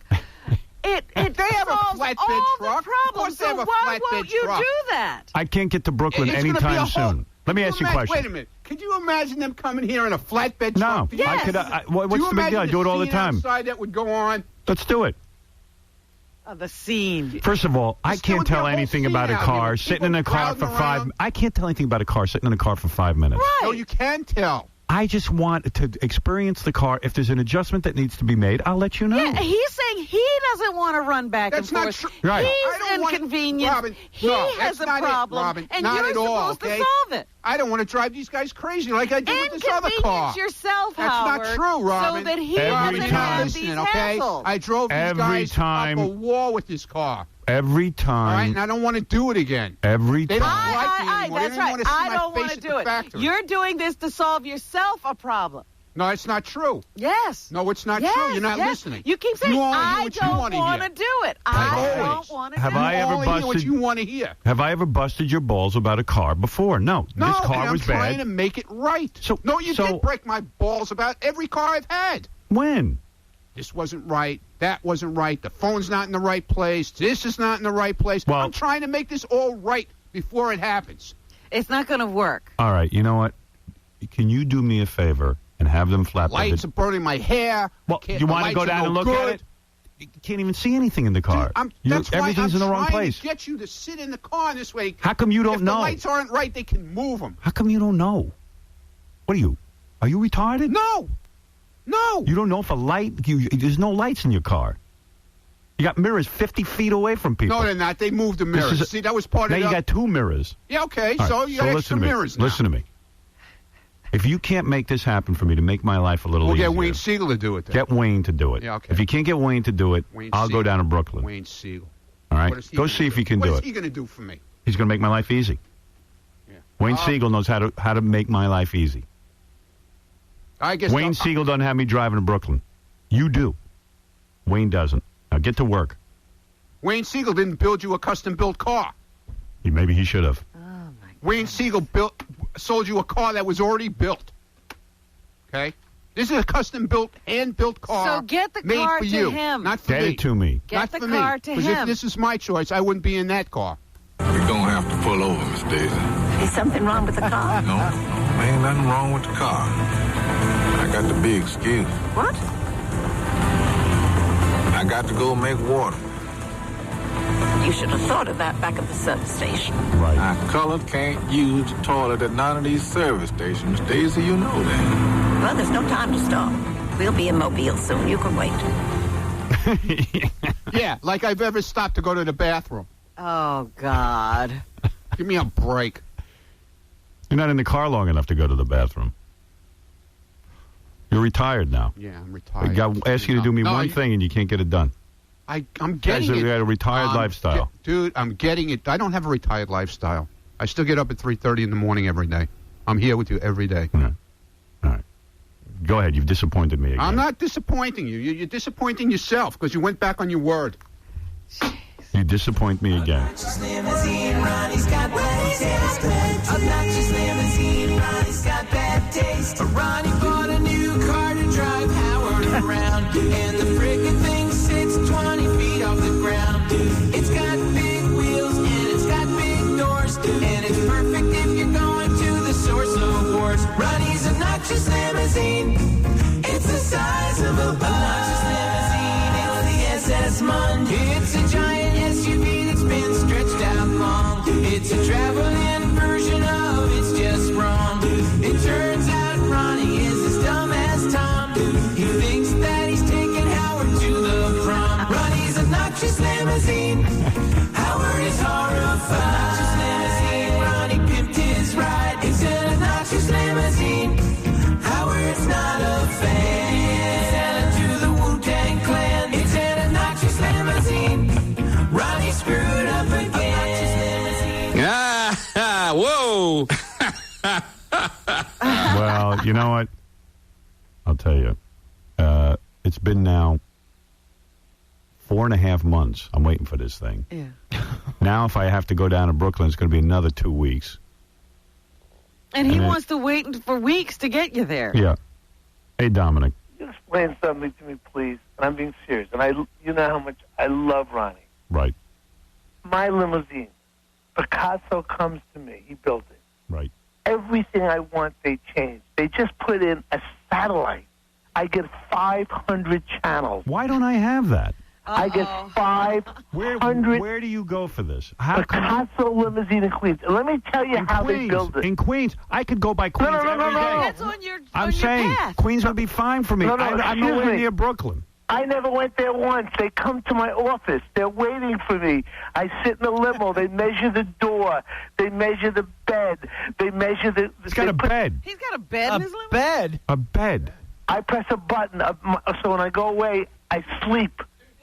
You're My done. limousine has 4... They asked you whatever you wanted to put in that car, and they asked you to say I met nothing with the about guy. satellite. No, you didn't listen say to anything about Satellite. Do I know they could put a satellite in a He car? told you that. I You don't have a listen. You don't satellite care. on the roof. See, Dominic takes interest. He sits there and he goes Yeah, over but the they whole bring the car car with to you. him. Did you hear excuse that me. part? Did you hear the part where they bring the car to him? Wait a minute. You didn't Excuse hear me. that I take part. interest. I have not spent 5 minutes more than that on this car. He comes to me. I sit in it. I said, I want the lights here. I want this. It came back. I didn't like the lights. He says, Dominic, where do you want the lights? I said, move this. He Yeah, said, you're living it a little. It'll be back tomorrow. It was back. Now, I wanted more speakers. They put more speakers. No, I'm not allowed to make any changes. No, I didn't I'm not allowed say to- one change. Yeah. I didn't say that. That's why I want you I to make told changes. the guy what I want you to want. make changes. Make it so.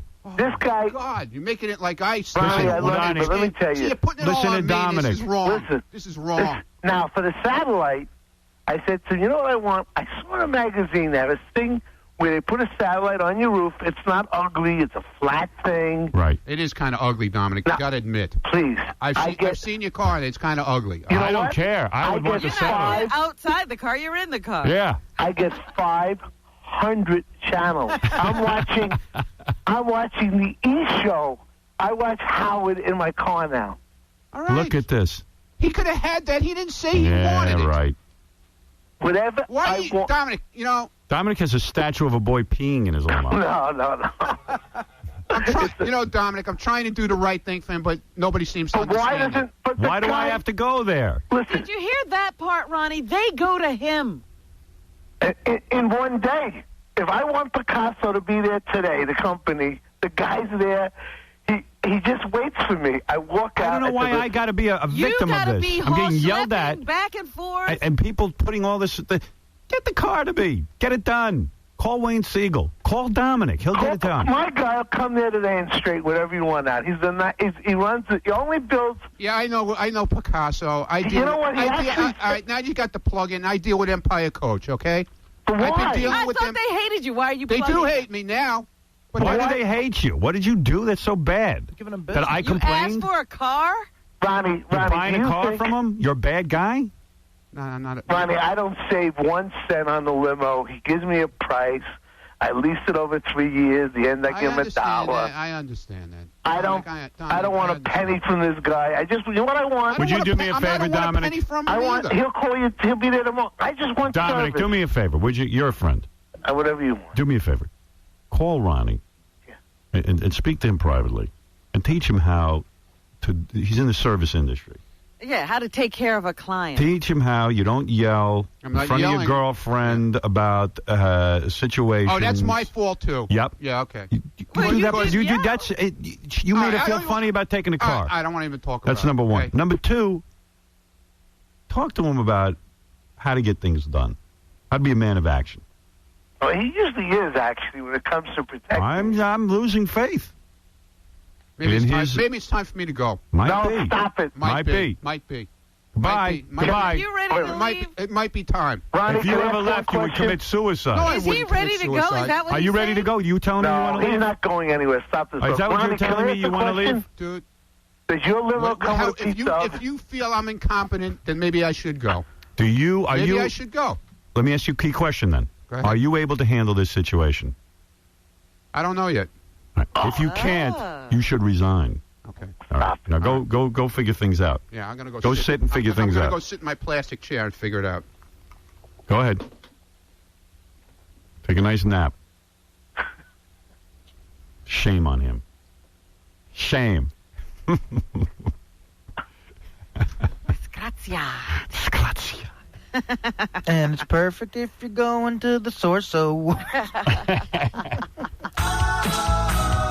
Uptight Jew, Ronnie bought a limo and it's way too huge. And now he's pissed and don't know what to do. He's giving Howard some major attitude. He is so rude, he's an uptight Jew. That goddamn limo can be seen from the moon. And Ronnie Munn is an uptight Jew. He's an uptight Jew. Ronnie Munn is an uptight Jew. He's an uptight Jew. Man, he comes in here. He's mad at me. Taking up my precious airtime. Look at this. KVH Track Vision A5 and live satellite TV adds a new level of luxury to limousines. Wow. Track Vision A5 provides access to 125 plus channels of live satellite TV programming. Oh, my God. I mean, I guess you get a good picture. Of course you do. Of course you do. That's the problem with those limos. No good picture. Look at this.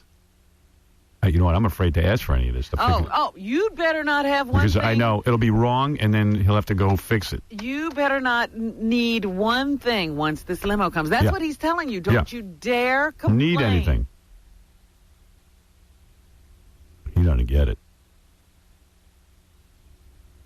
And you should make some time in your day.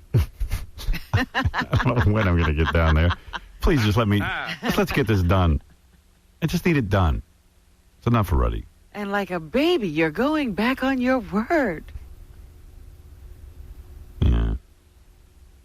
Well, what am I going to do? You know, you probably gave him your word because he's such a baby. And you didn't want to get, you wanted to get out of that one. Could you let it drop? Because every time I'm walking out in the hall, I keep just getting comments and e-cameras in my face. Can we let it drop? You brought it up. I didn't. Yeah, well, bring it up it's on over the air. now. You wanted to bring it up. Yeah, I wanted to bring it up. You can't end it now. It's over now. It's done. not over. Nothing is over. All right, it's over. Go ahead. Over, Johnny. It's over. Clean the knife, clean off the knives, and put them back under the desk, okay? I need you to make my life easy. That's your job. I'm trying, man. All right, I know you are. Now go ahead and try harder. Yeah, maybe I should have went somewhere else for a car. Maybe you're right. Maybe they didn't want to deal with me. Maybe I'm not getting the right service. I don't know. Maybe maybe Dominic's right. They come to him. I don't know. I don't know. If they won't come, I will go there, but it's going to take me at least 2 weeks because I'm going. No, I don't want to have to wait. It's going to take me time. That's all. I don't want to have to wait 2 weeks. I can't go this week, and I know I can't go next week. I'll handle it. I can go the week after, man. And I'll take the consequences. You'll just go back and forth. That's what you do. Yeah, all right. So I'll do it. Big deal. Okay, I'll do what I have to do. If you have to drive back and forth, it doesn't bother me. I'll do what I have to do. Hey, Ronnie, if you have to drive back and forth 100 times, it doesn't bother me. Yeah, I know. Thank you. Thanks a lot. You probably will have to go back once or twice. All right. And so you I'll know go back what? once or twice. All right. Those guys are just going to have to deal with it. Yeah, it's part of their job. All right. Don't feel bad about it. It's over. Please forget about it now. I'm sorry I brought it up. It's over, Johnny. It's over. Nothing is over! Nothing! You just don't turn it off! All right. We'll be back One right more after. thing about the car. Yeah, we'll be back right after these words. Joey Jean, he's not Sicilian. She's just a hothead Jew who thinks that he's Italian. No one's as angry as Ronnie Mund. He thinks he's Italian. No one's as angry as Ronnie Mund. 90.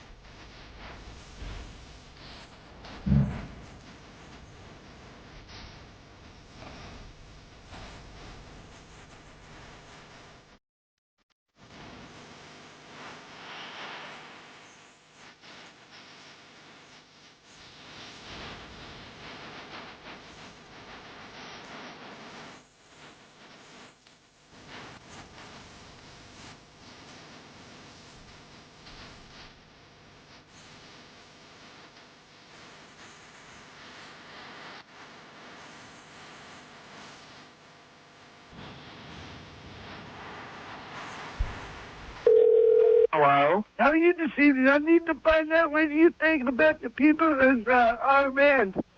Who is this? It's Jay from the Howard Stern. And Mindy. Hello? Hello? Yes, what do you think about the war wreck? What do you think about... Oh, you hung up. Damn it. Can I help you? Yeah, we special on the Howard Stern show. I want to ask you some questions. Do you think that John Kerry or John Bush, do you think they'll win on the president or what? I'm sorry, honey. I don't have time to talk about that. You hung up again. How can I help you? Yes, my name is Wendy from the Howard Stern Show. I was wondering, what do you think about the election? Do you think President Bush will win or John Kerry? Well, hopefully John Kerry. Did you want to ask him about the war? Yeah, what do you think about I actually really can't right now. I'm kind of busy. My friend Gary has a question he wanted to ask you. Okay. Yeah, what do you think? What do you think about the people in Iran? In Iran? We're in Iraq, actually. Iraq. Yeah, what do you think about that?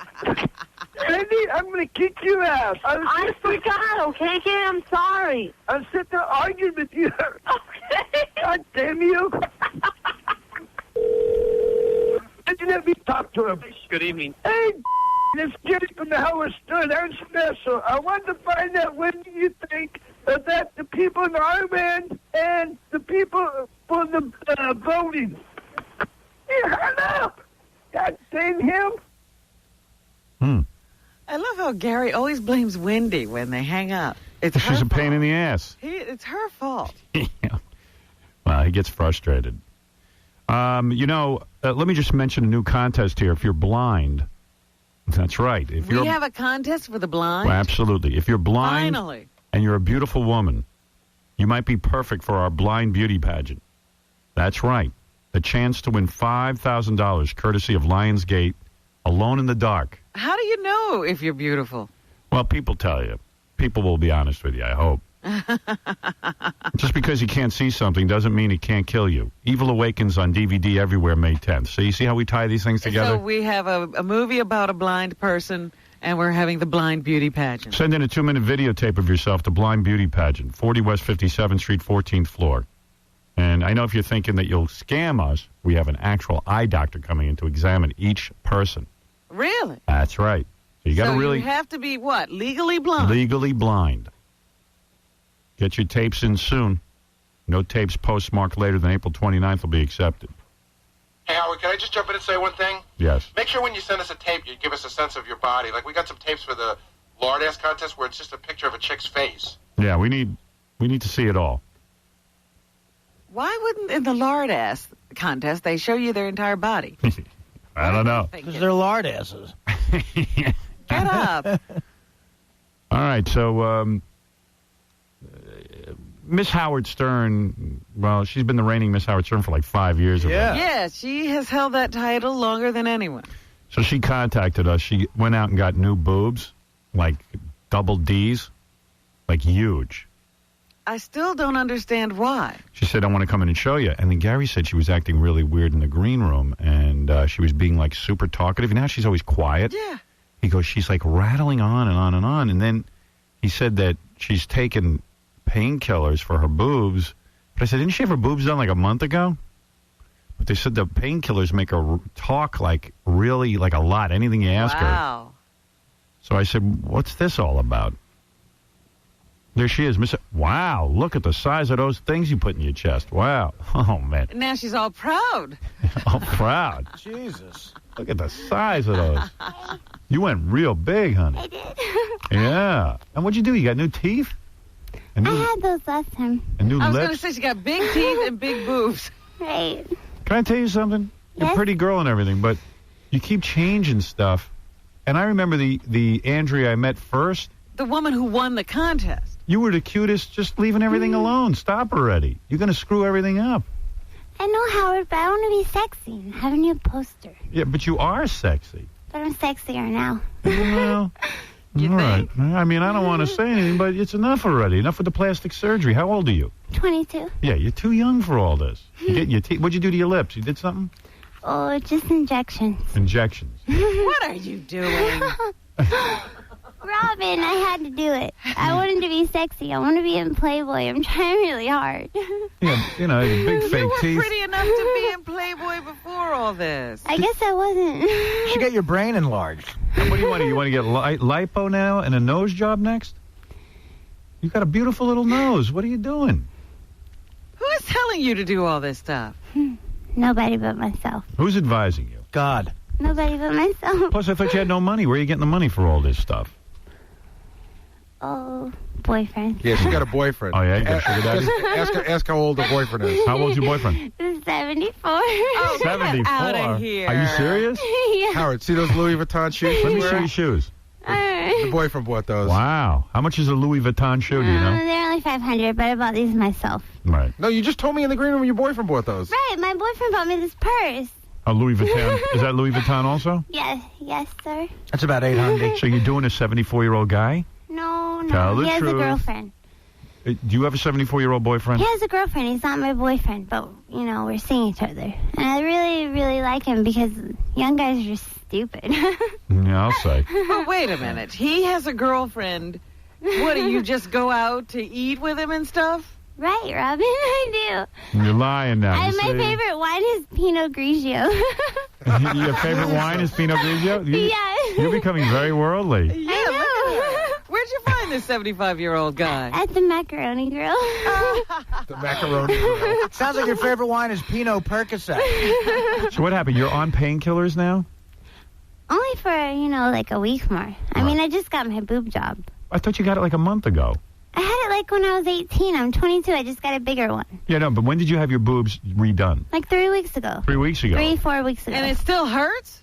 Yeah, Robin, you don't know. It hurts really, really, really bad going this big. It hurts really bad. What do you mean? After 3 weeks, you still have pain in your boobs? Yeah. How do they look, by the way? Oh, they look good. No, I mean, when you're naked, how do they look? They look good. They do? They're really, really soft. They look really good. Are they saline or silicone? They're saline. Because Saline. silicone, you know, the way I fall and injure myself, I can't be getting silicone. Right. I kill myself. Right, but you're saying they look good, they look natural? Yeah. I can't imagine that they look natural. Oh, you just don't know. They feel really, really soft. You have no idea. Explain the situation with your boyfriend, though. The guy's 74, and what's the arrangement? Really, be honest with me. How's we it have work? no arrangement. He's just a sweetheart, you know. If I call him and I want something, money? like on my birthday. My birthday was February 28th. He called me a couple weeks late, and I said, he said, you know, what do you want for your birthday? I said, you know, I want my lips done. You called me a couple weeks late. Right. You know, pay $1,000 for my lips, you know.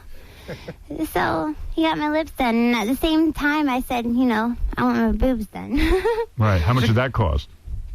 $5,000. Yeah. So how do you throw in the Louis Vuitton bag? How does that come about? Oh, I had that last year. But how'd you get that? From another boyfriend. Oh, a different guy. It's a good thing you're dating an older, smarter guy who can keep up with your conversation. I put a picture of Andrea up from our green room with our new boobs. It's on howardstern.com right now. You can see her big boobies. And what do you do with the hair? You know, it's about 5 different colors. Oh, yeah. I like it, though. Pink, platinum, and brown. I like it. I got bored with the plain blonde. Yeah. How's your body now? Everyone says you're losing a lot of weight. Is that what's going? Like you weigh like 100 pounds and you're taking the painkillers and that's why you're so loopy. No, I was working out really hard, but I haven't been able to work out because of the plastic surgery. So Right. We heard you I'm don't. fat. We heard you don't eat. I do eat. I eat salad. You know, that's Yeah, eating. You don't look overly thin to me. Salad, grilled chicken. You don't look overly thin to me. But I made a poster. It's before my boob job, but I think it's really, really cute. I worked really, really hard on it. Howard. Where's your poster? Really hard. Right here. I worked Let me see so it. hard You know what? on I got to it. show you because the key you got to know, Howard. You show me in the green room. She designed everything. The I room, did the look everything, of it. Howard. All right. Okay. My outfit, everything. I worked so hard on it. All right, are you really- selling this? Yes. All right. To purchase Yes, sir. Andrea's new poster, 706-278-6485. Let me see.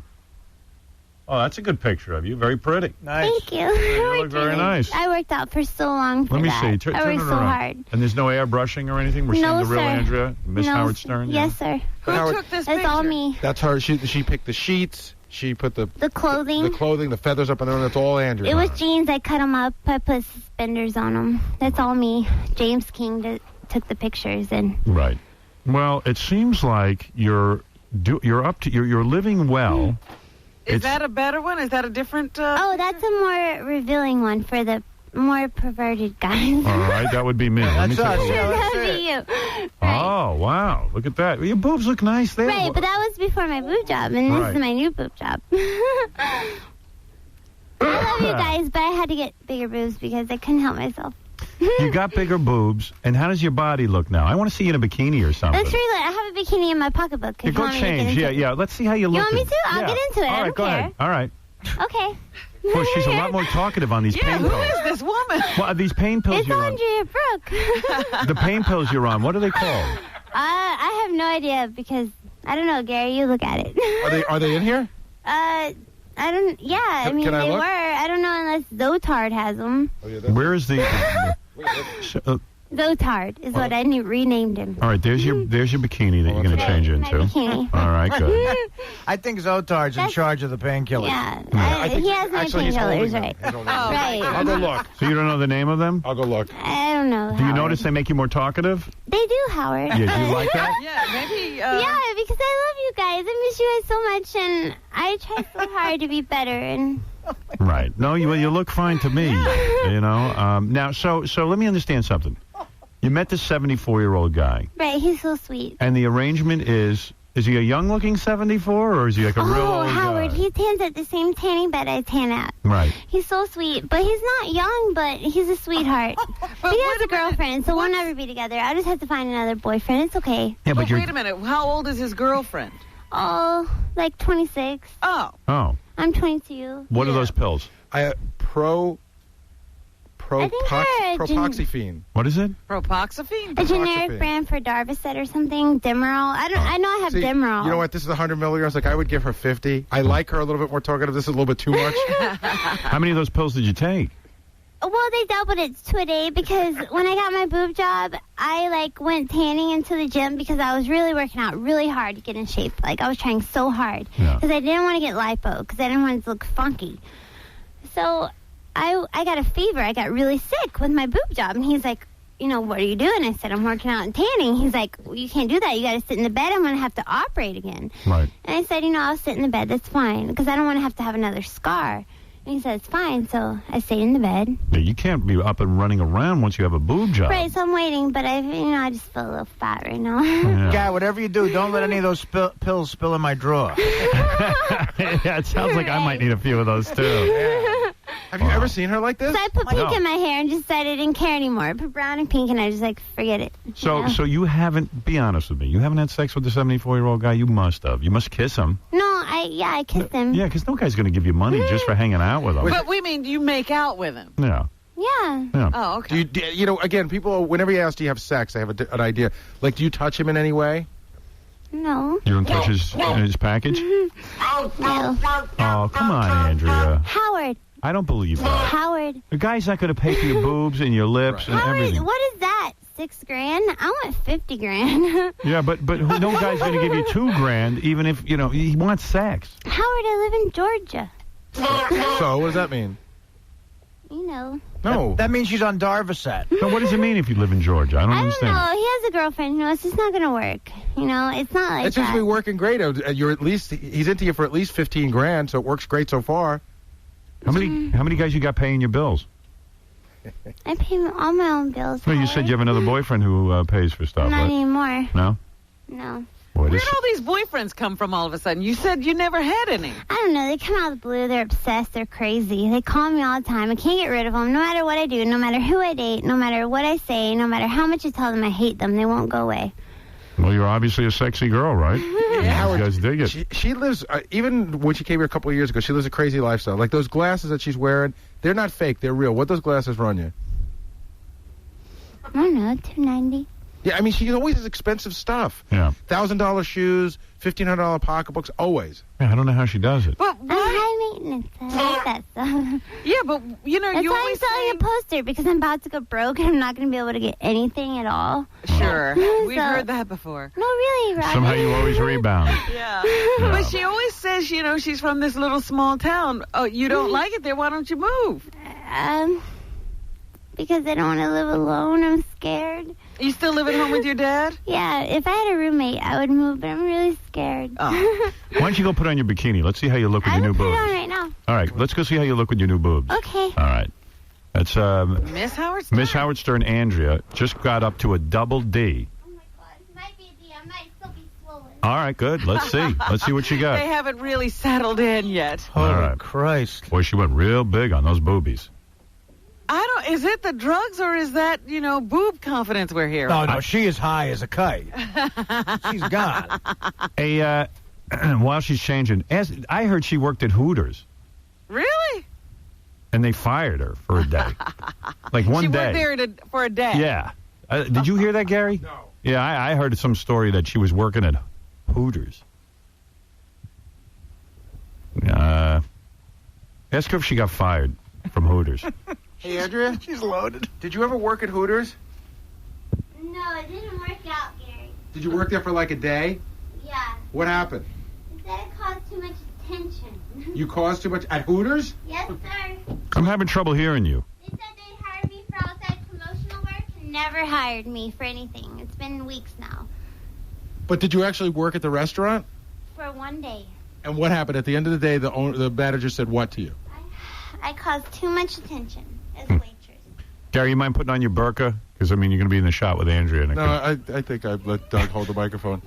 Yeah, hold on. Here she comes. No, she's not ready yet. She's not ready? Tell her she's causing too much attention. Okay, Zolar, you're on the air. Oh, man, you got her in there and having a good time, but she's not telling all the truth, man. You got to get me in there to tell all the truth. So Why, she what could do you know? Oh, I know everything about the girl. What do you know? Oh, I'd love to come in there and tell you, Tell dude. me something. Oh, dude, man, she's got a little 74-year-old boyfriend. She got herself a sugar daddy who's about 60. Really? Oh, yeah, dude, I know everything. Yeah, you know, I something's going on here that we're not. Of course there is. I'd love to come in there and tell you all about it. Is she doing this 74-year-old? Can I come in there and tell you? He's in the green room, but I won't let him Yeah, in. he wants to come in. Because he's annoying when he gets in. I'll be quiet. I'll just answer the question and be quiet. No way. You can talk on the phone. No, dude. All right, See? goodbye. You're screwed up. All right, goodbye. I can't, because you get him in here and he just doesn't shut up. And there's no controlling him. How we doing, Andrea? Hey, Andrea, Zolar says you're doing the 74-year-old guy. Yes. All right, come on out. Can you come out? Are you decent? Come on right now, but should I leave my purse? Yeah, leave it all in there. Hey, who's going to take it in there? Oh, my God. What? She looks good. She looks good? Yeah, come here. Come here. Come on out. Wow, you do look good. No wonder guys are paying you. Stand over there. I guess she is a poster girl. You know what? You do look good. Those boobies look good. I'd like to buy you a bag. I'd like to buy you some new shoes. You look good. Turn around. Let me see the ass. Yeah, you look goddamn good, I gotta say. That's a for all piece your of- work. Piece of ass right there. I know what I'm doing. I tell you. Well, you almost just fell down. I'm working on it. I'm going to get better. You'll see. Better at what? Better at what? You're doing? Yeah. Hey, look, you know. Yeah. Yeah, you could end up doing too much surgery. You look good now. Stop. She does look pretty good. Pretty good. I mean, come on, jeez. Howard, I want to be in Playboy. You want to be in Playboy? I do. Then you're gonna have to up your Darvocet intake. She was telling me in the green room, she was saying, like, look at how good she did this. She's the one who did her own makeup. She did all of this. Imagine what she could do with a real makeup person. Wow. Everything. Yeah. Well, I don't know. I'll tell the people from Playboy you want to be in Playboy. I mean, I could certainly do that for you. How about seeing the new rack? Let's take a look at it. Show us your boobs. Big deal. Look what Howard does for you. Yeah. No, but I What? Hello? can't show it. Why not? Why not? Yeah, come on. We're all having a good time here. Zolar says you're doing that 74-year-old guy. Or you're doing a 60-year-old guy. And that you also have a 60-year-old boyfriend. Sugar daddy. No, Is it true or not? not true. Swear on the life of your mother. Broke up with him. You were doing him. Swear on the life of your mother you didn't have sex with the 74-year-old boyfriend. Swear Say it. on my mother and not have sex with a 7-year-old boyfriend. Is sex everything but, or nothing but the actual, do you do, like, something for Swear on the life of your mother you did not have oral sex with your 74-year-old boyfriend. Swear on the life of my mother I did not have oral sex with a 7-year-old boyfriend. Really? And he's giving her $15,000? Wow. No, he just did me a favor. That's it. That's giving you money. Swear, but you made out with him, right? Right. What Yeah. does making out entail? I mean, he's cute. He's a cute guy and you tongue kissed him and stuff? I mean, it's no shame. It's okay. You're allowed I'm not to. ashamed of it. Yeah, if I slept with him, I would tell you, but I haven't. Did you sleep with a 60-year-old guy? No, sir. You didn't? No, sir. But you're getting money from these guys. I don't get why they're paying. I don't know either. I can't figure that out. I mean, do they get to put their hands everywhere? I really don't know. Yeah, they What? get to put their meat hooks all I over you? really don't know. They won't leave me alone. Do they get to touch your boobs and stuff? No, they think this is a horrible idea. They do? Hey, by the way, Miss Howard Stern, I just got a whiff of the breath. You've been drinking, huh? Gary. Yes. Have you been drinking? With the Percocet? No, I've been up all night. Tell the truth. Have you been drinking? Yeah, I mean, last night, I drank. I've been up all night. With the painkillers you're drinking? Yes, sir. Yes, sir, she is. And you can't do that. Yeah. Do you eat it all? Yes, sir. You do? She said she ate a salad. All right. All right. Well, you do look good. I mean, I can't argue with that. I'm really, really, really hard. What did you drink last night? Patron? Where did you go to drink? Where were you hanging out? I don't know. Some club, some guy that let me come. I don't know. Some club, some guy? Yeah. Yeah. All right. Well, obviously. You know what? She still got a big bottle of that Patron with her, so I don't know if the drink had stopped last night. That's the second bottle. Hey, you want to break the Guinness Book of Records? I do, Howard. I'd love to. All right. I want to be a genius. What if we... A genius you want to be now. All right. I don't know if we can make that happen. Guinness Book of Records. Okay. We'll see how many guys can fit their hands on your boobs at once. That'd be only two, Howard. My boobs can't get big enough, no matter how hard I try. My plastic surgeon says they can't get any bigger because there's not enough skin because I'm small. Do they look weird? Like, do they point out from side to side? No, they look really good. They're really soft. I can't know. I can't recommend you to Playboy if they look weird. No, they don't look weird at all, Howard. They're really soft. They're really, really, really good. We got to see him then. Let's see him. I can't show them because Why? what I'm going through. What? What I'm going through is What? What are you going through? What are you going through? custody battle. Oh, a custody battle. Oh, dear. Right. That always spoils the fun, doesn't it? It really is true, Howard. Kids ruin everything. They sure do. Right, but I love my child. And Your ex wants custody of the Demerol? What are you going through? Like your ex? I don't have any stretch marks on my stomach, so... No, you look good. That, right? Your ex-husband wants the kid full time? It's not my ex-husband. Joint custody. He wants joint custody, so why don't you give it to him? Well, Dad has a right to see a kid. Yeah, like, where's the kid now? Where would he be now? Yeah, where's the kid? With my father. With your dad. So why don't you let your husband have, your ex, whatever he is. You guys just don't know this situation. Hello, I can't hear you. Well, tell us. What? He's not fit. I don't want my child at that house. Okay. Well, I don't want to get into that. Yeah, that's no fun. We got to see those boobs. That's such a buzzkill. Yeah. Come on, Andrew, show us the boobs. How about if we put you in a T-shirt and wet them down? That's fine, Howard. I don't care. Oh, that's okay? Right. All right, try that If out. you have a T-shirt, I don't have one. Give Andrea a T-shirt so we can see what's doing under there. Okay. All right, go ahead. Put that on. There's always a way, Robin. Yeah. There's always You a way. guys are geniuses. Where there's Demerol, there's a way. Yeah. Artie, we got to get some of that. Oh, my God. What is she on? That she said, if it's something like Demerol, forget it. That's like forget- heroin. She probably wouldn't even be able to walk, would she? Well, She depends on barely how much can she walk. took. I mean, Demerol's what they give you in a hospital. Yeah, I've had that when I was right out of surgery. That's good stuff. Yeah, They couldn't have possibly given her that. You're just in euphoria. All right, Andrea, you ready? I'm ready. All right, we're gonna wet down your T-shirt. That'll be good. I gotta say, Andrea's new boobies look nice to me. What do you think, Robin? Too big? I'm not so sure. Should I wet her down, Howard? I think I'm good at this. Go wet her down, Artie. You're All good right. at it? Artie's gonna wet you down, Andrea. Okay. And then we'll see how you look in a wet T-shirt. Okay. All right, that's good. All right. Artie, you ready? Artie, thank God you joined the show. Yeah, he's a professional at this, so you don't have to worry about a thing. I didn't really care who wet down Andrea, but Artie goes, I can do it. I'm really good at good it. at it. What do you got, a super soaker, pal? Yeah, all right, Boy, go ahead. a big one, too. Let's see you do it. Go ahead, shoot her down. Artie, do better. One more shot. I thought you were good at this. Yeah, I thought you were good at it. Hold on, Andrea. Artie's going to hit you again with the super soaker. Artie, if I can help, try to get the right side. Try and get both sides so we can see what's doing. All right, Andrea, get ready. Oh, my goodness. Wow. Andrea, you look good in the wet T-shirt. I like the new boobies. I entered a wet T-shirt contest a couple weeks ago. You entered a wet T-shirt contest? And I won. Did you win? Yes. Yeah, good for you. Of course you did. How much did you win? How much did you win? Oh, $500. Nice. How many women compete in a wet T-shirt contest?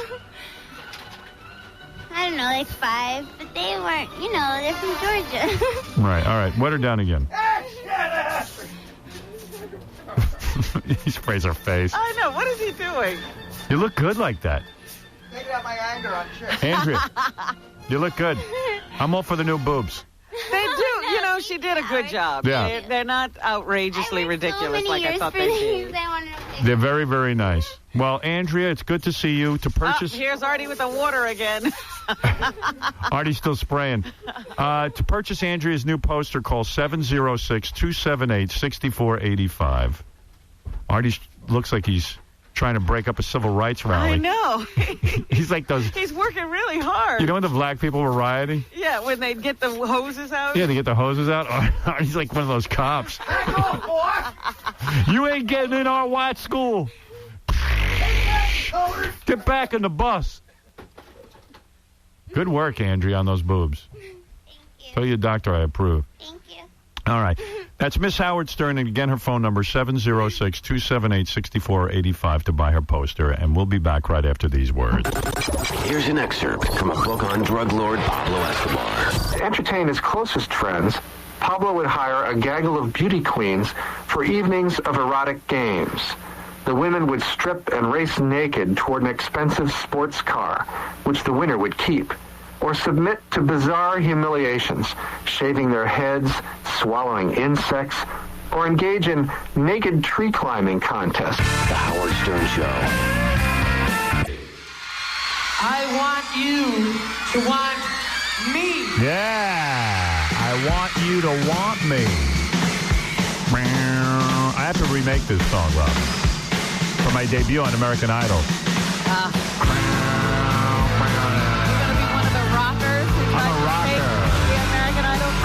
Here comes one of the rockers, Howard Stern. I want you to want me. I need.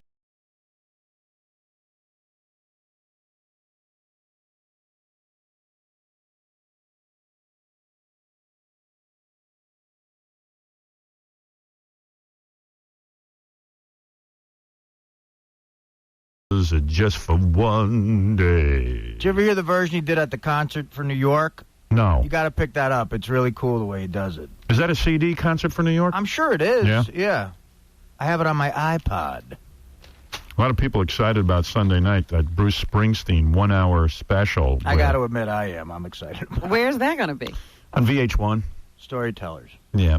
Springsteen never really talks about his music, so he went in New Jersey and he recorded a 2 hour, like he played a couple of songs and then he talked about each song and how he wrote it and all this kind of stuff. Mm-hmm.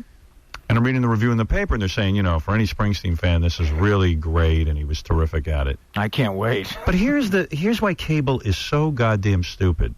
If this guy goes for 2 hours, they got to figure out a way to cut it down for an hour. Right. Run the whole goddamn 2 hours. Yeah, I'd like to see all that. It's Springsteen, for goodness sake. Yeah, why not?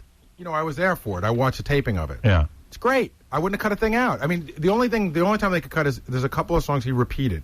Because he wanted to do them over again, do better versions of them. But they should leave it all in because, for Christ's sakes, it's Bruce Springsteen. His fans are going to watch the whole thing. We're interested. And they got endless hours to fill. Right. But this is the problem. Cable television has always viewed itself as network television. They're like, well, we're on a schedule. We got to be on a schedule. You don't have to be on any schedule. Especially VH1. They have nothing going on. Do you ever tune in and go, oh, my God, VH1 is 10 o'clock. Where's my show? Yeah, it's 10 o'clock. How come I Love the 80s isn't on again? Yeah. If Springsteen goes for 2 hours and 7 minutes, run it for 2 hours and 7 minutes. If I'm on VH1, it's an accident. Exactly. See, I bet Springsteen had Final Cut, and maybe he doesn't want all that, you know. Well, I don't know. Maybe. But I'm sure the network, what you're saying makes sense. I'd love to see all that. I'd be fascinated. Yeah. It's just weird with cable, you know. They never quite caught on that they're not the network. Some dude spit in Jane Fonda's face yesterday. I heard. I take offense. Days ago. Yeah, I talked about it yesterday in the news. You might not agree with her stand on the war and all that other stuff, but don't spit on the lady's face. What is that? Just remember, there was a draft at the time. Plenty of people were fighting in Vietnam who wouldn't have chosen to go, and she was fighting for them. I saw Star Jones is getting kicked off E! Probably. Yeah, I was just noticing that in the paper. I didn't think she was any good at what that red carpet stuff. I was happy to read that evidently the ratings have gone down. And I'm sure Joan Rivers is growing. Yeah. Oh, she was. Star Jones was unwatchable at that. Well, that's the weird thing about the E! Network, and I do work for the E! Network, but they don't know what they've got till it's gone. Mm-hmm. The big parking lot Put up a pie. They paved paradise. Whatever. Whatever that song is by Joni Mitchell. Yeah. Pay paradise, put up a parking lot. Stop laughing. Yeah, so Star Jones isn't doing so good, so they're not so fast to renew her contract. Yeah, say what you will about Joan Rivers, man. She has a certain je ne sais quoi when she's sitting and talking to those goofballs on the red carpet. Well, you want to see Joan. Yeah. That's what you want to see. You don't want to see Star Jones, who's going to just suck up to everybody who walks up. Yeah, she knows how to suck. Oh, she's brutal. She sucks. Yeah, the people on the red carpet love her, but not the people watching. Yeah, she's friends with everyone. That's the thing she does. She goes, like, she's the best friend with everyone who comes up there. Yeah, everybody's her dear friend, and they just did something together. My man. Another chick teacher had sex with her student, male student. I can't believe this is going on and I'm not in school. Well, do you know how they caught this one? My timing is always off. They actually caught her kissing the guy in an empty classroom. Yeah. None of my teachers thought to kiss me. None of them. When they emptied out the classroom, they emptied out you, too. And I told you the Pope's brother is freaking out because he's 81. He goes, listen, I got no energy. My brother's 78. It's going to kill him, that job. I don't know if that's sibling rivalry, but I'll tell you the truth. I happen to agree. 78. How long can he live? How many companies put in a 78-year-old CEO? How about none? 0. I was of two minds about it, though. I said, when they were selecting the Pope, I said, you see, you really shouldn't stop working. Well, here's the weird thing. The Pope, the new Pope, is a ultra-conservative dude, which I think is kind of sad in this day and age when you're telling people who are all dying of AIDS not to wear rubbers, and women are trying to get equality around the world in Iraq and Afghanistan. We're liberating these countries. And this he's guy, saying go home. He's saying go home.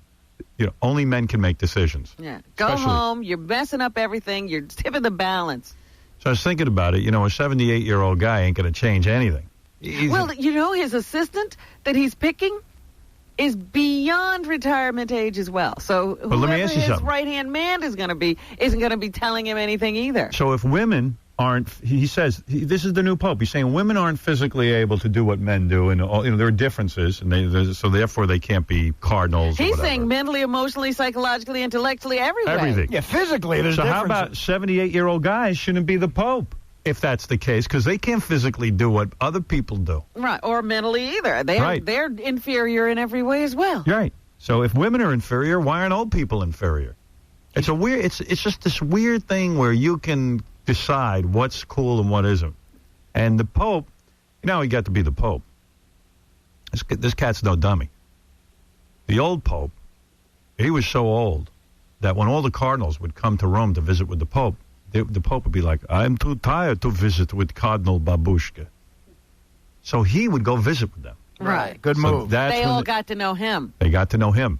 And they all said, well, what the hell? Let's make him the Pope. At least we know this cat. Yeah, we do have, we've talked to him before. Because all the other cardinals barely know each other. We don't know that African dude. He was consigliere. The African guy's actually busy helping people. And a lot of these cats in Africa who are, who are like cardinals and bishops and even just priests, they take a wife on the side. Nobody knows. Yeah, you think the Pope's going to go down to Africa and check up on what's going on? Do you know there were popes who had wives? Yep. That's right. There were. They had plenty of women, and they had children. In fact, some of their children became popes. Yep.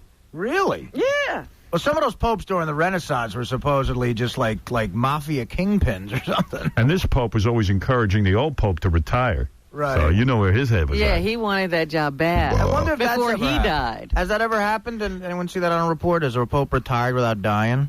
No. I don't think so. He's one of these guys who believes that the Catholic religion is the best religion in the world, and if you're into any other religion, you could never, ever, meet God, go to heaven, or anything. Now, how's that for being intolerant? It's open-minded. Yeah, there's an open-minded guy, 78-year freaking Well, they old. used to be able to get away with that, though, Yeah. because there wasn't mass media. Yeah. You go tell some cat in Turkey who practices Islam that his religion's no good, he'll take care of you quick. I tell you, this is what causes wars. But that actually attitude. did cause wars. It was called the Crusades. Yeah, this is the attitude. This is the guy they got in there. But who cares anyway? These guys, who cares, man? It doesn't matter. Why is religion still so important? I don't know. I thought that was going to change. People are scared to death. And what's going on in this country, I have decided it's a reaction to September 11th. Everybody's gotten the bejesus scared out of them. It's so influential still. Yeah, maybe you're right. I don't know. Yeah, I think it is, because when people get scared, they start looking for anything to hang on to. Yeah, why do you think Artie drinks? Religion. Well, that's true. He's drinking more since September 11th, too. I have. It's up a little bit. All right, let me see what I got here. We got a lot of email. We got a lot of stuff going on with the show. So let me get to some of this stuff. First of all, we've been ripped off again. Really? Yeah, well, it just happens all the time. I mean, what's this about? So much of this show is ripped off. You know, when Jay Leno accepted an award, he said, my favorite bit is jaywalking. Jaywalking is a bit that he just lifted right off the show. And, of course, one of his writers did. They wouldn't even cop to it. It's when we go out on the street and we ask people simple questions. Sure. And, we've been doing that for years. So that's Jay's favorite bit. Unfortunately, Jay didn't develop it. And when I confronted Jay about it, he said, no, you think you invented everything. Steve Allen invented going out on the street. He invented going out. He invented going out on the street. Well, that's not what I'm talking about. I'm talking about this idea of asking people, everyday people, simple questions and seeing how stupid they are. But jaywalking's known as his signature bit. Yeah, he said it's his signature bit. Yeah, which makes it more repulsive. It's just great that I've been doing it 10 years prior to him every single day. And it's his signature. Yeah, and I mean, I could point, people get bored with me pointing out how much of this show has been stolen, but here's a direct rip, and people are doing this in England, and they guess they can get away with it because we're not on in England, but here's a phony phone call that we did on the show the other day. We call it Chinese Confusion, where we call a Chinese restaurant. And then hook it up with another Chinese restaurant. So check out our bit, and then I'll give you the remarkably similar bit to a radio show in London. Okay. Hello, Eddie, can we help you? Yeah, hi, I'd like to make an order. Now, what would you like to order? Yeah, I'm here with my wife. Say hello, honey. Hi. We want 2 egg rolls. 2 egg roll, and what else? 1 cup wonton soup. Okay. 1 chicken chow mein. Okay. Do you have lemon chicken? We have orange chicken. We don't have lemon. Oh, that sounds good. Good. Let's go with the orange. Orange chicken. And 1 order of ribs. We have the jalapeno pork. Oh, that's just fine. Read back the order to me. Okay, 1 wonton soup. Yeah. Oh, somebody just came in, honey. Oh, who is that? Read back the order to our friend. She's going to add something to it, okay? Okay. Can you hold on a second?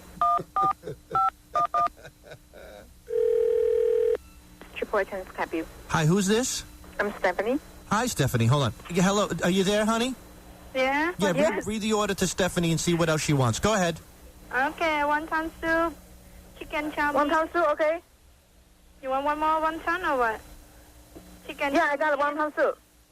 Hello. How many? Yeah, I got it. You order wonton soup and what else? Chicken chow mein, egg roll. Okay. Orange chicken, with fried rice, and jalapeno pork. Jalapeno, spicy pork? I don't know. You didn't know? Ask your husband. You gonna pick it up or what? Okay, so when you come here pick up? Hello? What time you like to pick it up? Yeah, what time? What time you want to come here pick up? Hello, this is Chinese food. You want to order food, right? What time do you like to pick it up? Hello? Hello? Yes. Yeah, I'm sorry. She's confused. Hold on 1 second, though. Let me put my brother on. Okay. Hello, sister. I'm going to put my sister Stephanie on the phone. Yeah? She's going to read the order to you, okay? Okay. Hello? So what's your order? What? What's your order? Yeah, I'm so confused right now. You want the Chinese food, right? Okay, so wonton soup, chicken chow mein, orange chicken, and Hunan pork. Wonton soup and orange chicken, right? And orange chicken and a spicy pork. Spicy pork, okay. And one thing else. Pick up or for delivery? Hello? You went for pick up or for... Tell me. Okay, you come here pick up what time? Yeah. So what time? What time you want to come here pick up? Come and pick up 30 minutes, fine. 30 minutes? Yeah. Every item, just 1 order or 2 orders? Would you tell me? 1 order. Just 1 order? Yeah. Okay, so you come here half hour, right? Yeah. You know my address? No, I don't need it because you come here pick up, right? No. No, I'm sorry. Long number. Funny bit. That is good stuff. And, you know, this is, I guess these guys come over from England. They come on vacation or whatever. They hear our show and they pick and choose what they like. Yeah. So here's some jack-off just lifting the whole thing. So I'd like you to feel and love our brand new game. This is what we did at the weekends. See, this is the kind of exciting weekends that I have. So if you come and let me stay at your place, this is the kind of entertainment I can offer, like 24/7. This is the kind of weekends he has. You know, his weekend was coming to New York and listening to the show. Right, he really should tell the truth. Yeah. So we phone up a Chinese takeaway, and you make an order, right? And then what we do is... We do. You mean what Howard does? Put them on hold, and you call up another Chinese takeaway. Then we get the first one to repeat. He'll probably get an award like Jay Leno does. And, Oh, yeah, and a TV show. Yeah. The order to the second one, but the second one thinks they're making a new order. I like how he's like, over-explaining it, He's too. ruining it. Yeah. It sounds like a science project. Yeah, wait. And it all gets really confusing. If you think this is complicated, just listen to this. It'll all become clear. Claire. Hello? I wonder if I can make an order, please. Yes, you can, yeah. Okay, I'd like one egg foo young. Foo young chicken, pork. Oh, chicken, please. Chicken, yeah. And then, what soup do you have? I only got not much to choose from. I've got chicken, sweet corn, crab meat, or hot and sour. Crab meat would be really good, thank you, yeah. Okay, some prawn crackers? Yeah. Also, maybe, do you have lemon chicken? Yeah. Yeah, I'd like one of those, please. Thank you. And also, because there's quite a few people coming around, I'd like to have 4 egg fried rice, if possible. 4 portion egg fried rice, yeah. Yeah. If you could you just read the order back to me to make sure I got it right? Yeah, so you got one, Oh, give me a second. Sorry. One of my friends is coming in. I think they want to add to the order. Okay. Give me a second, and I'll get you to read the order back to them. All right. It's almost like following the script. Yeah, that's what he's doing. Okay. Give me a sec. Right, he's on. I ought to announce this guy's name if I know it. He's a dick. Order now. Let's call Chinese Takeaway 2. Hello. Hello, can I make an order, please? Yeah. If you can just hang on a minute, my friend will give you the order. All right. Yeah. Okay, can you read back the order, please? So you got one chicken egg foo young. Hello? Hello? Yeah? Yeah, you got one chicken egg foo young.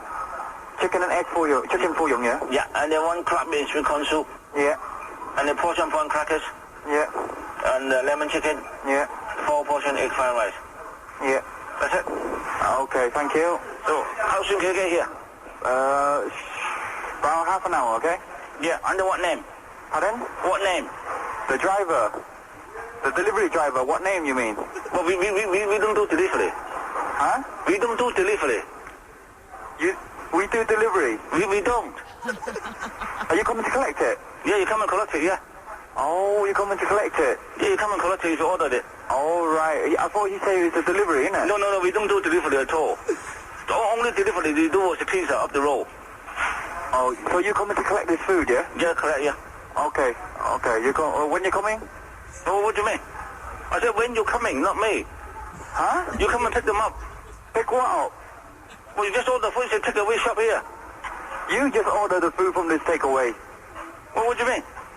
I said, you just order the food from this takeaway. Yeah? Are you coming to pick it up, or you want it delivered? Which takeaway are you? Hi. You get it? Yeah. All right. Yeah. Jeez. I'll make you sit through the whole thing. Yeah, little stuff like that just aggravates me. I don't know. They even ordered lemon chicken. Yeah. Right. Ralph, what's up? You know, another thing that Kiss Ass Dick Leno rips off is he's got this guy he calls Ross the intern. Yeah. You know, and like I don't know what that is. and but- he's some intern, you know, and he's like, here's Ross the intern. No, nobody did that before you. Nobody knew what an intern was before you started profiling somebody like that, you know? I see the way I've influenced television and what has gone down in the last, since I've got on in L.A., which is over, 15 years. Yeah. Hugely. Look at Friends. The way they used to talk on that show, it was so, the way you talk on the show. Yeah, I know. Even all of reality television, if you want to get right down to it. Hey, you know what really pisses me off more than anything? This Telepictures who we did a thing on the air for years called the Homeless Game. Still do it. And after the first 2 times I did it on the air, the Homeless Game, I got calls from every television guy out in L.A. saying we'd like to, because I said I might develop a TV show like this where we go out and ask people stuff and then we bet on it. And they all called me, and I said, well, quite frankly, I don't need, including telepictures. I said, I don't need you guys to do this. I'll do it on my own. And I started to develop it. Next thing I know, they got this show, Street Smarts. Street Smarts, yeah. It's in its 6th season. And it's just like I don't know. It's just so weird. Like, and they called me at the time and said, and they just went ahead and did it on their own. Right. And I said, you know what? So what if they do it on their own? They did it lame. But meanwhile, they've got It's 6 worked seasons. for 6 years. They're making a lot of money off of it. It's a horrible show. I mean, they make it not funny, and it's But it's somehow still doing successful. well. And I'm such a jack-off because I go, when these guys get a hold of stuff, they don't make it funny, it'll never succeed. But it does because the world accepts mediocrity. Well, they ruined the evaluators. Are You Hot was a bad version of that. Yeah, well, forget about that. Don't even bring that up. Don't get started there. Yeah, They did kill that. Don't get me nuts with that one. But I mean, basically, these guys do take stuff and make it worse. That's what makes it. And a whole generation of kids think it's... Do you remember about a year ago we were in a meeting and someone pitched a version of the street game, the homeless game, and one of the interns, who, it's not his fault, he said, that's just like Street Smarts. Yeah, it kills me. I would have thrown something at him. Well, I get 100 letters a week. 19. What are you I gonna get do? 100 letters a week, and people go, hey, man, I like how you rip off Jay Leno's bit, whatever that's called. Jaywalking. And you want to just pound your head into the wall because Jay Leno is so smug and so not grateful. I don't even mind if a guy takes my bit. Just be a little grateful. He's such a punk. He's just such a big douche, Jay Leno, with the safe questions and the safe Tonight Show. He's such a bore. I mean, but the show's successful, and that's what kills me the most. It's like, how is it successful? Who watches that crap? I mean, Ellen DeGeneres show is making money. How is that possible? Completely lost on me. Am I crazy, or is that show the biggest bore you've ever... I mean, it's not. It's better than Jay Leno. Do you ever hear anybody saying, boy, did you see Ellen today? It's unwatchable. It is unwatchable. It's hard to take. It's so saccharine sweet. It's just like... Yeah, I think Jay Leno is better than Ellen. Oh, he is. Oh, God, no. He's just the worst. I mean, he is just such a... But he's still better than Ellen. Oh, no. I can't stand him. He's a dick. He's just, like, so happy. Everybody... Hitler could come on and he goes, oh, Hitler, you're great, man. Yeah, how you doing? Yeah. Hitler? It wasn't so bad what you did. I guess my point is they're both pretty lame. Yeah. I don't know. I don't get it, man. It's like I don't get what happened. Even with this religious crap, I figured by now none of us would even have a religion. We'd all of us were so smart in the 60s and we were all cool and we was like, Where were these people hiding? I don't know, man. They were all hiding and they came out all at the same time. I remember Crosby, Stills, and Nash. I'm sitting in my bedroom in high school, and they're talking about, we can change the world. And I go, rearrange the world, we're dying, if you believe it. And I'm going to myself, man, by the time I'm 30... It's going to be so cool. All these old farts will be dead, Yeah. and everything will be way cool. It's going the opposite direction. Like the presidents we have from our generation are going to be these hip dudes who pot, who cares? They're going to get it. They're going to get it.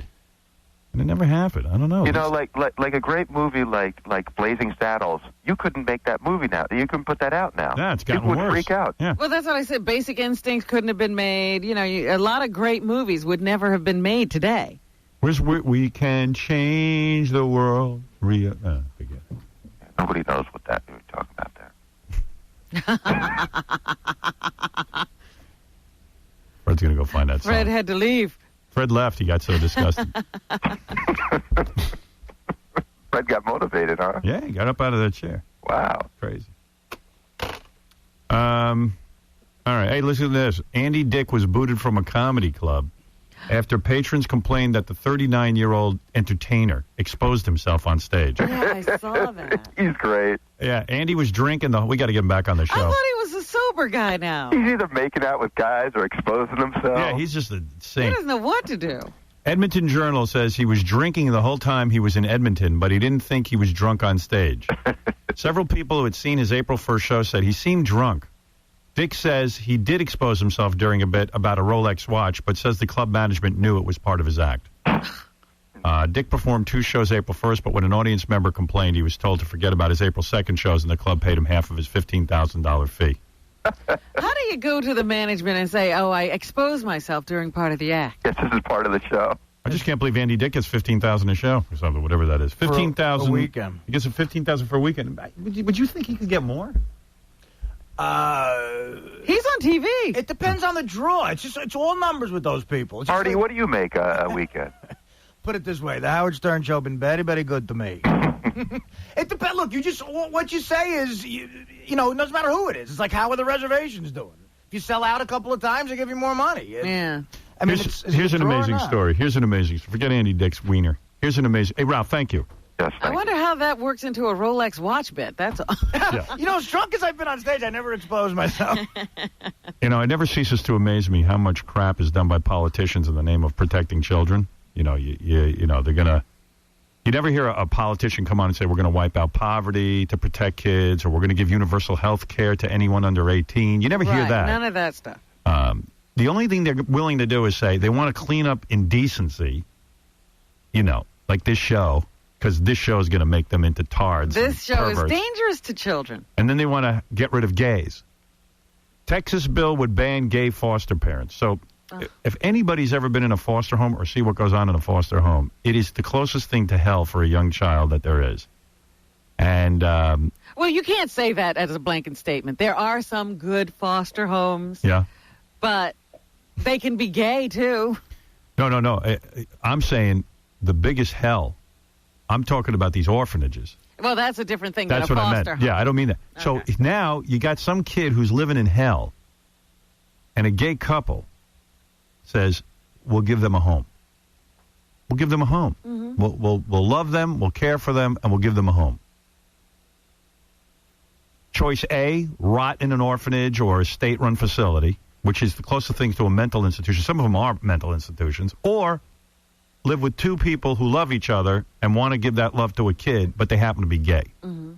Now, I'm a politician. I'm thinking, give them some love. Let's have every home we can. Any home. Anybody willing to take care of the kid versus a hellhole where nobody cares about them. Right. Other kids pick on them. Don't ask what goes on. It's like being in prison. Or a loving home, but two people of the same sex. Now, any thinking, rational human being would say... Orphanage. That's what the politicians are saying in Texas. Yeah. Orphanage is better. Yeah. These scumbags who want to take this show off the... They're worried about indecency. They're insane. God damn it. You know how many cases of neglect, abuse, caseworkers not following up, all this kind of crap, and then you got a loving home somewhere. Son of a bitch. You got to figure that in the gay home, they're going to be taken care of better than anywhere else. Yeah. Simply because the gays know they're being watched. Yeah, oh yeah. I mean, what... They really got to want to do this. I'm not saying put them in any home. I'm saying, okay, it's a gay home where they check it out and the whole thing. Yeah, you know. but I'm just saying, the gays know they're being watched. They're being watched by everybody on the street. Porn star Mary Carey, you know her. She's been on the show a couple of times. She's the chick who we dunked her head in the toilet bowl. And she ran for governor of California against Arnold Schwarzenegger. You know what place she came in? No. She came in 10th out of like 50 candidates. That's not bad. Yeah. That's so, funny. Former gubernatorial candidate Mary Carey was arrested. What? Yeah, for, I guess she was working a strip club. What'd she do? All the people arrested in the strip club were accused of violating the local adult cabaret ordinance. Some getting too close to customers and others, including Carey, touching themselves in a sexual manner. No accusations were made of prostitution or other sex acts. They locked up another dancer, two managers, the club's limousine driver. I tell you, this country's nuts. Strip club. Well, I told you yesterday, they just passed a bill that will allow companies to clean up movies so that they'll be safe for you to buy. So when you get them on DVD, you can leave your kid alone with the television. Yeah. So anyway, Mary Carey.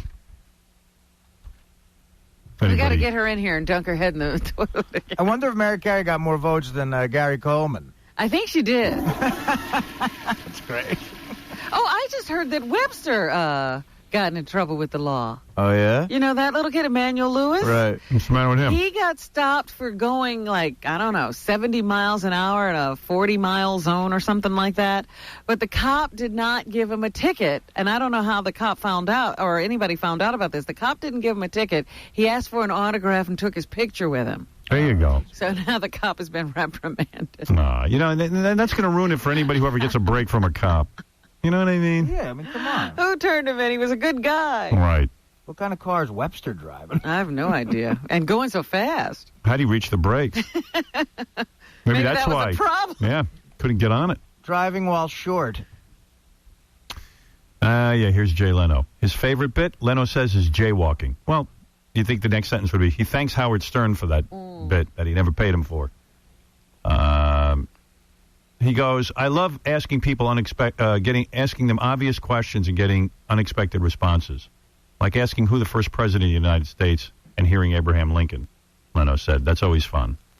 But we don't try to make anyone look foolish, he says. They do it on their own. No. Okay. Whatever. I'm a nice guy. I'm a good guy. I don't even when I do Howard's bits, I don't take responsibility for them. Everyone loves when Gary wears a burqa on howardstern.com. This is heading off the email today. Hey, by the way, I didn't wear one today, so could please everyone save their emails for tomorrow when they see the pictures on Why didn't you wear why one? don't I you? just didn't get around to it. Please, wear a burqa. It's funny. You're a hit. Baba Booey. It is the funniest thing to see him in that burqa. I love that thing. Baba Booey. God forbid. Please keep Gary wearing the burqa for future pictures and e-shows. I tried today, and he didn't do it. Yeah, you asked for it. He said no. Are you objecting to the burqa now? No, the truth is I was busy with talking to Andrea there. That she came out. I said you put on the burqa, and you said no. No, but I was also holding the mic that she came out. And I could've, No. You wanted me to put down the microphone while Andrea's standing on the line? Yeah. Okay, I will. You could have done it. Next time I'll do it. You could have let Doug hold the mic for 2 seconds, and you could have put the burqa on. I said let Doug hold the mic the whole time. No, I wanted Why? you to, because I like you in the burqa. Nice of you. And if I tell you to put the burqa on, there's a reason. You're getting laughs, and people are digging you. Finally, you've been accepted. Just wear it full time. Then, boy, you don't have to. You won't ever be caught without it. When a girl walks in here, wear the burqa. Have it all set. Crying out loud. I mean, nobody knows how to operate around here. Would you want me to put down the microphone? No. If you wore the burqa, well, you see a hot chick, you know you're going to need your burqa. This guy says I'm too hard on Gary, but believe me, I'm just trying to please everyone here. Yeah, for Gary, hot chick equals burqa. Yeah. Okay, Howard, censorship is out of control. What the F is going on? Now they're bleeping Alanis Morissette singing her song where she uses ass bowl instead of a-hole. Yeah. What is wrong with Robot Tom and Dead Air Dave? Bastards. Ruin any and all creativity. What song was that? The one we played the other morning? Everything. I'm going to load it now. Yeah.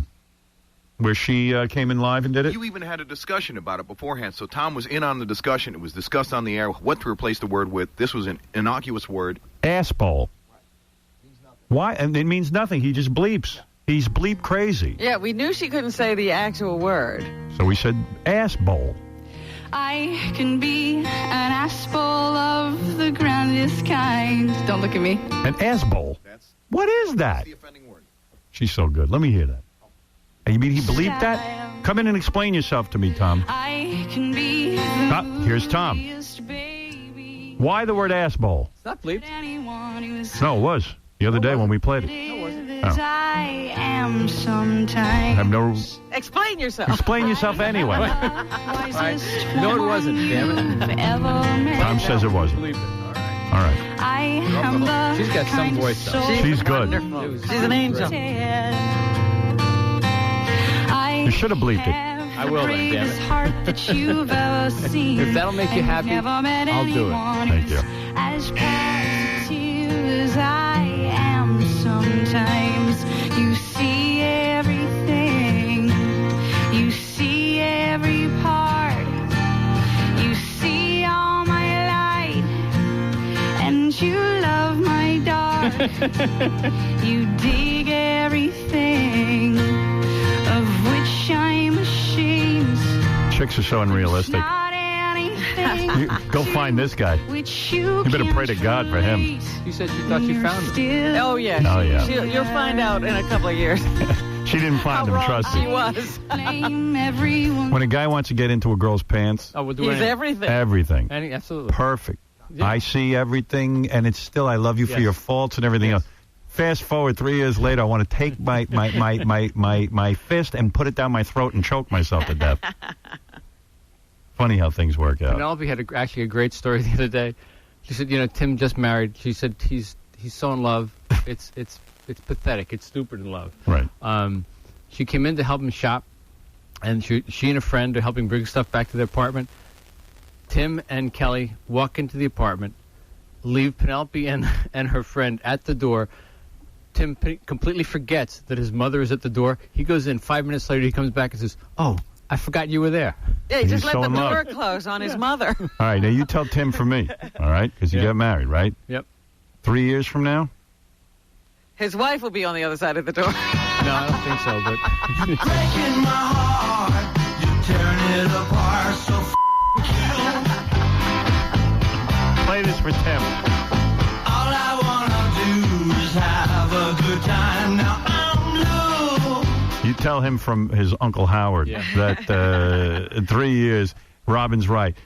The wife will be out in the door, and she'll go, "You closed the door on my face. What happened?" I forgot you were the queen of the universe. Women think they're going to find a man. Now, Robin's been around the block. She knows it ain't going to happen. I realize what you guys are all about. Right. I'm telling you, we're scumbags. Yeah, oh, yeah. And there's a point in the relationship. It's called a new relationship. See, you know what it is? Here's the deal. Women fall in love with the guy who's doing all that stuff because she thinks he just does all that stuff. Yeah, but She he doesn't realize he's doing that stuff to get you. To do stuff. Right. I farted 4 times in bed last night. Oh, geez. I had such an upset stomach. And Beth was gagging, almost fell out of the bed. And she You said, blew her out of the she goes, I don't know what happened. And I said, you should break up with me now. Because now, on purpose? No, what happened was, she said to me, I'm laying in bed, and I went on an eating binge last night. I had Sylvester Stallone pudding, frozen bananas, an apple. I just kept eating. I was so hungry. I was upset, and I'm eating. And I try to eat healthy, But I guess everything was laying in there like a lead weight. So I'm laying in bed, and I said, I got to get to sleep. I wasn't feeling well again. So Beth says, all right, I'll go in the other room. I said, look, no need to do that. You sleep here with me. She goes, no, I'm going to go do some stuff for 10 minutes. I said, 10 minutes? Okay. I'll watch American Idol. I figured I'll lay here, watch American Idol, Smallville. I was watching Smallville. That's what I was watching. A terrible episode, by the way. Horrible. I haven't even finished it. I don't even know if I will. It's awful. Awful. I'm laying there watching Smallville. I forget 10 minutes. I'm going at it. 2 minutes later, she walks in. Oh, you did that while she was out of the room. And I never stunk so bad in my life. It like stuck in the bed. It wouldn't go. It wouldn't leave. So when she flips the covers. She said, I don't know what happened. She goes, something died. I said, how can you love me? Well, but it's not like you and I bet you your son. No, I didn't do it on purpose. But I bet your son. But she doesn't fart in front of his wife. No, I taught him not. He will. He will. She says. She goes. You better check your underwear. Oh, eventually it'll be on purpose. No, I don't. No, it won't be. No, it will. No, it won't. It won't. I promise. I'm telling you. No.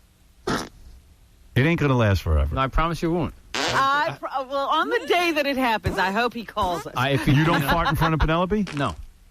I don't believe that. I don't. And You've Penelope never. doesn't fart in front of you? No.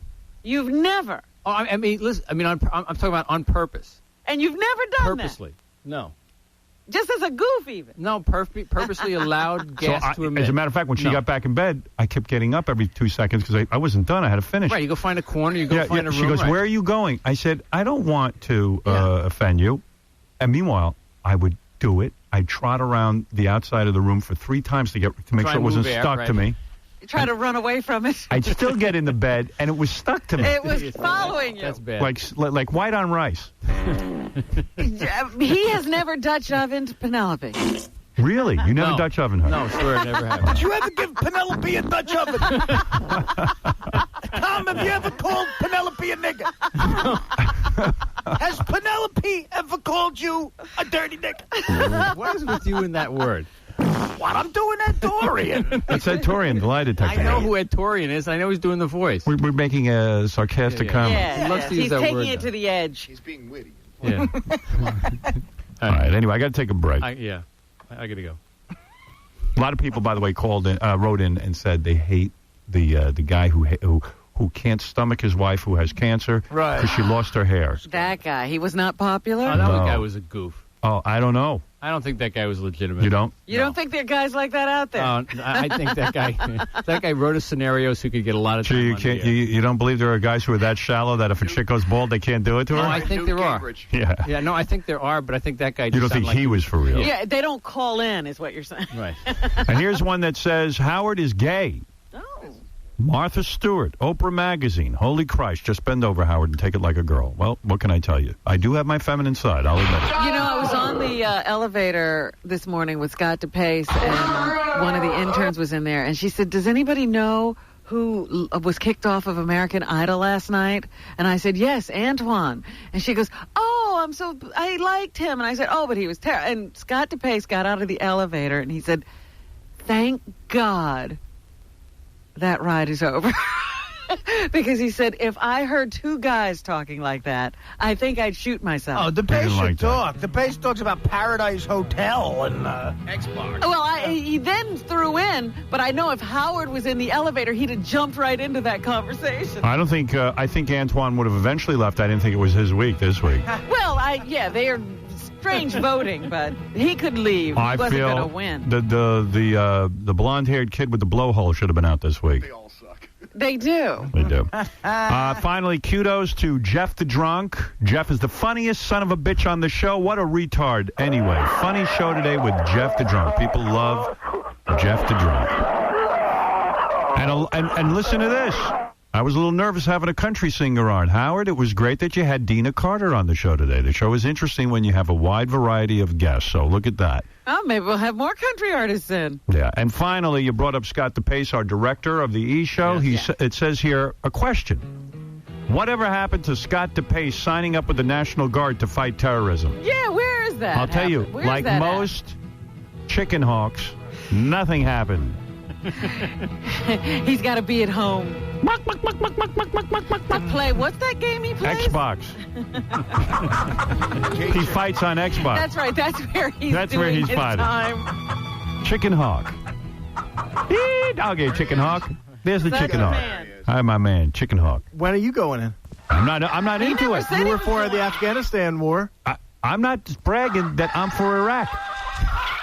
Well, you're you're the guy bragging- saying you're for Iraq. You're You bragging said you were were for You're the Afghanistan. guy who said you would join the I pay National my taxes. Guard. That's my share. You said you would join the National Guard. I didn't. I have two kids. Maybe I'm honest. I said I'm too much of a coward to go fight. You said you weren't. It's the right thing to do. It's all Join the working out. National Guard, pal. You're still young enough.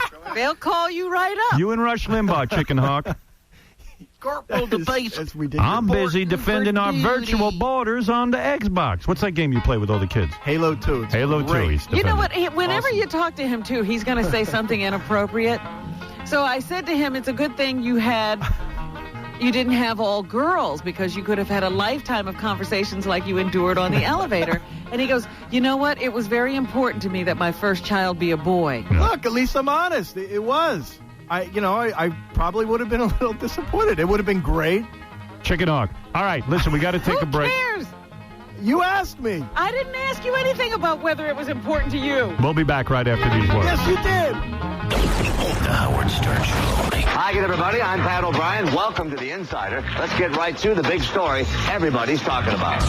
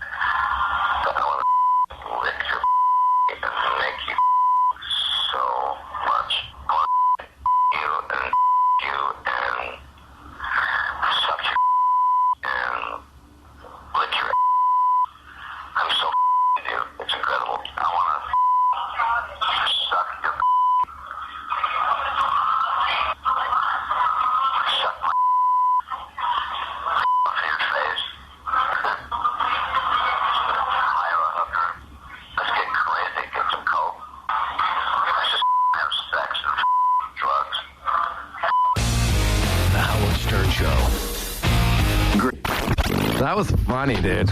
Wasn't that a good one? Yeah, it was real good. Oh, this is Amma, you dirty faggot. Yeah, and I have to pee so bad, so let's... All right, man, so just a quick one, right? Yeah. And then...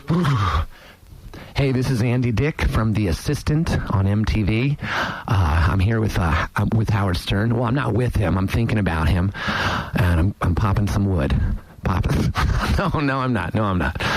He is thinking about me. No, screw that. Let's start again. I have to pee. Hey, this is Andy Dick. No, I was just on the show right now, and Artie was cracking me up, man. That guy's funny. And Howard and Robin, everyone was cracking me up. Those guys are funny, man. There's not good. That wasn't good. Hey, tonight on E! Lorraine, the tall goddess spanks Richard Christie. It's pretty good. See this giant blonde dominatrix tie Richard up, pull his pants down, then paddle his bare ass. Lorraine, the tall goddess, tonight on E! Hey, this is kind of weird. I was reading, one of the guys sent me a thing. I said, get this lady on the phone. This lady's name is Denise Foley. She's the editor of Prevention Magazine, which is a pretty good magazine, actually. But she's claiming there's some sort of weird, deadly bacteria going around, like at gyms and stuff. I hope it's not in devil dogs. No, it won't. You won't find it in devil dogs. Hey, Denise, I'm not real clear on this, but I started reading it, and I said, I better get you on the phone. There's some sort of deadly gym bacteria? Yeah, kind of. We're calling it the gym germ. It's a new resistant form of Staphylococcus aureus. It's called MRSA, M-R-S-A, methicillin-resistant Staphylococcus aureus. And it's more potent and more easily spread than other forms of staph infection. And where they're finding it is in places that they're calling low hygiene environments. A lot of locker rooms. It's spreading among young, healthy guys. A lot of athletes who are more likely to have abrasions and cuts and poor hygiene habits. And what does it do to you? For most people, it's just a skin infection, and but what can happen to it is that it can get very serious very quickly, and it can get into your blood. It can cause a form of pneumonia. And it can also cause death within 24 hours. Ooh. Although that's rare. That's rare. Wow. Yeah, oh my God. I predicted this to be some gym vibe. It makes sense. Gyms are gross. Well, that's the whole point. It's in these gross places. You can't get it at a strip club, can you? Well, it depends on what and who you touch. Right. Well, hey, so in other words, I go to the gym, and the bacteria, like if I have a cut or something on me. Mm-hmm. And then what happens? Like if I rub What's up against, it on? Yeah, like I don't understand how I get it and how I prevent it. Well, it's called skin-to-skin transmission. In fact, what they found back in the fall of 2000, a bunch of NFL players got it. The St. Louis Rams got it on and off the field, and they passed it on to opposing players. So it was clear that they were spreading it during play as they were kind of hitting each other. But if you have it, or somebody else has it, I should say, if somebody else has it, and they use the weights before you do, for example. They don't wipe them off. You don't wipe them off. You grab those weights. You've got a little tiny cut on your hand. It can get into your body in that way. Yeah, you see why I don't shake anybody's hand? I don't. Hands, you can't even use the weight after. That's what I'm saying. This is crazy. Well, you should be wiping them off. The people who use them before you should wipe them off, too. But people don't, though. But they don't. Yeah, so you have to do it yourself. I mean, my gym has antibacterial spray and paper towels there that you can use. Now, I have never used. Wait a second. Next to each piece of equipment is antibacterial spray and a.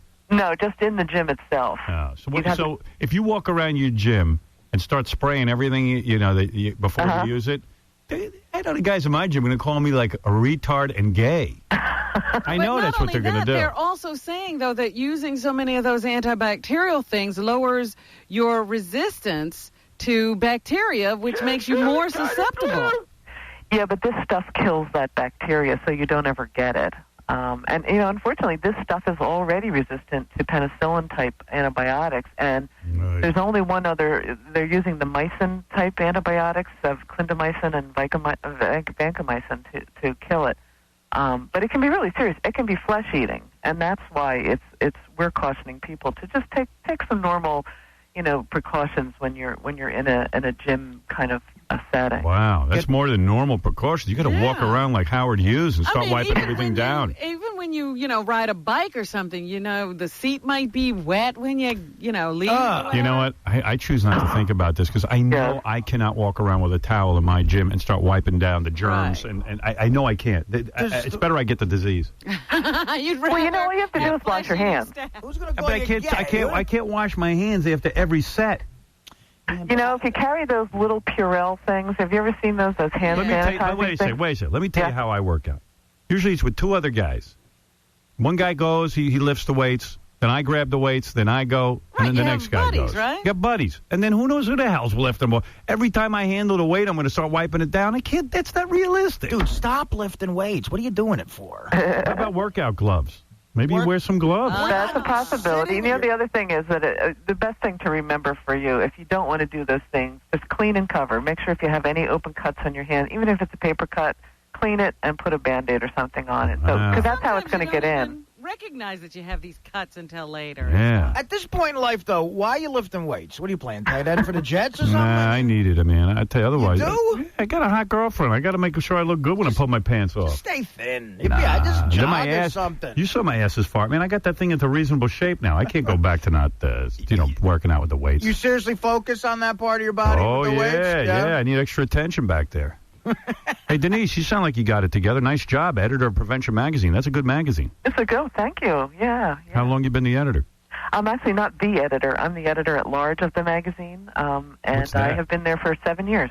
Editor at large? Yeah. What does that mean? I don't understand. It means I can kind of work at home and go anywhere I want to go. That's so cool, man. That's a great job. I know, what a gig, huh? That's why I tell the kids, pay attention in school. If you can write, man, you got your future all laid out for you. It's true. It's true. Good advice. You stay at home and edit the magazine from there?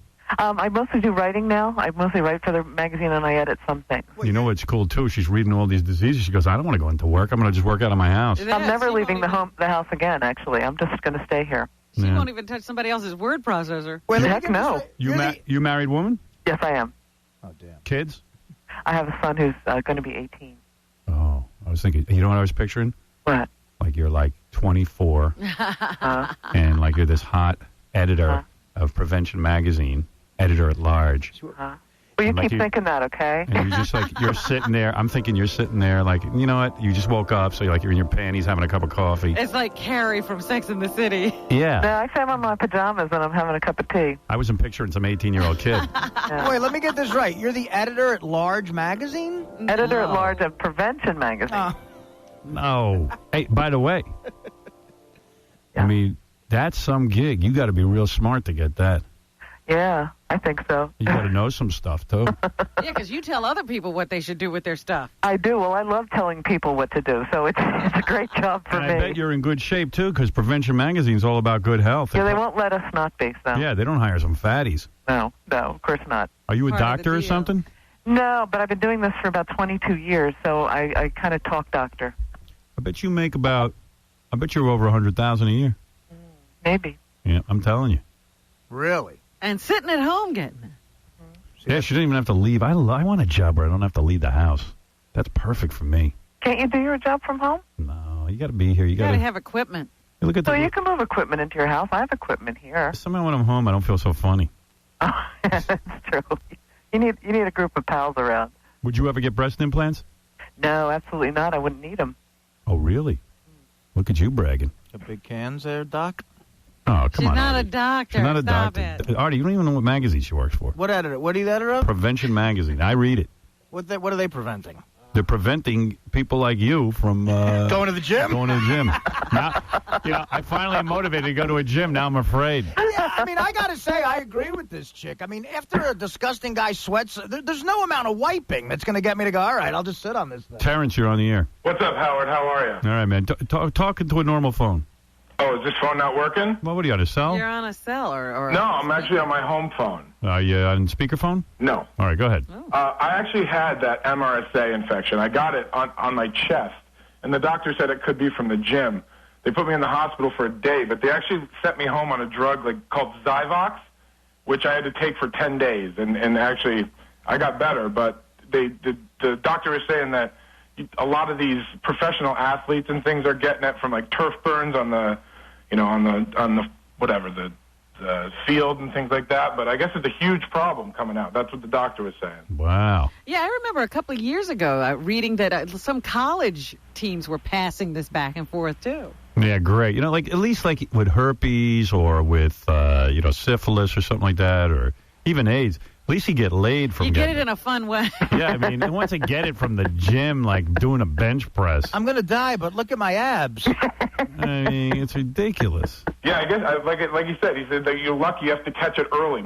It just wasn't healing, and they said if I didn't get in there, it could have gotten a lot worse. Yeah, I want to be in great shape at my wake. I don't understand something. What are you doing? Bench pressing with your shirt off? I don't know. That's the thing. I didn't have my shirt off in the gym. I'm not You must go to a gay gym. I don't know how I got it, but again, that's they gave crazy. me the 2 pills a day, Zyvox, and it seemed to heal it up. Nice. Thanks, Howard.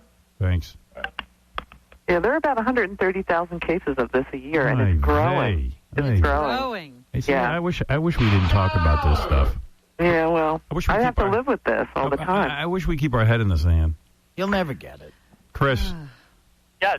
What do you got to say about this I think you MSRB? should wear rubber gloves at the gym, Howard. Yeah, and I look like a douche. That's real comfortable. Yeah.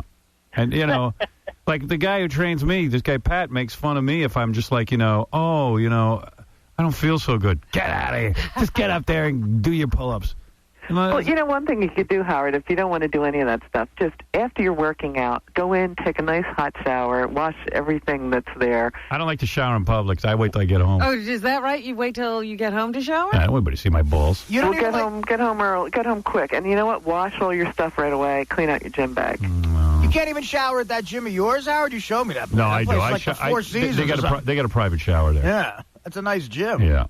Yeah. See, I have private showers in my gym too, so it's you just jump in, and absolutely do not go hop in the whirlpool right after your workout, because that happened to the St. Louis Rams. They found that some of these guys were jumping into the whirlpool without showering, and then they were passing this germ around. I wish I could see you. You sound sexy to me talking about these germs. You sound like you'd be you're disappointed. I'm a middle-aged mother. Really? You sound like you're kind of competent and I am. sexy.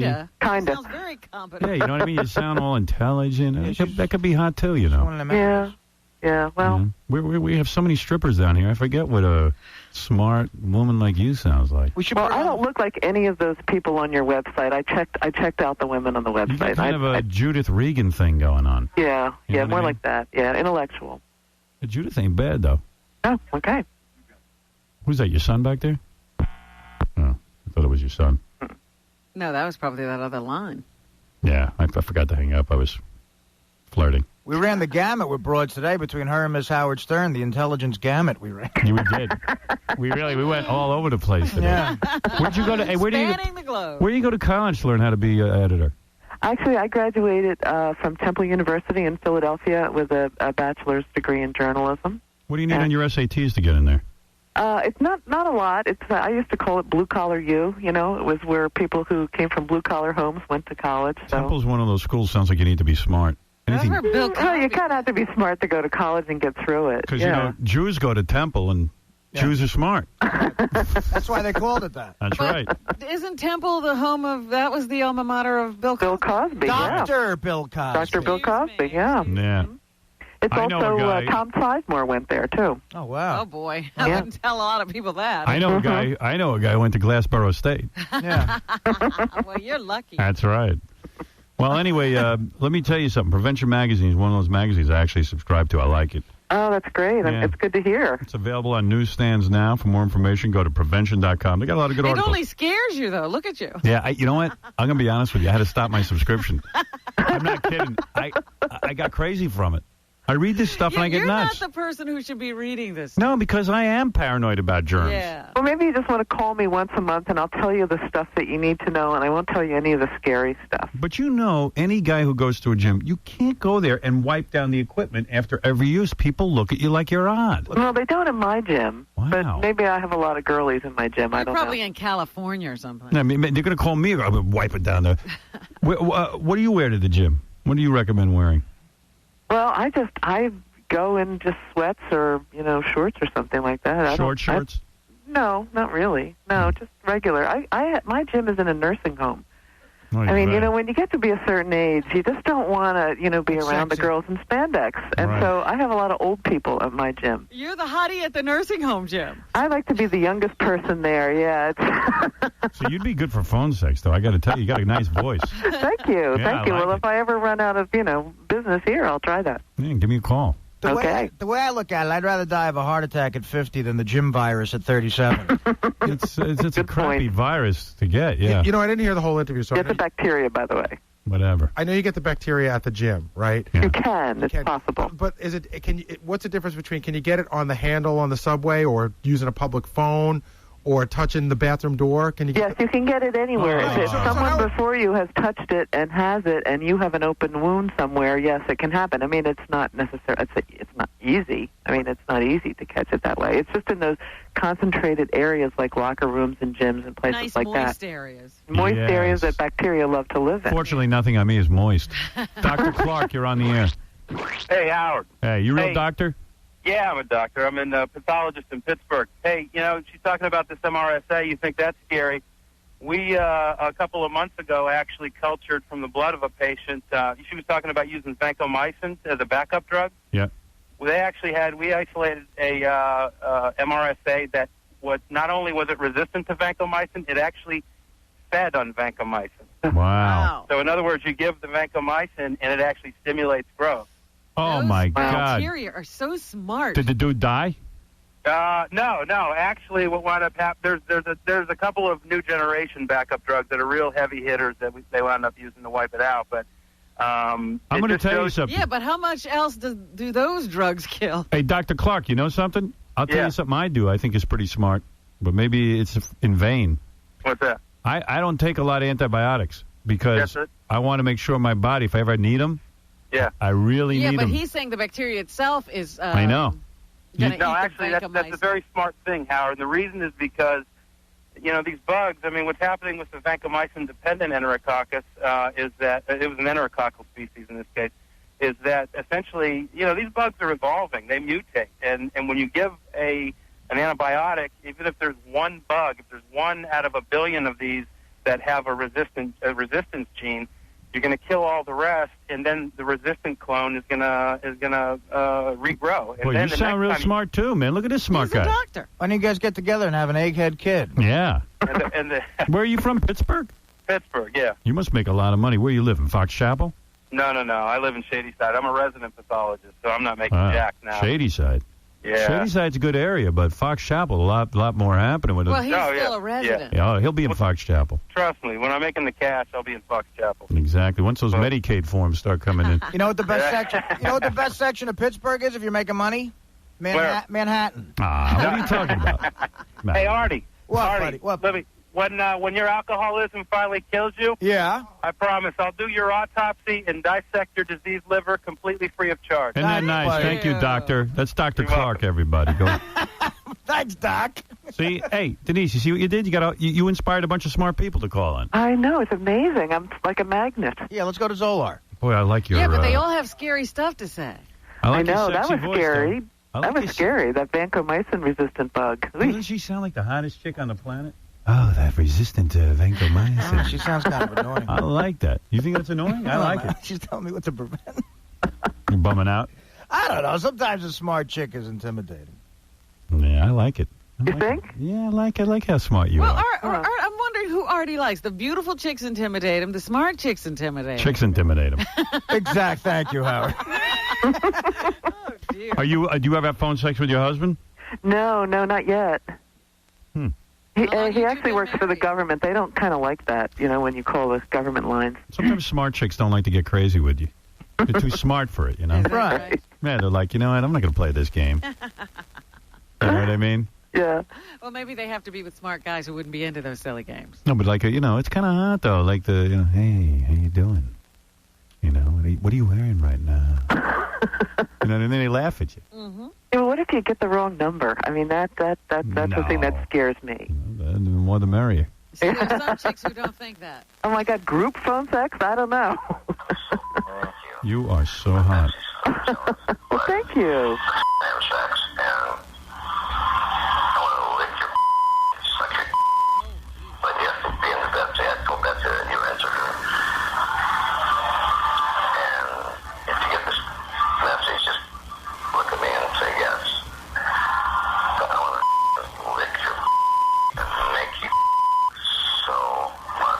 Well, anyway, let me tell you, Denise.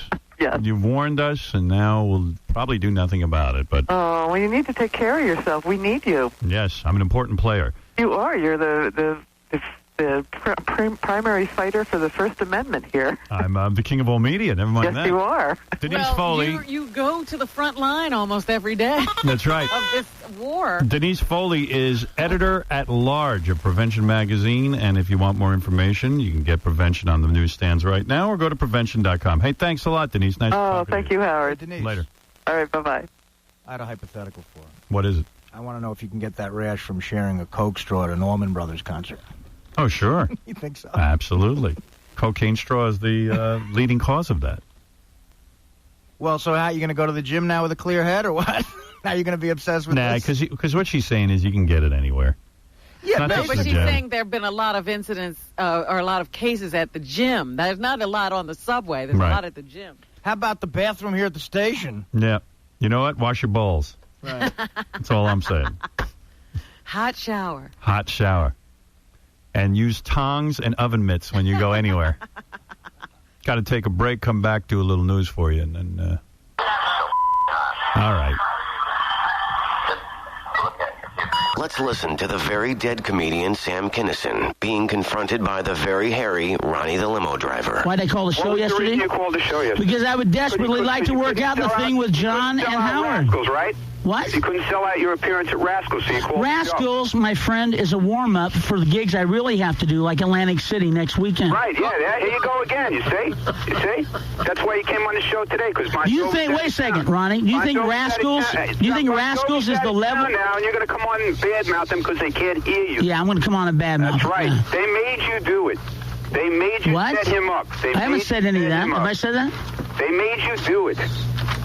Ronnie. Oh, there's Ronnie. What are you, sucking on exhaust fumes? Not at all. They made me do it. Rascals is my livelihood. Is this what we're talking about here? You're going to say that they made you set him up, you know, and everything else, and Howard, I didn't really... Ronnie, did you hear the show when I called up and said I made a big mistake? It was my fault. I was out of line. I didn't know it would blow up to be this kind of a crisis. Did you hear that show? It's part of the routine. It's part of the routine. It's part of the routine. Well, you check your tank and see if you need to fill up. will you? think that Sam is not sincere, Ronnie? Not at all. Thanks to Ronnie the limo driver and philosopher from your friends at the Howard Stern Show. It's not often that an entertainment program will attract the whole country at once, but when it does, it makes ratings history. Ratings history. The Howard Stern Show. Yeah. Who's that, my girlfriend Oprah on there? Oprah Winfrey, That's your Negro love. woman from the South. That's my girl. Let's keep it real because I'm keeping it real. Hey-oh.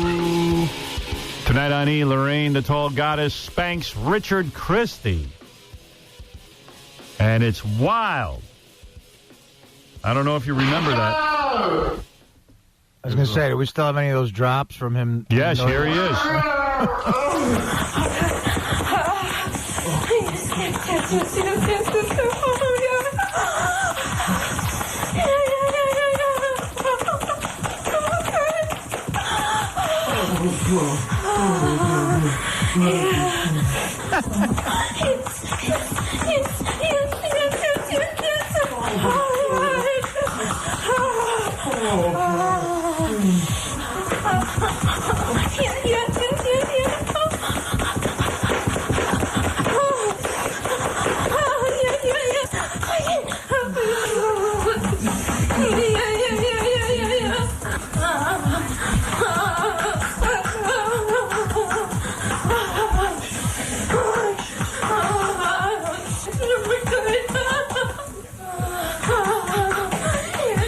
Tonight on E!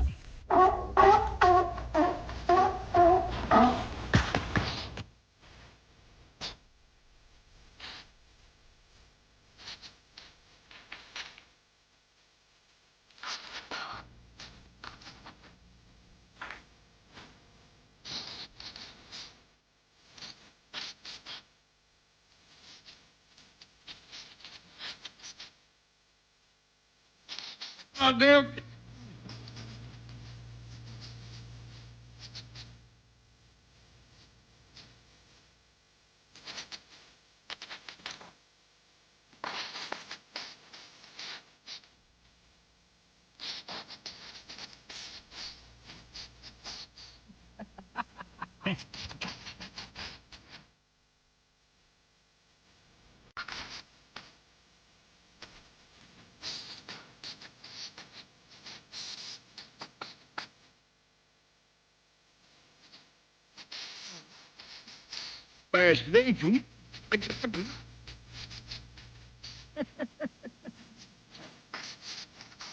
Damn.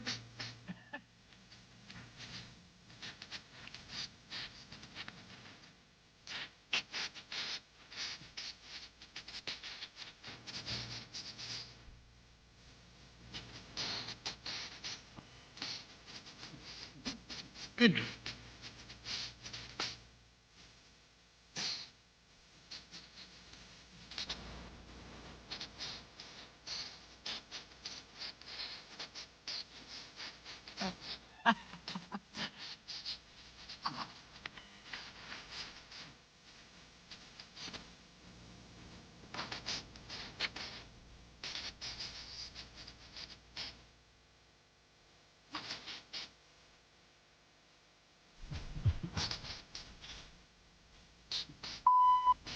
The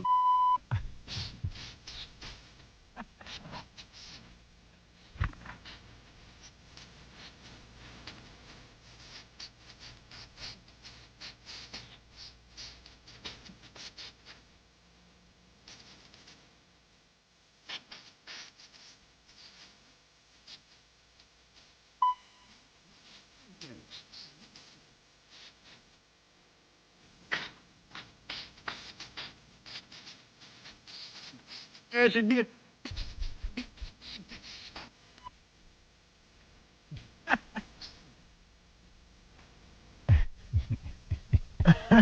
Jerky Boys, always fun to listen back to the great genius of the Jerky Boys. They're not together anymore. Are they? No, sadly, no. They're not. No. Very, very sad. Yes, it is.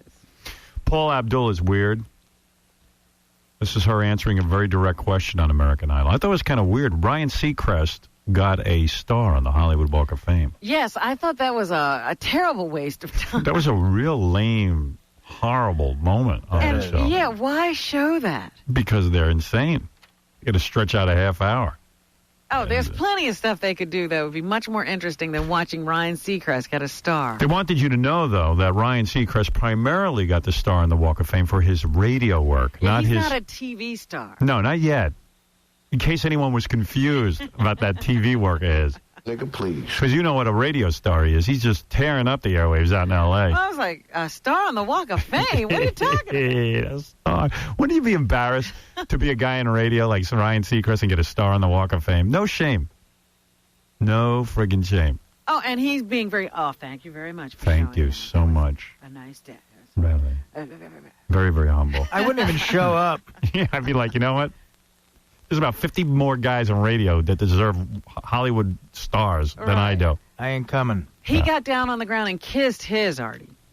Yeah, Artie threw up on his. I can't wait. I'm going to take a special flight out there to throw up on it. Yes, high pitch, Eric. Hey, Howard, how are you? Hey, how you doing? Hey, Howard, do you have my phone from the other day? How big are your balls? How big are your balls? Hey, you want my hot dog?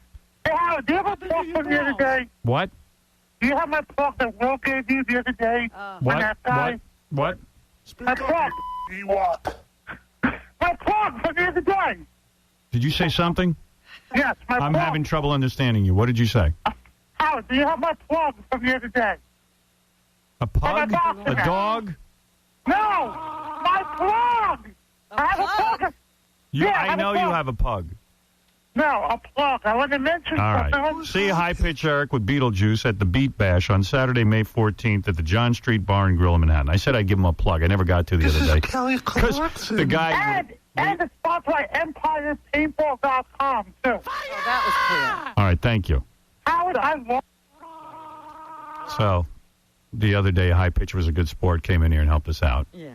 And then the guy wouldn't get up off the floor because he said he damaged himself in his back. And then he wouldn't leave. But then he left when we left. But anyway, so I forgot to do High Pitch's plug. Is that what happened? Yeah, the Beat Bash is sponsored by EmpirePaintball.com and JollyDwarf.com if you need more information on that. By the way, I hear, thank God for this, that guy is doing okay. Good. We were all so worried. Yeah, I was really scared. Notice how everyone was asking. Thank the good Lord. So you were talking about Paul Abdul. Yeah, Paul Abdul was on... They asked her a direct question last night. They said, Paula, how do you explain that Anwar is in the bottom three? The bottom three. Yeah, that the bottom three is what it is. And the woman cannot answer a question. She's got to be high, right? I think there's something wrong. I don't know. I won't categorize it, but there's something wrong with her. Okay, Paula, what do you think of these bottom three? Here's her answer. Your bottom three. Paula, you've been a big fan of Anwar's. You said his performance was awesome. Why do you think he's here right now? You know, it's strange at this part of the series. It just gets kind of, they're all good. All of you are real good. Sometimes you just tap in the heartstrings of America. I don't know. It's America votes. Don't know why. You tap in the heartstrings of America. Jesus. What's the matter with her? What a train wreck. You happen, and the guy, Simon Cowell, who's so intelligent, he looked at her like, are you all right? Yeah, I mean, you think that someone should rush in to help her. See, now she needs an ambulance. Yeah. And, not that guy the other day. There's definitely something wrong. Right. That's pretty weird.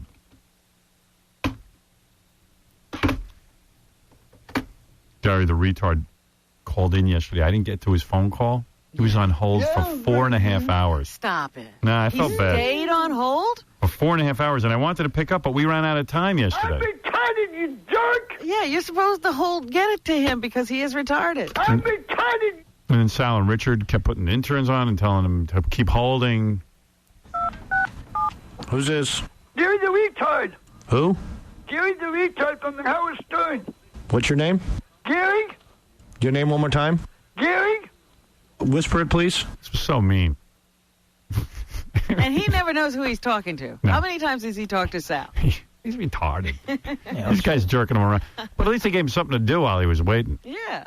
I really didn't intentionally keep him on hold. It was just, we got busy. Let's Gary? Whisper. Gary? Okay, hold on, please. Yes, can I help you? Stern Show. Yes, it's Gary. I would like to... Can I help you? Yes, Gary the retard. Yeah, can I help you, sir? It's Gary the retard. How can I help you? I want to talk to Howard. Who is this? Gary the retard. Can I help you? I want to Hello? Howard. Hello? Hello? Hello? Hello? Hello? This goes on all day. Well, the guys back there obviously have nothing to do either. Nothing. This is what they're hired to do nothing. Gary the retard that comes on the Howard Stern. The retard? Yes. Oh, Wendy. No, Gary. Wendy who? I'm not Mindy. I don't have... Oh, you're Wendy the retard. Yes. You are. Yes, I am. I'm Hold on, Gary Wendy. the retard. Hold on, Wendy. It's not Mindy. Stern Joe. Hello? Stern Joe. Hello? Stern Joe. Hello? Stern Joe. It's Gary the retard. Stern Joe. Gary the retard. Stern Joe. Gary the retard. Stern Joe. Gary the retard. Can you whisper your name, please? Gary the retard that comes on the Howard Stern. I need you to whisper like this. Okay, please hold on, sir. I want to speak to Howard. Who's this? Gary Who? Gary Okay, we're going to put you through to Howard right now. What's your name? Gary Hey! Knock it off! I'm sorry. Speak to Howard now. Who should we say who's calling? Gary Hey! Who is this? Gary Gary You let me Hello? How you doing too, you know? You doing it to me? You quit doing it in my ear then. I'm sorry. Who is this? Gary Hey! What's that? Get the Oh, you making me mad? Let's turn that. All right, I'm sorry, sir. Let's turn that. Who is this? Hey! Don't push that button. I know I'm pushing the button. You want to speak to Howard, sir? Yes, I do. And your name is? Hey! What's your name? What? Gary! What? What? What? What? Gary, I ain't pushing my... What? No, hey, get me on the phone with Howard. Did he finally hang up? No, he was on for, I guess he did, or I don't know what was going on, but I know he was on for like 4.5 hours, and I said to the guys, I don't even know what he wanted. Supposedly, he's got a job.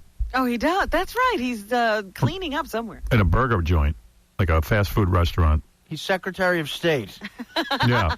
And then I guess this week they gave him off because they're putting in a giant freezer, like a walk-in freezer. Oh, really? So.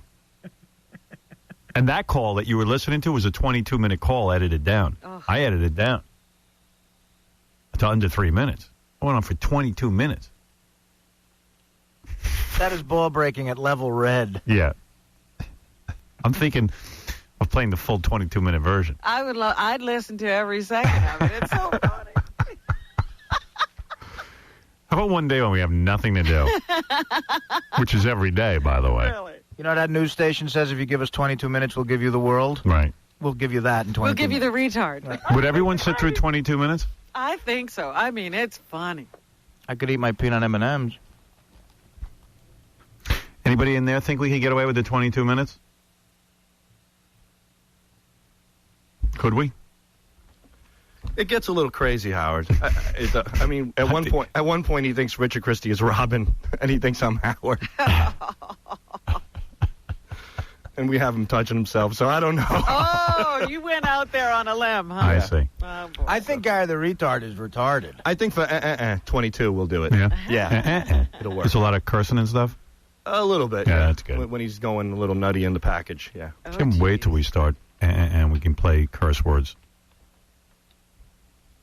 Like the Pat O'Brien tapes. Oh, yeah, without the bleeps. Oh. I make phony phone calls with those. Yeah. How many months left now? I think it's the same, 8 something. No, 7, almost 7. I think someone rigs my website that it always stays on 8 months. So we can't leave here. They got to let us go soon, don't you think? No, they don't. They seem to have forgotten that we're leaving. I still think it's bad for terrestrial radio for us to be on the air reminding people that satellite radio exists. But really, they act as if there's no reason to even be doing anything. I don't see any replacements being named. I don't see anything. Penthouse Magazine this month wrote a killer article on regular radio versus satellite radio. Oh, yeah? Made me excited. It was a really good article. I think they should get rid of us. I know, but they just seem to, I don't know what they're doing. They don't seem to be anxious about anything. They don't seem to act as if we are going at some point. Yeah, I guess they know they're torturing me by keeping me here. I want to go home.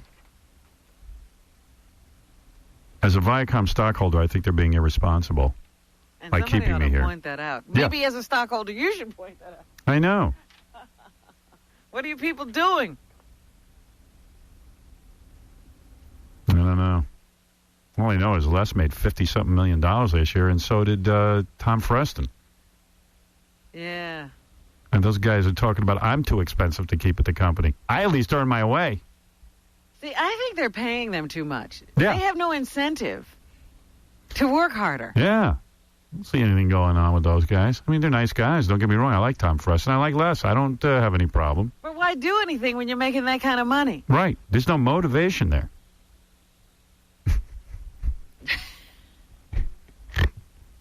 $50-something million. I'm like, That's a crazy salary. unreal. Hey, Chris, go ahead, because we got to do the news. Oh, you can't play the tape, man? What tape?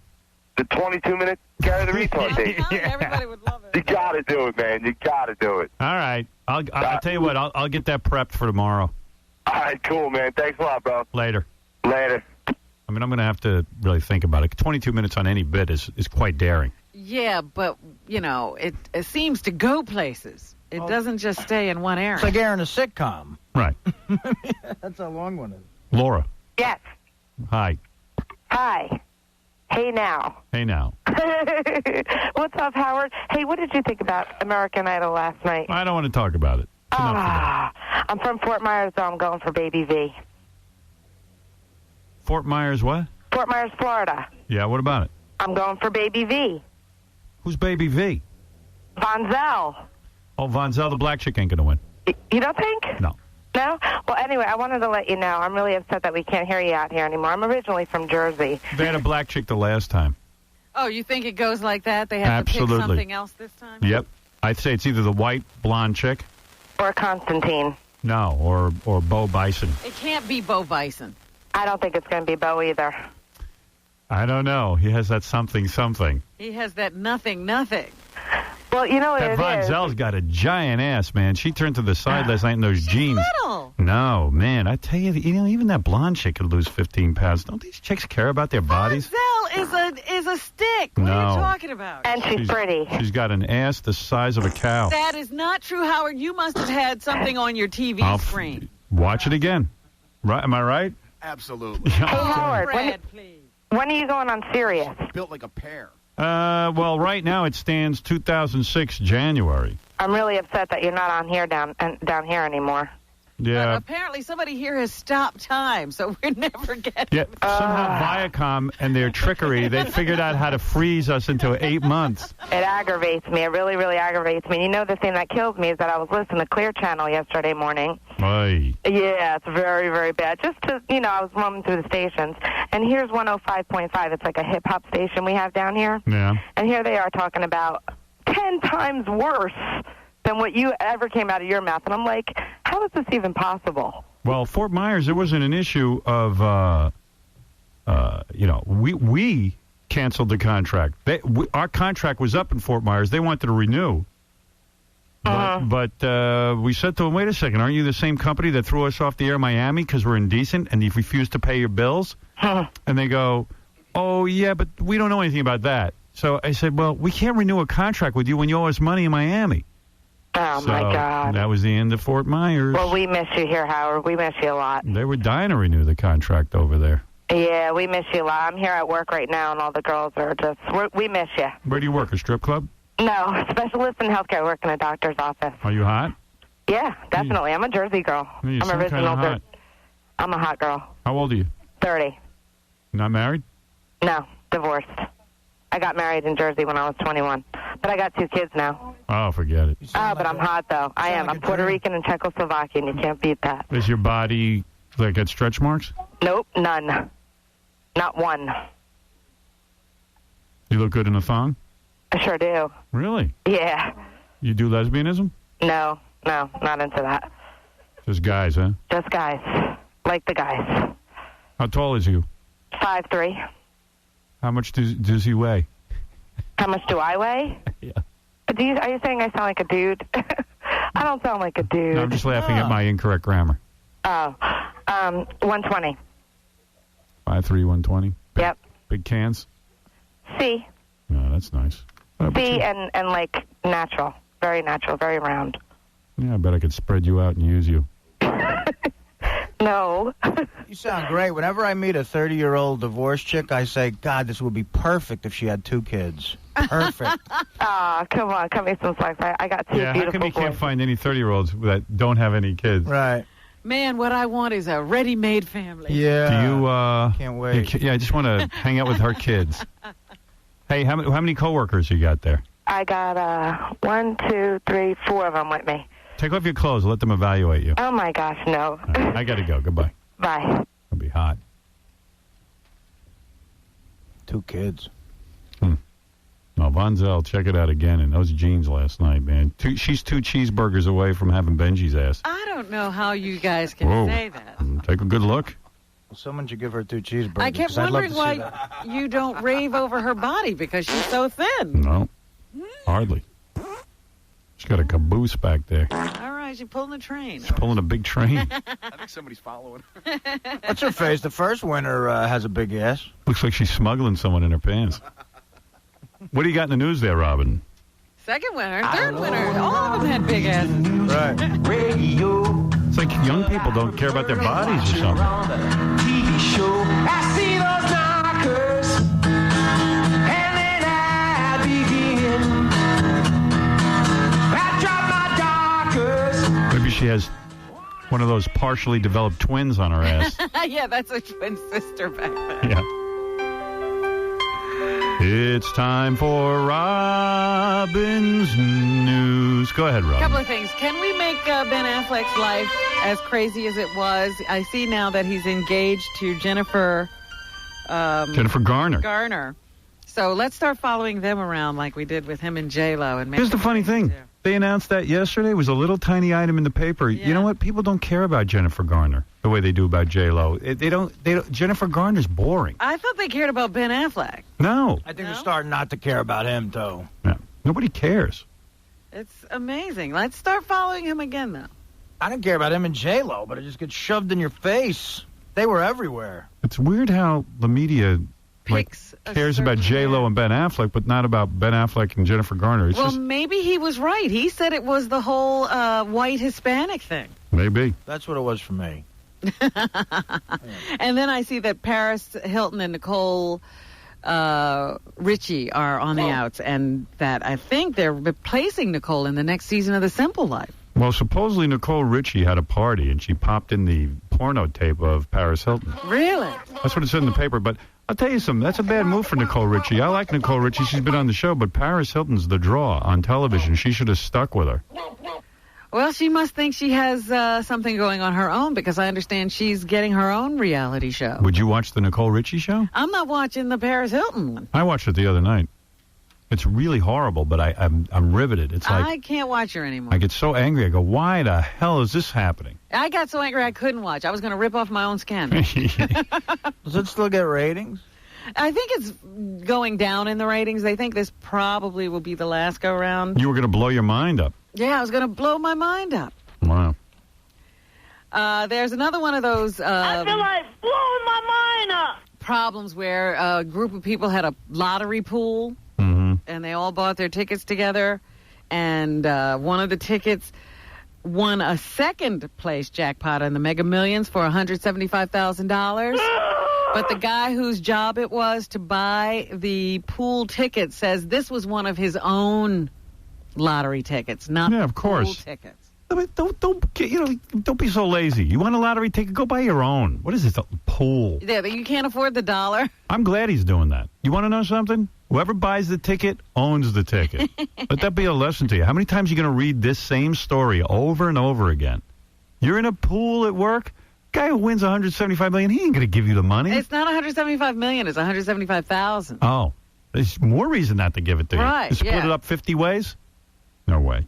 He doesn't want to come off any of that cash. So, yeah. How do you prove that that was one of his tickets or one of your tickets? By the way, I learned something disturbing for the news, that Sal the stockbroker has pleasured himself here in the men's room. Oh. No. Yeah. Oh, my God. Why would he do that? That's what he either told Will or Doug Goodstein. What is he doing? He's got to stop that. What is he? Is he crazy? Yeah. I heard you admitted to pleasuring yourself here in the bathroom.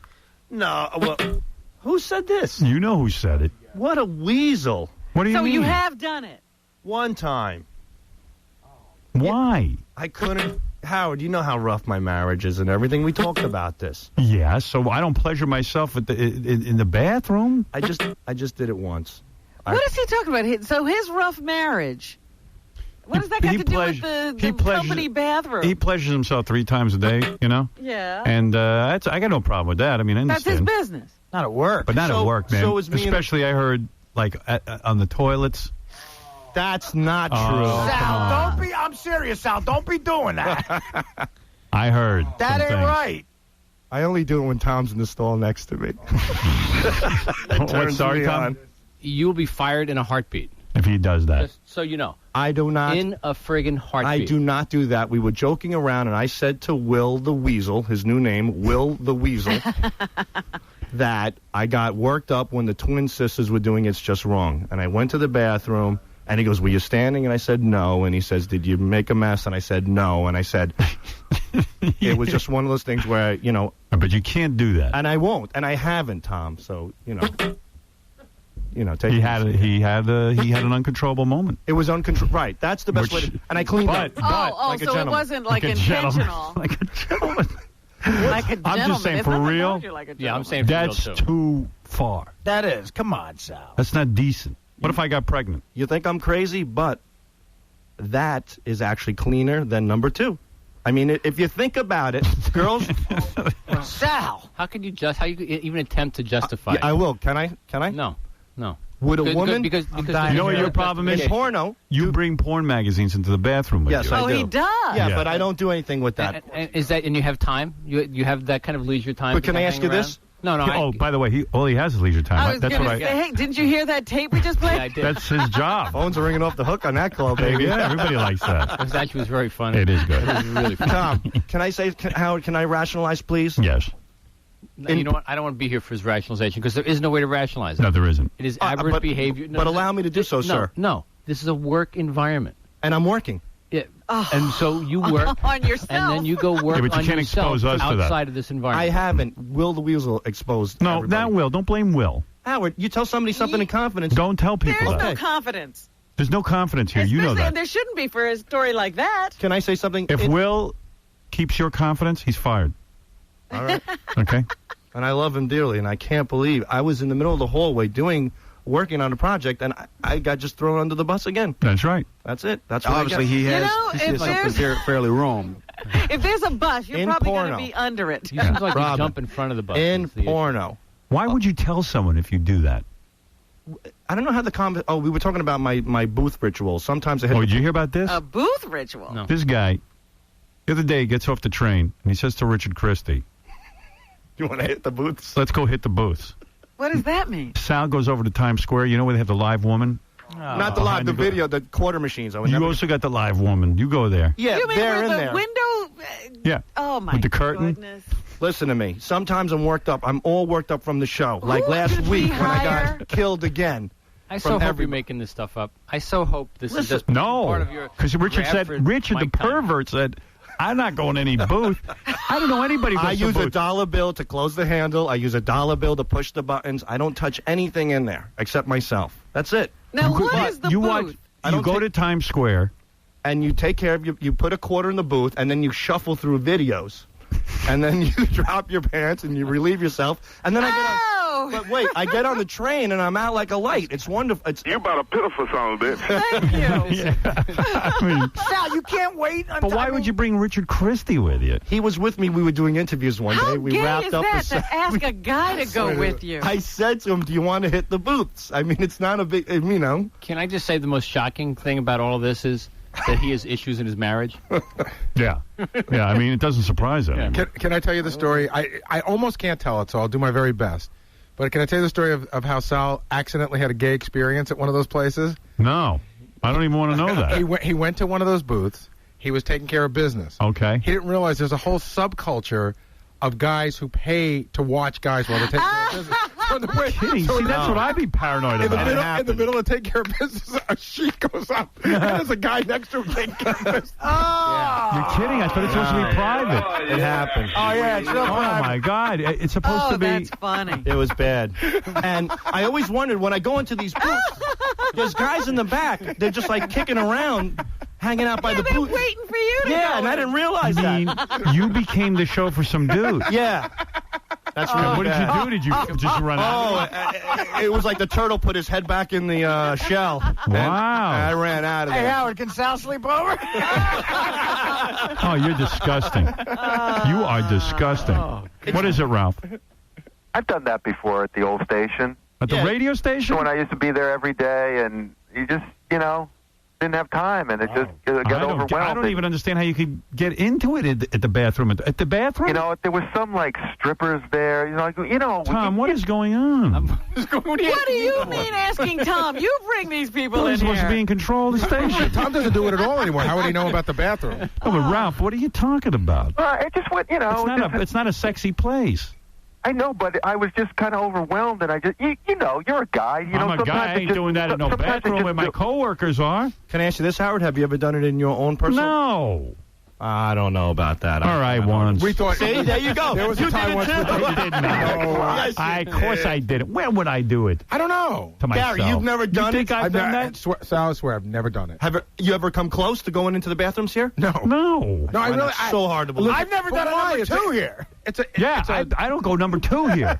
I don't want anybody. And that's my point. Number 2 is dirtier than that. No, it's not. No, Sal. That's what it's meant for. No, it's aberrant behavior in the workplace. It really is. No, it's not. It is so. Oh, Ralph, what did you know about work? Yeah, It was And no quiet. offense, I don't want to be in the bathroom after you guys do that, and I have to use the toilet and sit down on He's it. afraid of getting pregnant. Now stop that. No, I'm afraid of getting something. I agree with that. Can I say something? That's another reason we need a cleaning service more than once a day. No, we need individual individual bathrooms from each other. Right. What does aberrant mean?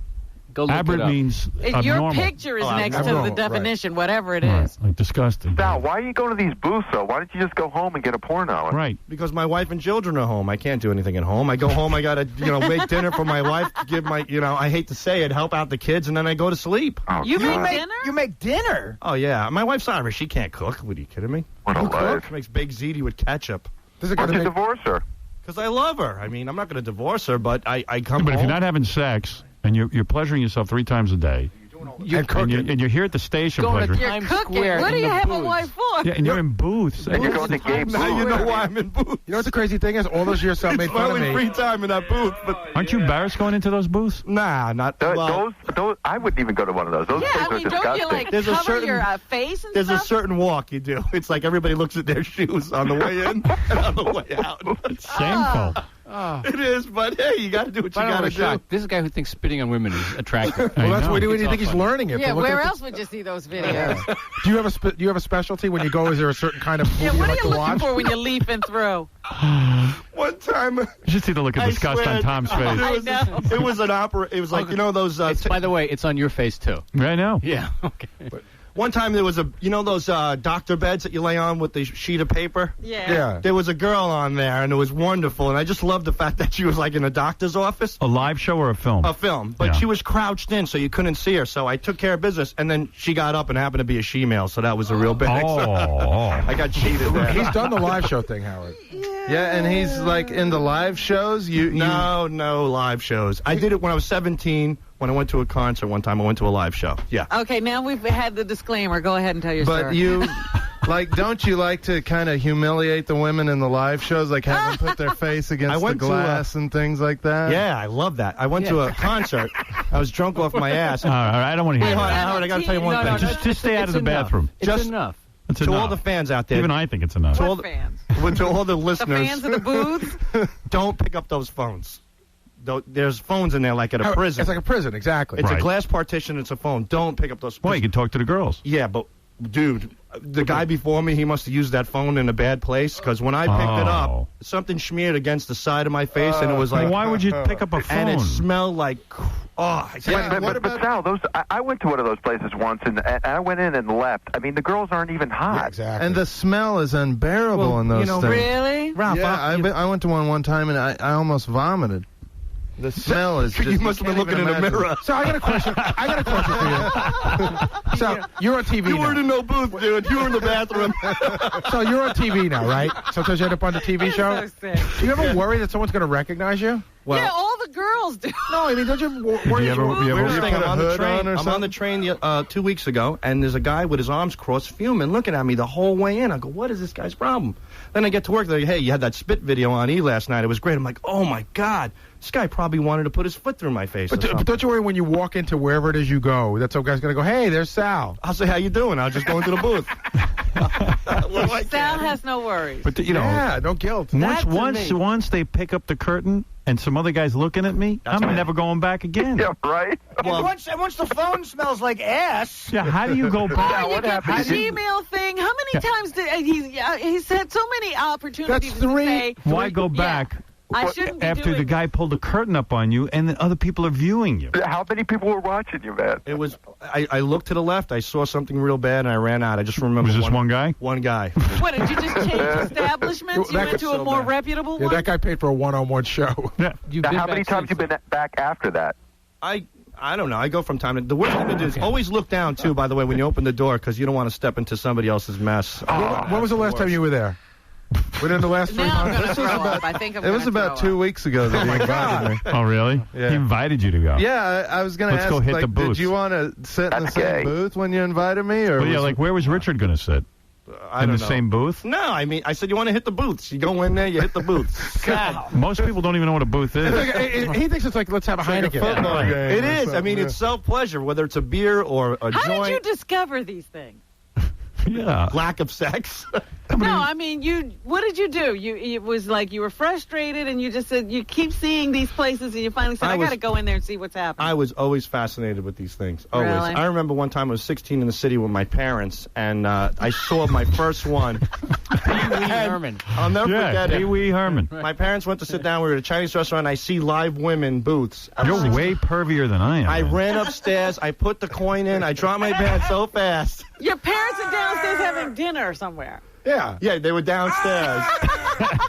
All right, I think Sal's got everyone beat on the perv meter. Yeah, he even beats Richard Chris. Yeah, I can always wait. You know, I would never even imagine doing that here. Like it's so. You dress this guy up like Duran Duran, and all of a sudden he's a dignified person. See, Howard, we always say that the thing that's most interesting about Sal is that he didn't think that was wrong till we just told him it was wrong. He thinks it's perfectly normal behavior. There's nothing wrong with taking care of business by yourself. Not inviting a dude to a booth. No. And certainly not here at the radio station where I and all your coworkers can be exposed to your nasty. Just think of what you looked like doing it. You know what I mean? Like, and I got to walk in there. What if you got caught?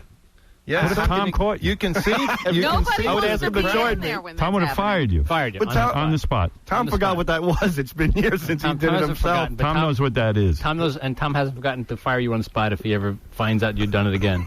And I'll back him up on it. I tell you what, Tom. Every time I go to the bathroom, you could peek in over the top.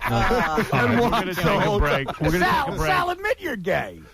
Wait a minute. All right, wait a second. Cut this crap out with the gay. I'm a man taking care of business to women, and all of a sudden Artie throws in the gay card. Why? Why do you always go to the... He just invited Tom to look at you. I invited Tom to look at me because it's a disgusting act. All right, I got to take a break. We'll be back right after these words. We'll be back with the Howard Stern Show in a moment. Howard Stern. Radio creator. All right, Robin, go ahead. It's your turn. All right.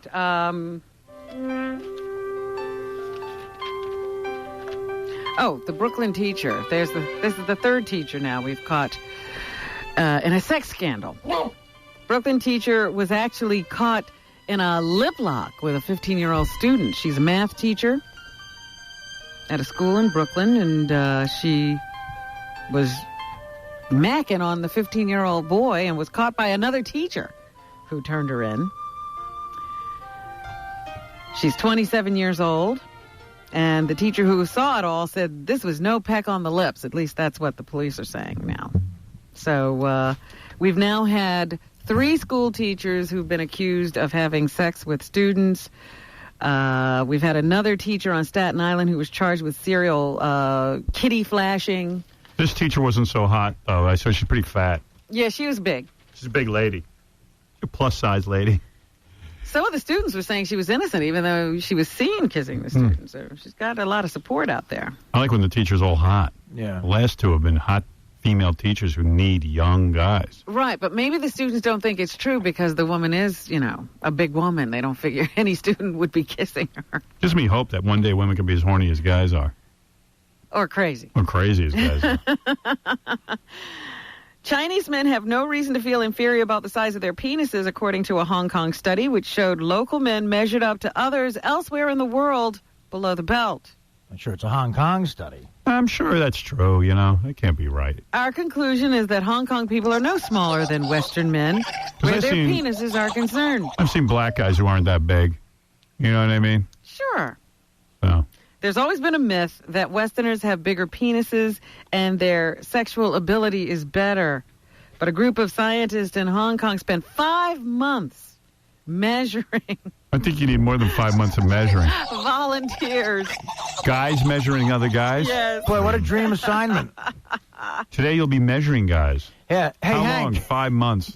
Hey, Hank, we're doing this study. The average length. What is the average length of the flaccid? Flaccid? Yeah.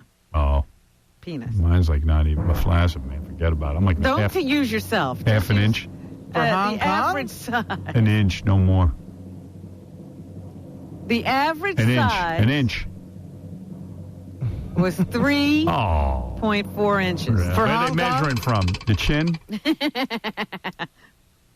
Germans averaged They're not giving me the inches. They give me the centimeters. Oh, see, 3 centimeters. No. It's 3.4 inches. It was 8.46 centimeters. 3.4 inches? Mm-hmm. I'm nowhere That's near almost that. 3.5 inches. I'm not even half of that. Say the centimeters. It sounds bigger. Man, I wish I was that big. Germans averaged about 8.6, which is a little larger. Israelis 8.3. Turks 7.8. Italians were the longest. Thank you. With an average of 9 centimeters. And Americans averaged about 8.8. How big are your balls? So if 8.46 is 3.4 inches, the average American was a little bit longer than that. Wow. How big are your balls? The study What about did not- Africans? Nobody even wanted to They put didn't those. go there. They stayed out of Africa. 9 million centimeters. Whoa. All right, calm down. This could put you off your food. A diner at the Gemini restaurant in Wheat Ridge, Colorado, got an extra surprise in her Bombay salad last night. Oh, no. Finger? Betty Mannion says she was eating at the restaurant when she said she hit something with her fork. She has bad eyesight, so she asked her friend Louise Nation to see what she saw in the salad. That's when Mansion said she was told there was a dead mouse in it. Oh. The restaurant owner said, of course, that he didn't know how the mouse got into the salad since the restaurant is fumigated weekly. You know, it could be sometimes an angry ex-employee gets in there and throws a mouse in a salad. You never know. You don't know where that comes from. It is fumigated weekly. The health department had done a recent check, and they didn't find any rodents or signs of rodents. Mannion says she's upset with the restaurant because they never apologized for the incident, which happened to her while she was celebrating her birthday. No. Well, that's a shame. That's not fun. No. You know what I'm saying? Hoping to earn enough money to take care of her 2.5-year-old daughter, a poverty-stricken Bangladeshi woman is offering to sell one of her eyes. How many centimeters is he? He's who? Bangladeshis. Yes. 26-year-old woman says she was abandoned by her husband and has been unable to find a decent job. Oh, they can't allow that. She sums up her desperate situation by saying, quote, what do I do with both eyes while my daughter will die for want of milk and food? Boy, she's really into her kid. Yeah, so she's willing to sell an eye. She has not set a specific price. We should buy it for the studio. The new studio. Oh, wow. Imagine that. How much are you willing to pay? How big are your balls? Boy, that mother is the direct opposite of Cliff Pallett's mother. Right.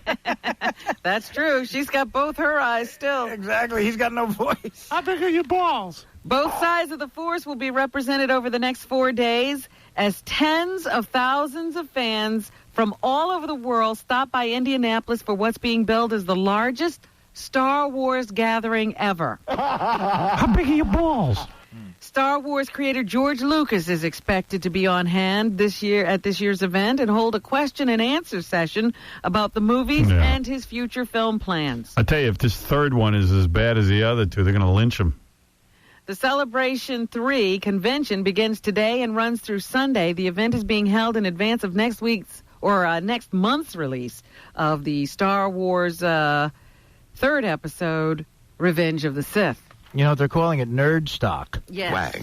Very much Are they? No, I made that up. That's a good one. Thank you. Jane Fonda, we talked about the fact that some guy came up through her book line the other day in Kansas City and spit on her.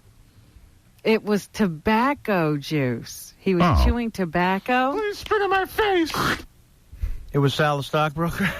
The 54-year-old guy waited in line for 90 minutes to get the opportunity to spit tobacco juice in Fonda's face. Yeah, I don't dig that, man. That's not cool. You don't spit in a lady's face. I don't care. Afterwards, witnesses say he tried to run away, but an off-duty officer arrested him. He was held on a charge of disorderly conduct, but released because Jane Fonda refused to press charges. I don't know, man. I don't dig guys spitting on women. But look, she was big about it. She said, no, leave the guy alone. Because the spit bounced off her big fake boobs. Oh, stop. Sweet. She had those taken out. Did you see that? Oh, I didn't know that. How big are her balls? Now, this is ironic. How big are your balls? 32 people are dead after a bus taking Vietnamese war veterans on a tour of former battlefields along the Ho Chi Minh Trail plunged off a cliff. Isn't that funny? I mean, That's not funny. You know what I mean? Like, horrible. They survived Vietnam. Only to plunge off the. All right, I get it. Yeah, I mean, it's sad. Only one person survived the accident, and he's in critical condition. That ain't cool. Not at all.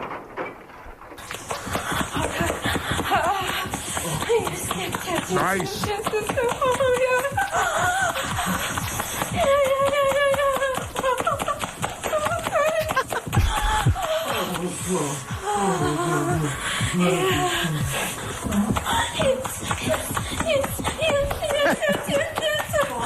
Bravo. What the hell is going on? You know. All right. Shut up. The man appointed by Osama bin Laden to head up al-Qaeda operations in Iraq may be preparing to launch an attack using some type of nuclear device.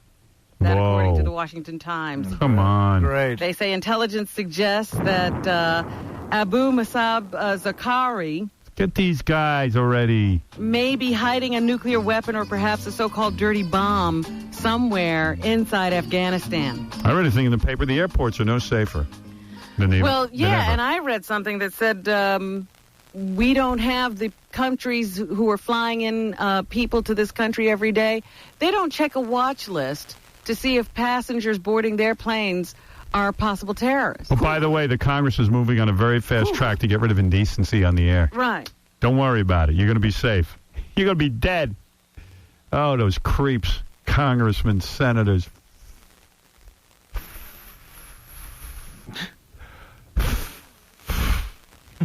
Forget it. Hi, Marianne. Howard. Yeah? Howard, it's me. I love you. I saw Bethel in Central Park yesterday, and she's absolutely beautiful, and everybody should support the North Shore Animal League, because I was always a big supporter when I was a teenager, and go get a beautiful puppy. She's so hot and sexy, Howard. And I want to tell you, it's my mother Rita's birthday, and she's a big fan of yours. Thank you, Happy Mary. birthday, Mommy. And Howard, all I need... Yeah, Marianne filibusters when she gets on. Yeah. Man. You don't have a conversation with her. Well, Beth said she was doing a job in Central Park yesterday, and saw Marianne from Brooklyn. Well, Just did by you hear coincidence. her first? Yeah, she says Marianne's very sweet. I said, what was she doing there? She goes, it was 1 year anniversary of Hank the Dwarf's death, and they were having a memorial tribute to him in Central Park, except Marianne was the only one who showed up. Oh, my goodness. It's longer than that. Yeah, it's longer What? than a year. Hank died on September 4th. But, hey, what do you want from me? This is what she told Beth. Yeah, and it was like 4 years ago. Well, maybe she was just early. Yeah, that could be. Hi, Beth! Authorities are beefing up security around Jewish sites in New York City as it does each year because we're coming up to Passover. However, the commissioner says there is no specific threat of Middle East or or any kind of bombing. There's no specific threat. They just do that every year now at Passover. Yeah, Mark? Yeah. So. Hello? Yep. I forget. Oh, Howard. I'm losing patience. Come on. Okay, no, I had a friend of mine who was in a booth down in New Orleans a couple of years back when we went down and do Mardi Gras. And he pleasured himself, and it turned out that it was a she-male. No, that's what happened to Sal the stockbroker. Rolled over and she had a penis. Yeah, well, no, he came out of the booth white as a sheet and ended up going over into and then started puking in a bucket right nearby. Guy puked. I would too, man. That ain't cool. Would you puke? I think I would, yeah. I mean, Really? yeah. Why? I don't know. I don't like to be fooled. Well, he said, I think I might puke. I think I might. I'm not kidding. I don't know if I'd puke, but I'd be pretty sick. It's a horrible thing to do. Why would you be sick? I mean, because, what would the... I don't like it. I don't want to. Like, imagine, like, I'm into it, and then all of a sudden, she rolls over and he's a he. I don't know, man. That just freaks me out. That's not funny. Happened to Sal. I think that's a riot. That's not funny to you. Well, it's never going to happen to me. You know why? Because you're not going to be in a booth. I ain't going to no booth.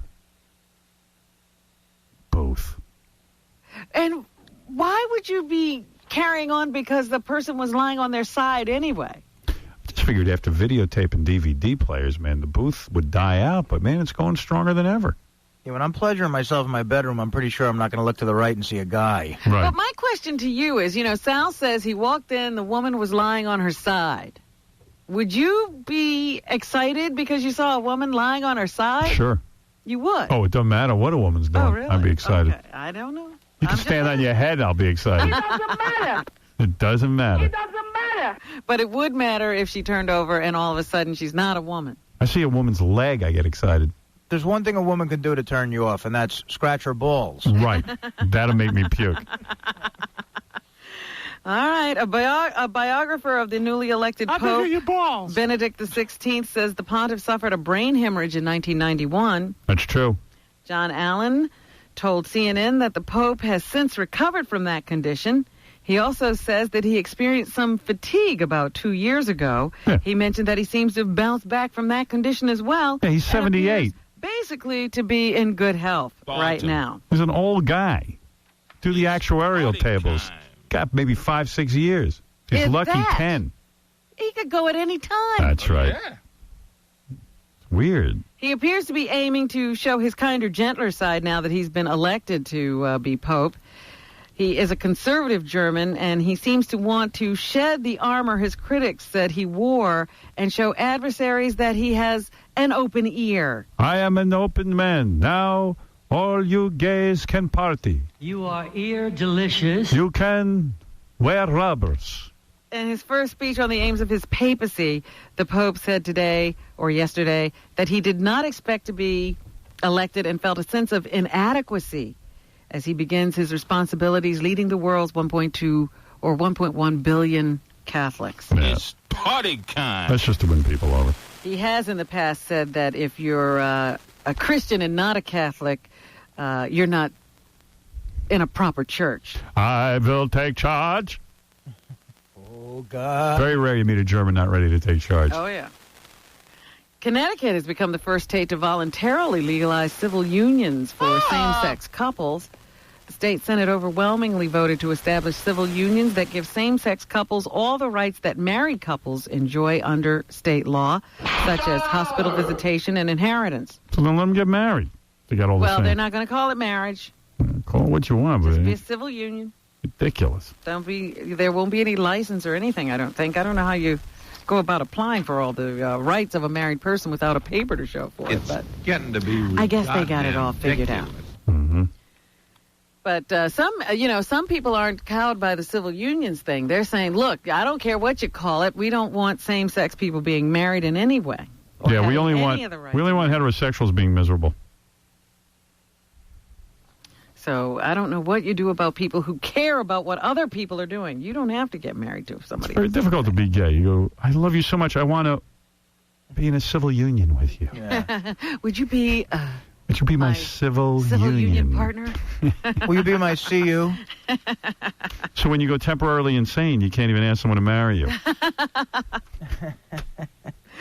This is an awful story. A 4-year-old boy was badly hurt after falling from a 5th-floor window in the Bronx. Yeah. They say the boy locked himself in an empty room in an apartment building, one without some of those bars on the window. Mm-hmm. While his mother was trying to get inside, he is believed to have fallen out of the window. Apparently, there was no window guard, or they malfunctioned. And they say that luckily he also fell out of the window with a pillow, and that might have broken his fall somewhat. But he was severely hurt. Wow. Gary Sheffield will not be punished for his actions during the incident at Fenway Park in Boston last Thursday. Yay! Sheffield, he didn't do anything. Why should he be punished? He appeared to be struck in the face by a fan while fielding a ball in the right field. He made a two-handed shove toward the fan before throwing the ball in to play, then turned back towards the stands, but restrained himself from going into the crowd. They, I guess, reviewed the tapes, and they decided he hadn't done anything, because some people were calling for action. Nice people. He almost hit a broad. He was real close to hitting the chick that was standing next to the guy. There's bad news for meat lovers. Uh-oh. This is just in time for the backyard grilling season. The Department of Health and Human Services is listing the byproduct of grilling meat, fish, and chicken, a known carcinogen. Well, you say it's not a meat warning. It's bad news for people who grill. Because they've always said that grilling can cause carcinogens in the food. The act of grilling. But who cares? What are you going to do? You are mine. You are my meat. You're my possession.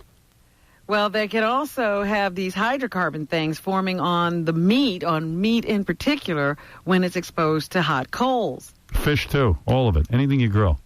But I'm just telling you that not only does it happen, it happens more on meat. Uh-huh.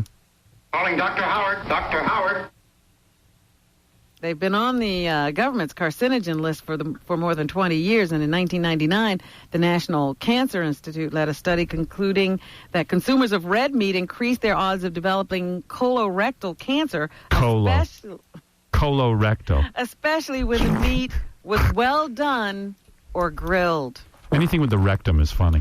Colorectal. Yeah. Yesterday, I told you that Arnold Schwarzenegger said the border should be closed, and some Hispanics got upset.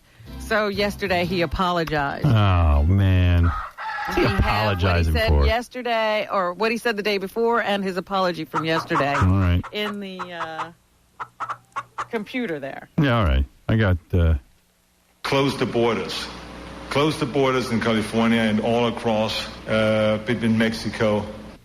The bottom line is I misspoke, and I'm sorry if that, offended anyone, but it was a language problem because I meant securing our borders rather than closing our borders. No, you didn't.